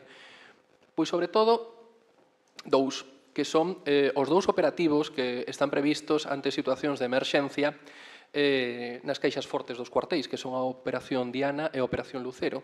A Operación Diana e a Operación Lucero son, de feito, plans de contingencia ante un posible vacío de poder ou ante un intento de sedición política no Estado español. Pensan, por tanto, os membros do momento das Forzas Armadas en Portugal que esos dous planes poden ser, de alguna forma, un perigo para o que está acontecendo en Portugal. Ten, polo tanto, a UMD, dende o seu inicio, un xermolo galego, produto de oficiais desincentivados en carreiras ou con expectativas pobres das súas carreiras, cun tope sobre eles moi claro que son os oficiais saídos das academias de conversión dos provisionais que topaban os ascensos ás figuras de xefe. E, ademais, en Galicia nos atopamos tamén con que hai unha certa concentración de oficiais que viñan do movemento católico de base. A idea non era, dende logo, por parte destes oficiais en Galicia, facer un pronunciamento activo á forma do movemento das Forzas Armadas portugués, senón máis ben un pronunciamento negativo, impedindo unha paralización do que entendían era un inminente proceso político. Julio Busquets fala de 3 núcleos da UMD ben definidos en España, que son Barcelona, Madrid e Pontevedra. Non sei se Pontevedra é a mesma altura que Madrid e Barcelona, pero, polo que vemos, polas escasas fontes documentais, as fontes orais as que temos acceso, eso parece. Dentro de Galicia, a forma de achegarse a posibles candidatos a integrarse nesta UMD é a través, basicamente, de contactos universitarios. Por que? Porque todos os oficiais, nun primeiro momento, que forman parte da UMD en Galicia, teñen pasado pola universidade. Así se logran captar novos cadros para a UMD a través da experiencia universitaria, pero tamén terán un certo papel os sindicatos e os partidos clandestinos. O interese do movemento das Forzas Armadas por coñecer o que sucede en España é importante tamén polo que nos fala do contragolpe de Spínola e do segundo intento de contragolpe de marzo do 75 en Portugal. Hai preocupación realmente nos cuartéis portugueses, no seo do movemento das Forzas Armadas de Portugal, polo que entende que son contragolpes internos, pero nos que España e o exército español pode chegar a ter, digamos, unha presencia. Tamén está moi presente a sombra do conflicto colonial. En 1975, algúns, polo menos, plantexan que teñen medo a que un posible conflicto no Sáhara supoña que se desenvolva tamén unha guerra, unha situación de guerra colonial análoga á portuguesa. O cal tamén ten outra lectura, que no seo da oficialidade superior hai medo a que unha guerra no Sáhara poida supoñer a ruptura da disciplina do fogo, que acontece o mesmo que acontece en Portugal. Que piden, ademais dun compromiso democrático bastante xenérico? Modernización, apolitización e democratización. Pero que é isto? O que plantexan taxativamente reformular o servicio militar, que os profesionais teñan expectativas profesionais, vai a redundancia, fin da excepcionalidade da xurisdicción militar e finalizar coa idea dun exército de ocupación, que isto é algo realmente rompedor no marco da historia militar da España contemporánea. Teñen os membros un papel tamén como intermediarios en Galicia con diferentes propostas políticas gracias á facilidade que teñen como militares para viaxar a Madrid ou Barcelona. Isto relata ben Fortes nas súas memorias, non? Como el é nomeado para mandarlle recados a un dos seus ex-alféreces de complemento, Xosé Manuel Beiras Torrado, ao que el lle transmite a idea de que, mira, o que ten vostede que facer é integrarse no PSOE, porque isto polo menos é o que me han dicho en Madrid que lle diga. Dende logo, é unha institución elitista, non unha institución popular, ao contrario que o movemento das Forzas Armadas, a UMD, polo menos en Galicia, nunca pasa de ser unha organización de oficiais, non chega a haber masa de suboficiais, nin demasiada, tampouco interese por parte da tropa, e non logra ter o papel transversal que sí logra o movemento das Forzas Armadas. En Galicia, tanto a segunda sección do Estado Maior BIS como o Centro de Intelixencia dependente da Presidencia do Goberno, están especialmente activos e teñen estes movimentos alumeados dende o primeiro momento. En abril do 75, ademais, fan un exercicio de transparencia case, porque lle fan chegar algúns dos oficiais da UMD a literalidade deste informe.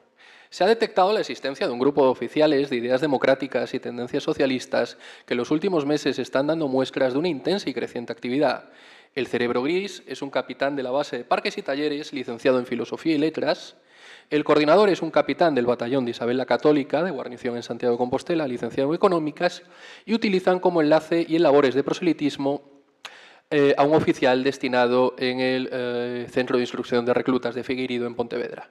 No se conocen contactos con otras regiones, pero no se descarta esa posibilidad y se trabaja en ello. A partir deste momento, o que comezan é a recibir mensaxes indirectos. Por exemplo, o irmán dun deles, que nese momento era oficial en Logroño, lle transmite, mira, seguís con esto, que cada vez es más evidente que está sucediendo, pues a lo mejor lo que os espera es la cárcel o algo peor. Juegan, digamos, con esa indefinición, non? Finalmente, cando comeza a redada, pouco despois, en xullo do 75, xa morto Franco e superada a situación prebélica en África, a situación pasa a normalizarse bastante. É certo que sigue sendo un problema importante no seo das Forzas Armadas. Por exemplo, o detido que hai o 28 de xullo do 75 en Pontevedra, pois é enviado directamente a Madrid no coche oficial do capitán da rexión militar. Bueno, é un trato ciertamente VIP, pero digamos que el interés que tienen las jerarquías militares, sobre todo en Madrid, as jerarquías militares, sobre todo en Madrid, é de utilizar estas detencións como unha forma de aviso para desmantelar todo isto que está acontecendo no seo dos cuartéis e que lles preocupa bastante. Cando sucede esta detención, estas detencións que se realizan en Pontevedra, se realizan en Barcelona e se realizan tamén en Madrid, pois aproveitando, por certo, que o xefe do goberno, que Carlos Arias Navarro, está en Helsinki no marco da Conferencia de Seguridade Europea. É unha decisión que toman nos Estados maiores de forma autónoma do poder político. É algo que tamén é bastante chamativo. Temos tamén por fontes orais algunha referencia a que acontece na reunión na que se toma esa decisión. É moi interesante porque algún dos presentes fala de que a mellor opción non é encausalos, o mellor que pode pasar é que desaparezan, ante o cal, pois un dos capitáns xerais tamén de outra rexión militar, Jaime Milans del Bosch, plantea, bueno, se ustedes están hablando de esto en serio, preguntémosle a nuestros jurídicos qué opinan de que hagamos esto. Haciendo una cosa muy interesante, por cierto, que es guardarse mucho de lo que pueda, de las decisiones a tomar con el jefe del gobierno fuera, ¿no? Dende logo, a opción de desaparecelo é descartada pola asistencia xurídica desta xunta de Estado Maior. Isto recorda un pouco a legitimidade que pretendían darse ás Forzas Armadas do franquismo. Estou recordando agora mesmo unha intervención nas Cortes franquistas do general Iniesta Cano, onde defendía no 1974 tamén con moita vehemencia, bueno, España é un Estado de Derecho, é un Estado de Dereito, polo menos quere adoptar esa apariencia. Que comecen a desaparecer oficiais militares non parece a idea máis intelixente para acadar esta legitimidade, sobre todo pensando no exterior, non? Que lle ofrecía este suposto Estado de Dereito aos oficiais comprometidos coa democracia?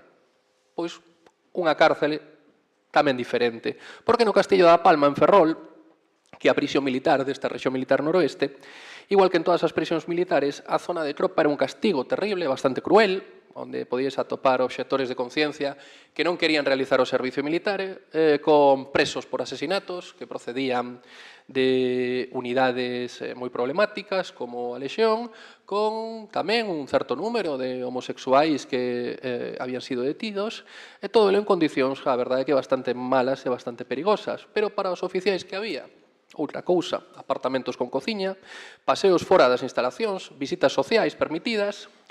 Eso sí, non sempre había auga fría, pero eu creo que non se estaba tan mal. En certo modo, a UMD estivo sometida en Galicia a vixilancia, a persecución, pero dentro do estamento militar e por compañeiros. A camaradería militar segue rexendo, está lonxe a Brigada Político-Social, está lonxe o TOP, están lonxe os calabozos da Garda Civil, están lonxe os riscos maiores, algo que o resto da oposición, dende logo, tamén soubo aproveitar. Cando ese suposto Estado de Dereito, do que falaba o general Inistacano, xulga e condea os membros da UMD, a organización non acaba de quedar desartellada en Galicia, continúa existindo. E os seus propios integrantes non son quen de disolvela ata, polo menos, elexir unha data simbólica. É certo que a súa capacidade de movilización dentro das Forzas Armadas é mínima, pero tamén é certo que han comezado a dar a idea a que se popularice a idea de que o exército franquista non é monolítico. Eran os húmedos, os membros da UMD, os únicos militares que imaginaban o desenvolvemento dunha democracia en España ou mesmo dunha vía autonomista ou federal para Galicia, neste caso. Non o son. Isto é algo que está moi presente tamén noutros membros do exército que non necesariamente son demócratas. Isto se relata moi ben tamén nas memorias de Fortes, cando Fortes recorda que foi o primeiro que lle pasou nada máis chegar no 76 da súa reclusión no Castillo da Palma de Ferrol, porque o primeiro que recibe unha invitación para tomar o café dun coronel retirado que é veciño seu, no seu mesmo bloque de edificios, o coronel Casal, un coronel moi vinculado co franquismo, de feito era capitán o 20 de xullo de 1936, un dos capitanes, xunto a Sánchez Cantón, que saca as súas baterías de artillería ás rúas de Pontevedra para decretar o estado de guerra, e dice, bueno, oye, tranquilízate, aquí non pasa nada, porque a mí tamén me echaron 2 veces del ejército, e mira, aquí estoy. Que máis nos atopamos neste contexto por parte desa oficialidade que non forma parte das inquedanzas democráticas, a idea de que a estructura ten que seguir existindo, de que a rexión militar ten que seguir existindo e de que claramente estamos nun contexto de cambio político o que vai haber que adaptarse. Fronte aos perigos que asumiron estes representantes da UMD en Galicia, boa parte da oficialidade realmente no que está realmente preocupada é manter o nivel de vida e certa tranquilidade. E digamos que se vai centrar completamente nesto. Non deixan de ser franquistas, non comezan a ser demócratas, pero que sí queren é manter a súa estabilidade social, a súa estabilidade económica.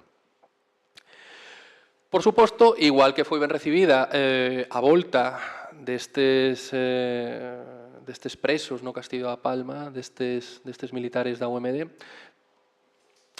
a institución militar en Galicia tamén vai a recibir moi ben a militancia de fillos de oficiais, mesmo de oficiais, en grupos de extrema dereita. Tamén a eles se lles recibía na hora do café na vivenda dos oficiais militares superiores. A idea de que era mellor non meterse en política, a idea de que, bueno, se se metían había que mirar cara a outro lado, está moi presente. Está moi presente. O éxito do 25 de abril en Portugal fora unha certa vacina no seo da 8ª Rexión Militar de cara a grandes animadversións cara a oficiais demócratas no seo do exército, por se acaso, basicamente. Tamén porque hai unha percepción mayoritaria de que o cambio político é inminente, ademais de medo a unha situación de guerra colonial, que é un contexto claramente condicionante, polo menos no 1975. Novamente, nese sentido, o espello portugués pois está presente. A idea de que o novo réxime traerá autonomía tamén permite a parte das élites da 8ª Rexión Militar pensar que ten algunha forma de manter a estructura orgánica militar que existe ata ese momento en Galicia, non? Digamos que fronte á idea da UMD de disolver as rexións militares e suplantalas por un modelo de organización militar diferente, a idea de que o novo réxime é bastante posible que traia autonomía política, que de alguna forma nesa autonomía política as capitanías xerales podan ter un papel todavía, pois, ou polo menos modernizadores, non sei se atreverme a decir democráticos. Básicamente, por ir finalizando, porque senón non remato, voume quedar con un par de ideas. Cal é o gran medo no exército entre 1973 e 1977? Que nun contexto como o de Ferrol de 1972 se dé a orde do fogo e que a orde do fogo non se acate, que se perda a disciplina de fogo. Os acontecementos de Ferrol de 1972 teñen unha presencia tremenda en todo este proceso, no alonxamento de posicións máis inmobilistas no seo das Forzas Armadas, porque en Ferrol, en 1972, a orde de fogo está moi cerca. E hai dúdas moi serias de que, no caso de que se dé esa orde de fogo, todas as tropas, e mesmo todos os oficiais intermedios, tenientes e capitanes, cheguen a acatala, ou polo menos acatala sen poñer en dúbida a cadena de mando, non? Unha situación deste tipo pode levar a pérdida completa da disciplina no seo da institución militar e, por tanto, a súa desarticulación. Dispararán os soldados os obreiros, dispararán os soldados os estudantes. É unha dúbida que se teñe. É preferible, nese contexto, unha situación como a portuguesa a unha situación na que haxa que enfrentar as tropas a posibilidade de elexir disparar ou non disparar. Por outra banda, tampouco quería esquecelo, temos outro problema, que é a movilización moi activa das mulleres dos detidos da UMD, que tamén enfrenta a rexión militar, as elites da rexión militar, ante outro reto. Que facemos con elas? Porque a elas non lle podemos aplicar a disciplina militar directamente. E por último, e xa con isto termino, antes de que o profesor Grandío me faga non sei o que, só unha ultimísima reflexión, porque precisamente fai apenas un mes co que nos atopamos e con que volvemos a reclamar esa presencia militar na área política. Nos atopamos de pronto co nomeamento dun vicepresidente dunha comunidade autónoma que é chamado como figura de autoridade por ser un xeral do exército. Que iso é algo que me parece, polo menos, certamente rechamante e que fala, quizáis, de procesos de ida e volta no seo das Forzas Armadas e tamén no seo da sociedade española en xeral sobre cal pretende que sexa o papel das Forzas Armadas na nosa democracia. E con isto remato, non me extendo máis.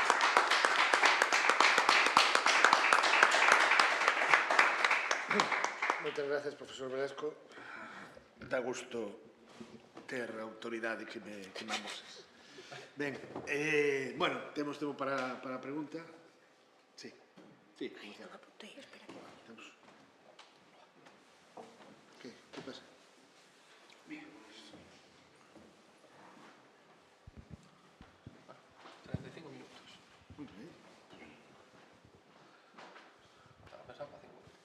Mira, vamos a ver, estes dous, eu casi lle diría a Emilio e aos profesores aquí da Universidade de Santiago que deberían facer, como idea, outros debates deste tipo, porque agora son as dúas, non vai a dar tempo basicamente a falar dese tema. E no tema do agrarismo hai moitas cousas que falar en Galicia. Ana, desde o meu punto de vista, o fixo moi ben, pero, a ver, faltaría falar sobre o caciquismo e, bueno, moitísimas cousas que nos quedamos cortas e que prácticamente ni nos citar, vamos, casi ni falaches deso. E sería moi importante falar. Que dai non cho fago a pregunta porque nos estendemos. Me interesa máis o tema militar. Entón, no tema de militar é que prácticamente unhas xornadas se podían dedicar única e exclusivamente a falar do teu tema. Están previstas. Vale. Pois entón, é que, vamos a ver, eu digo simplemente que o exército foi o responsable do golpe de Estado e sigue, desde o meu punto de vista, ainda que, bueno, se evolucionou bastante e tal, no inmobilismo. E no inmobilismo, vamos a ver, por exemplo, despois de Franco é que xa se pretendía dar un golpe de Estado. Citaches a Milán del Bosch, a Tejero, que non o citaches, e a ese Mirlo Blanco, que non era ni máis ni menos que Juan Carlos I. Ese Mirlo Blanco, o responsable que estaba detrás deso, e se non mo desmentides, era el señorito Juan Carlos I. Entonces, eso por un lado, é dicir, no exército sigue habendo, aparte de fortes e tal, que efectivamente hubo a Unión Democrática e todo eso, que pues estuvo moi ben, pero realmente no exército sigue habendo moitísimo inmobilismo, sigue habendo bastante rémora do franquismo, e a idea témola simplemente na xente que, por sorte, e o comentei antes, xa se subilou, pero que nos quería fusilar ao 80%. Había aí un militar, non sei exactamente quen era, un grupo militar de moitos militares generales e ex-generales e demais que querían, dar un golpe de Estado. Non dan un golpe de Estado, basicamente, penso eu, porque estamos na Unión Europea. Si non, non me extrañaría nada que os militares tranquilamente volveran a... O sea, que habría moitísimo que falar dese tema. Tampouco me quero estender, pero a idea iría por aí. Preguntarche, é dicir, por que seguimos estando e por que non se toman medidas. Margarita Robles, desde o meu punto de vista, xa comentei antes, debería tomar medidas, pero radicales, con estes militares que siguen existindo. Eu a Margarita Robles só lle pediría unha cousa, que é a apertura dos arquivos militares. Con que faga eso, ten o meu voto. Por exemplo, queremos saber realmente todo o que se coceu no tema do golpe de Estado, o pseudo golpe de Estado de Milán del Bosch, Juan Carlos e Tejero, por exemplo, que aí se corre un tupido velo, hai moita libertad, vivimos en moita democracia, pero realmente a información é o que estás comentando.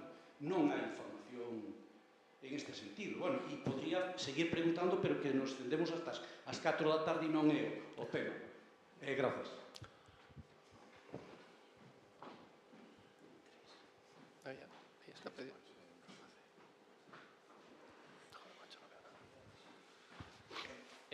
Boas tardes. Eu quería preguntar en torno se hai, como ocurre no 18 de xullo, se hai alguna diferencia entre as unidades de marinería do exército, non? Eu son da zona de Ferrolterra, sí que noto que nos sectores que, por decirlo de alguma forma, que se precisaba estudios, sí que había moita máis reticencia a unirse intento na golpista, e claro, quería saber se isto tamén ten alguna... Sí, é unha das partes que tiven que... Vamos por... Vale.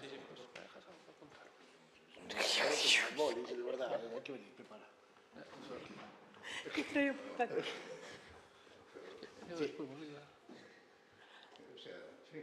Vou me cortar un pouco, porque tamén tiñamos bastantes cuestións, vou me limitar as máis, digamos, máis simplificadas. Sobre o tema das cámaras agrarias, eu queria che preguntar, efectivamente serviron de vehículo, digamos, de democratización, de entrada, etc.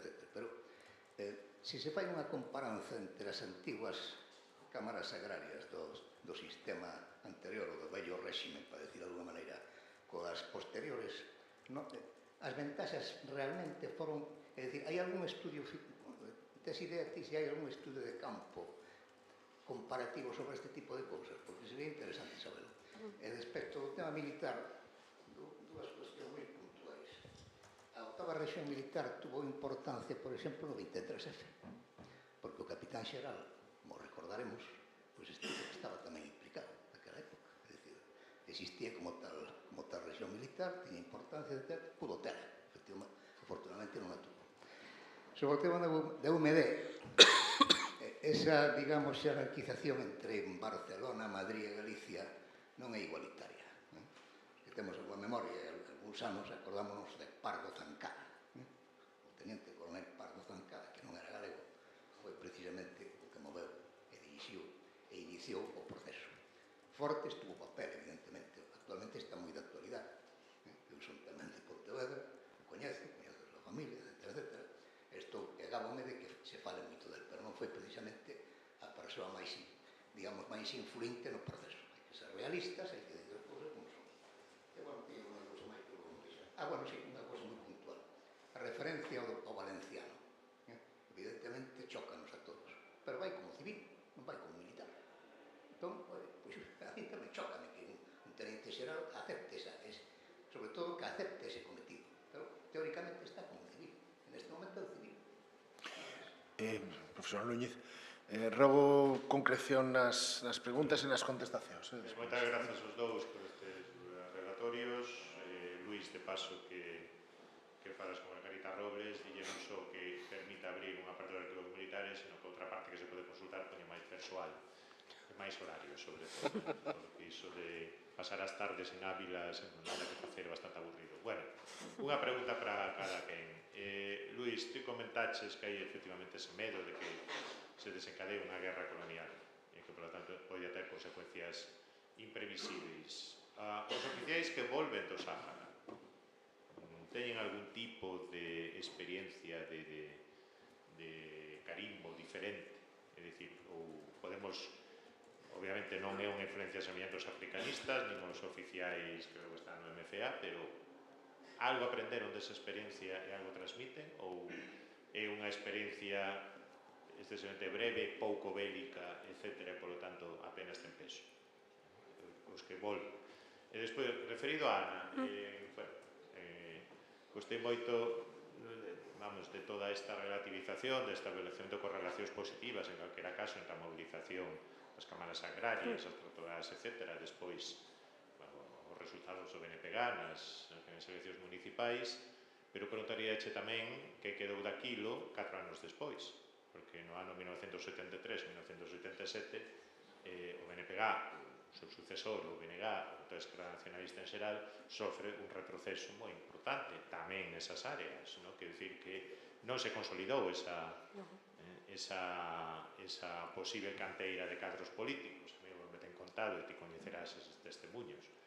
Algúns dos activistas das Comisión Labregas era que se ia collendo os datos a xente que participaba, despois a hora de elaborar as listas municipais, pois chamábaselles, pero que 4 anos despois moito non querían, por presións do entorno, porque consideraban que o seu problema se resolvera, pero que en todo caso non se creou aí non se creou unha nación, a fin de contas.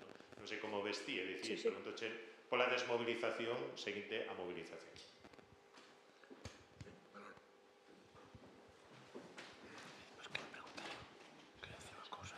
Sí, bueno, non sei se decir pregunta ou reflexión para los dos. Con respecto a lo militar, desde luego suscribo un poco la misma inquietud que manifestaba ahora el profesor Núñez Seixas, ¿no?, sobre el impacto que pudo llegar a tener el abandono del Sáhara en una parte del ejército, ¿no? Hasta qué punto eso fue asumido, bueno, pues con tranquilidad o no generó malestar en el seno de la región militar, que supongo que es la que mejor conoce, ¿no?, la gallega. De todas formas, es una cuestión, la militar, y esta es pregunta, reflexión, que tiene que ver con algo que comentaba yo antes, ¿no?, cuando respondía, y es que están pendientes los estudios de otras transiciones, aparte de la general, y una muy importante es la del ejército, ¿no? ¿En qué medida hubo o no hubo una transición en el seno del ejército? Hemos estado hablando durante mucho tiempo de que el ejército fue, al final, de los 3 pilares sobre los que se sostenía el franquismo, el que mantuvo su lealtad hasta el franquismo y más allá, ¿no? Bueno, un estudio, desde luego, me temo que no será posible hasta que no se produzca la liberalización de los archivos y podamos trabajar, bueno, iba a decir bien, no sé si eso será factible o no, pero desde luego creo que deberíamos de movilizarnos o suscribir una petición, ¿no?, para que esto de una vez por todas fuera posible, pero vamos, en general ocurre con los archivos, en particular con el tema de lo militar, bueno, se podría decir, utilizando otro tópico que con la Iglesia hemos topado, ¿no?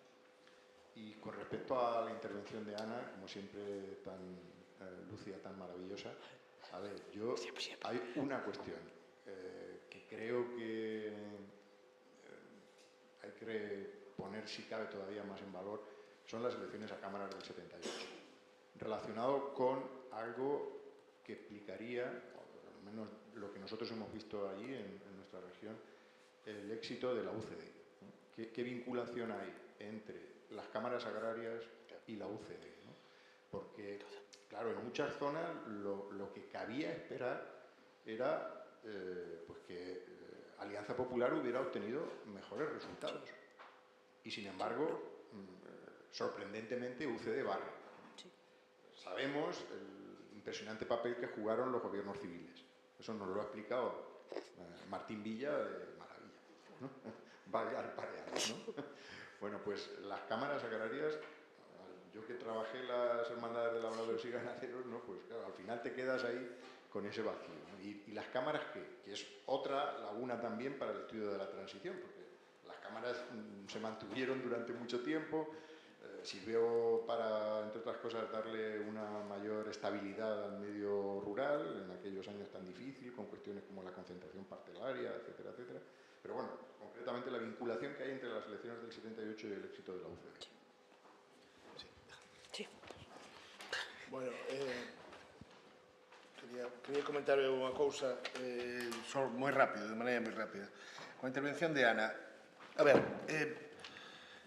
comenzache dicindo o tema entre urbano e rural, non? A ver, eu creo que aquí na historia de España no seu conxunto e de Galicia, é unha cuestión evidente que cabe mencionar, Manolo, que son os gobernos civis. Os gobernos civis están nas cidades. Os fondos e as fontes son urbanas, maioritariamente. Non só os gobernos civis, sino tamén diputacións provinciais. Entonces, donde este a sede do poder, é evidente que vas buscar os referentes do poder. Os referentes do poder que existen. Outra cousa é que exista, que é evidente, movilización. Estou total no rural. Estou totalmente de acordo no sentido de que a diversidade do rural... Totalmente de acordo con que a diversidade do rural non está suficientemente expresa. Aí sí que creo que é un campo e un percorrido a ter para adiante. Coincido xa para rematar, porque tampouco non vamos estar falando aquí estas tres. O tema do voto a UCD, a ligación co vencello co mundo rural, non? É evidente, vamos, imagino que comentarás iso, pero a UCD é o Estado. E iso non plantexamento como ben dices ti, tanto no voto das cámaras agrarias ou como sexa, é evidente que ese plantexamento funciona. Lle poñen un filtro político, lle poñen un filtro, digamos, ideolóxico de partido político para entendernos, pero todo o mundo sabe que son servidores do Estado. Además, representan unha liña moi continua, non? De aí, velo en clave de conservador ou sea, máis conservador ou máis de esquerda, a veces non chega para isto. A veces hai que velo desa perspectiva máis transversal. Pero, bueno, non, creo que é un pouco como iso, non? E logo o tema do fluxo de persoas entre rural e urbano nos anos 70, que é absolutamente fundamental, non só na migración, senón, no caso galego, ademais, entre galego, non? Pero, bueno, se pode responder de maneira breve, vos agradecería. Se sei que non se vai poder responder a todo, pero... Bueno, vou intentar ser telegráfico. É diferente Ferrol o resto das prazas militares en Galicia? Sí. Claramente. Resposta sinxela, sí, é moi diferente. É moi diferente pola presencia armada, é moi diferente porque a Armada entende dunha forma moi diferente ao exército a súa relación co reclutamento, tamén a súa relación co territorio.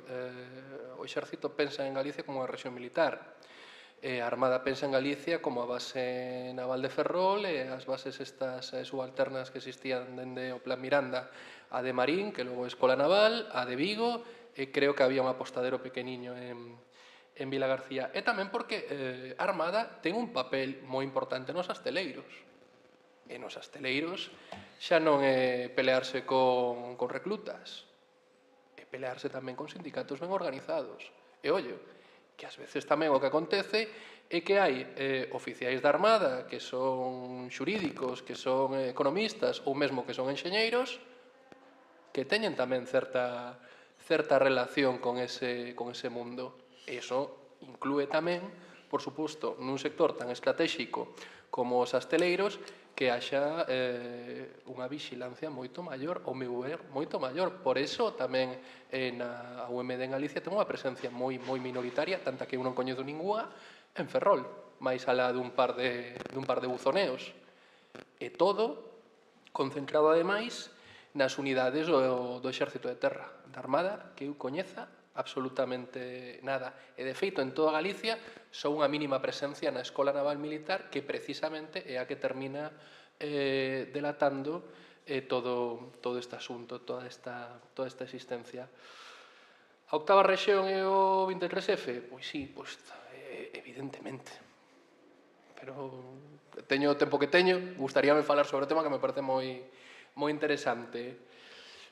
Problemas dos oficiais que volven do Sáhara. É que no Sáhara o que temos basicamente son tropas casi profesionais que son os tercios saharianos da Legión. Eso xa son outra cousa. Si temos moita xente que vai facer ali o servicio militar en outro tipo de unidades, estou pensando agora mesmo concretamente nas de artillería, é certo que ao final todos volven cun certo sentimento de grupo. Todos volven coa medalla da campaña do Sáhara. Durante os primeiros anos, polo menos, fan de forma recurrente reunións daqueles que estiveron destinados no Sáhara, e últimamente, nos últimos anos, estou falando xa de historia actual, o que me atopei tamén foi con unha enorme cantidade de antigos reclutas do reclutamento obrigatorio que fixeron a mili no Sáhara Occidental e que de pronto están recordando aquilo como a gran epopeya da xuventude. Cando no seu momento, no 75, o que estaban era realmente preocupados porque había unha situación prebélica clara, evidente, e non só estaban preocupados na octava rexión militar. Se collemos os desclasificados do Departamento de Estado dos Estados Unidos, están claramente moi preocupados. Primeiro, porque unha situación de guerra colonial como a que aconteceu en Portugal pode desmantelar completamente o proceso de apertura democrática que se prevé ante a inminente morte de Franco, e tamén porque montaron un marrón criminal no norte de África. Moi complexo. Sobre que acontece co Sáhara na octava rexión militar, que hai? Para empezar, alivio. Alivio porque non hai un conflicto. E un alivio bastante entendible porque na octava rexión militar tiña unha brigada aerotransportada que estaba claro que ia ser a seguinte en ser desplazada ao escenario africano en caso de que houvese un conflicto. O sea que, para empezar, alivio. Que pasaba no Sáhara? No Sáhara o que nos encontramos a finais de 1975 unha situación de insubordinación clara. Cando vai o príncipe en calidade de xefe do Estado, pois se brinda con auga, se dan banquetes con gran cantidad de huevos fritos, haciendo digamos, una invitación a que tenga más masculinidad. Estamos en una situación de insubordinación clara. Algo parecido. Algo parecido. Gracias, Luis. Bueno, vou hiperrápido. Sobre o caciquismo, moi ben chamarme a atención porque ningunha vez o mencionei cando non é posible nin entender o franquismo, nin entender a transición como ese período no que tratan de romperse as estruturas caciquís que dominaban a política e con eles a estrutura social, é certamente unha eiva. É moi claro que sí, que ten a súa importancia, é innegable e debería ter, se o exército ten outras sesións, tamén o caciquismo durante o franquismo ben podía ter outras, se non ten aquí un consello ideas sobre que facer a futuro, non? Entón, sí, moi agradecida polo comentario porque certamente deben ser moito máis explícita do que fun con ese aspecto, non? Sobre as cámaras agrarias, que se hai estudios, non? Estudios que vinculen ao estudo das hermandades, eu diría que sí. Eu creo iba a mandar a término español o traballo do profesor Orticera sobre hermandades, a partir do que todo aprendemos, non?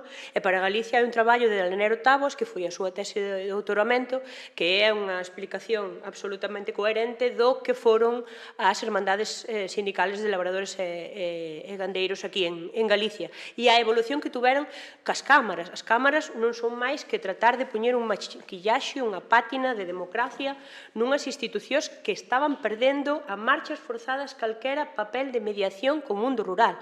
As hermandades chegaron a un punto de que naide, vamos, era algo morto. E a única solución para encontrar alguén que mediara foron sacarlles o nombre, facer unhas eleccións e chamarlle cámaras agrarias. Foi un intento, dentro do que cabe, de manter o mundo rural relacionado e máis menos controlado polas institucións. Que pasou cas eleccións? Que moitas veces, como pasou en moitos outros aspectos, o entrismo e a mobilización social, como digo, levou a un voto novidoso co que non se contaba ou non se contaba tanto. Pero, desde logo, as cámaras agrarias é un intento por non perder diante dos novos sindicatos que ora sí eran a quen o mundo rural dirixía as súas inquedanzas, os seus desexos, as súas ansias de cambio por ter esa presencia aí no rural. Eso eran as cámaras durante a transición. Despois o profesor Núñez Seixas, claro, preguntoume que quedou daquilo. Pero que unha cousa é a socialización política e a democratización e outra votar nacionalistas.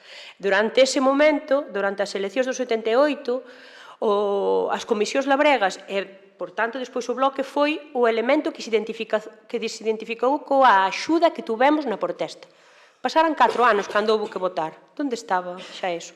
A socialización seguiu. E moitas veces olvidamos que a dereita ou que as institucións saídas do réxime tamén aprenderon a socializar en democracia. Tamén se puxeron, a veces pantalla, a veces un traxe novo máis creíble e menos creíble, pero tamén xogaron con convencer. Tamén xogaron, nas culturas políticas non era o franquismo só tal, senón era unha deformación, digamos así, con trazos demócratas, porque como había que ir ao mercado político, ao mercado sindical xa nos anos andados os anos 70. Por tanto, claro, que foi un nicho de socialización política do nacionalismo. Non resultou. Foi un nicho de socialización política, sí. Pero hai que pensar tamén que non só na ideoloxía, non? Moitos votaron Bloque, non sendo nacionalistas en ideoloxía, senón por cuestións de práctica, claro está. E despois o outro. Moitos dos líderes foronse para outros partidos. Eu non sei, falábamos da fonte oral. Eu fun sempre de esquerdas. E dixecho despois de pasar polo Bloco, despois de estar en comisións labregas, pero esa idea de que fun de esquerdas, pero no momento non vi nada. E canto lle rentou despois ao Partido Socialista? Cantas alcaldías sacou con esta xente, non? Que sacou do nacionalismo, claramente, non? Eso sería. E o profesor Orticera decía as cámaras, el fixo a pregunta e el se respondeu especialmente. Non se pode entender sin o goberno civil e sin as alcaldías. E sin as alcaldías. O peso do local, no sentido das alcaldías, e o peso do provincial no goberno civil, eu creo que explica moito, moito do que comentaba, das cámaras. Tamén, igualmente, do PP expresaba mellores resultados, non? A Alianza Popular, no momento, esperaba mellores resultados. Pero o Partido Comunista tamén, non? Sai un acordo na idea de que todo o mundo afloxou e foi polo medio. E o medio era o malo conocido, pero con un toque, non? Bueno, fixeron un meeting, pero non deixaba de ser algo conocido, que tiñan aínda tanto poder no 78. O poder, a maquinaria do franquismo era tan fonda para socializar en valores nos antigos, nos que xa moita xente estaba convencida, porque era o que falábamos, non? Non todos eran no franquistas no 78. Cantos estaban tan de acordo con que isto seguira, ou polo menos cambiara pouco? E os outros estaban verdadeiramente moitas veces amedrentados por discursos como o do Partido Comunista ou polo do Partido de Alianza Popular en comparación co do UCD. Entón, eu creo que esta idea de ir polo medio, pero sobre todo con ter esa idea do peso das alcaldías e o peso que tuveron os gobernos civiles para entender a UCD, porque era lo mismo, eran moitas veces os mesmos apelidos, moitas veces a mesma figura que estaba ou na alcaldía ou acabou ascendendo ao gobernador civil. Entón, certamente é un tema de redes de poder dentro da provincia e dentro dos concellos que habería que ver, no que situar perfectamente as eleccións a cámaras. Bueno, moitas gracias. Vémonos, moitas gracias os dous, ademais, por ser tan concretos e por asustarse o tempo. Vémonos ás 4:30, iniciaremos a seguinte sesión, xa digo, con novos enfoques respecto a esta temática. Moitas gracias. Gracias polo papel.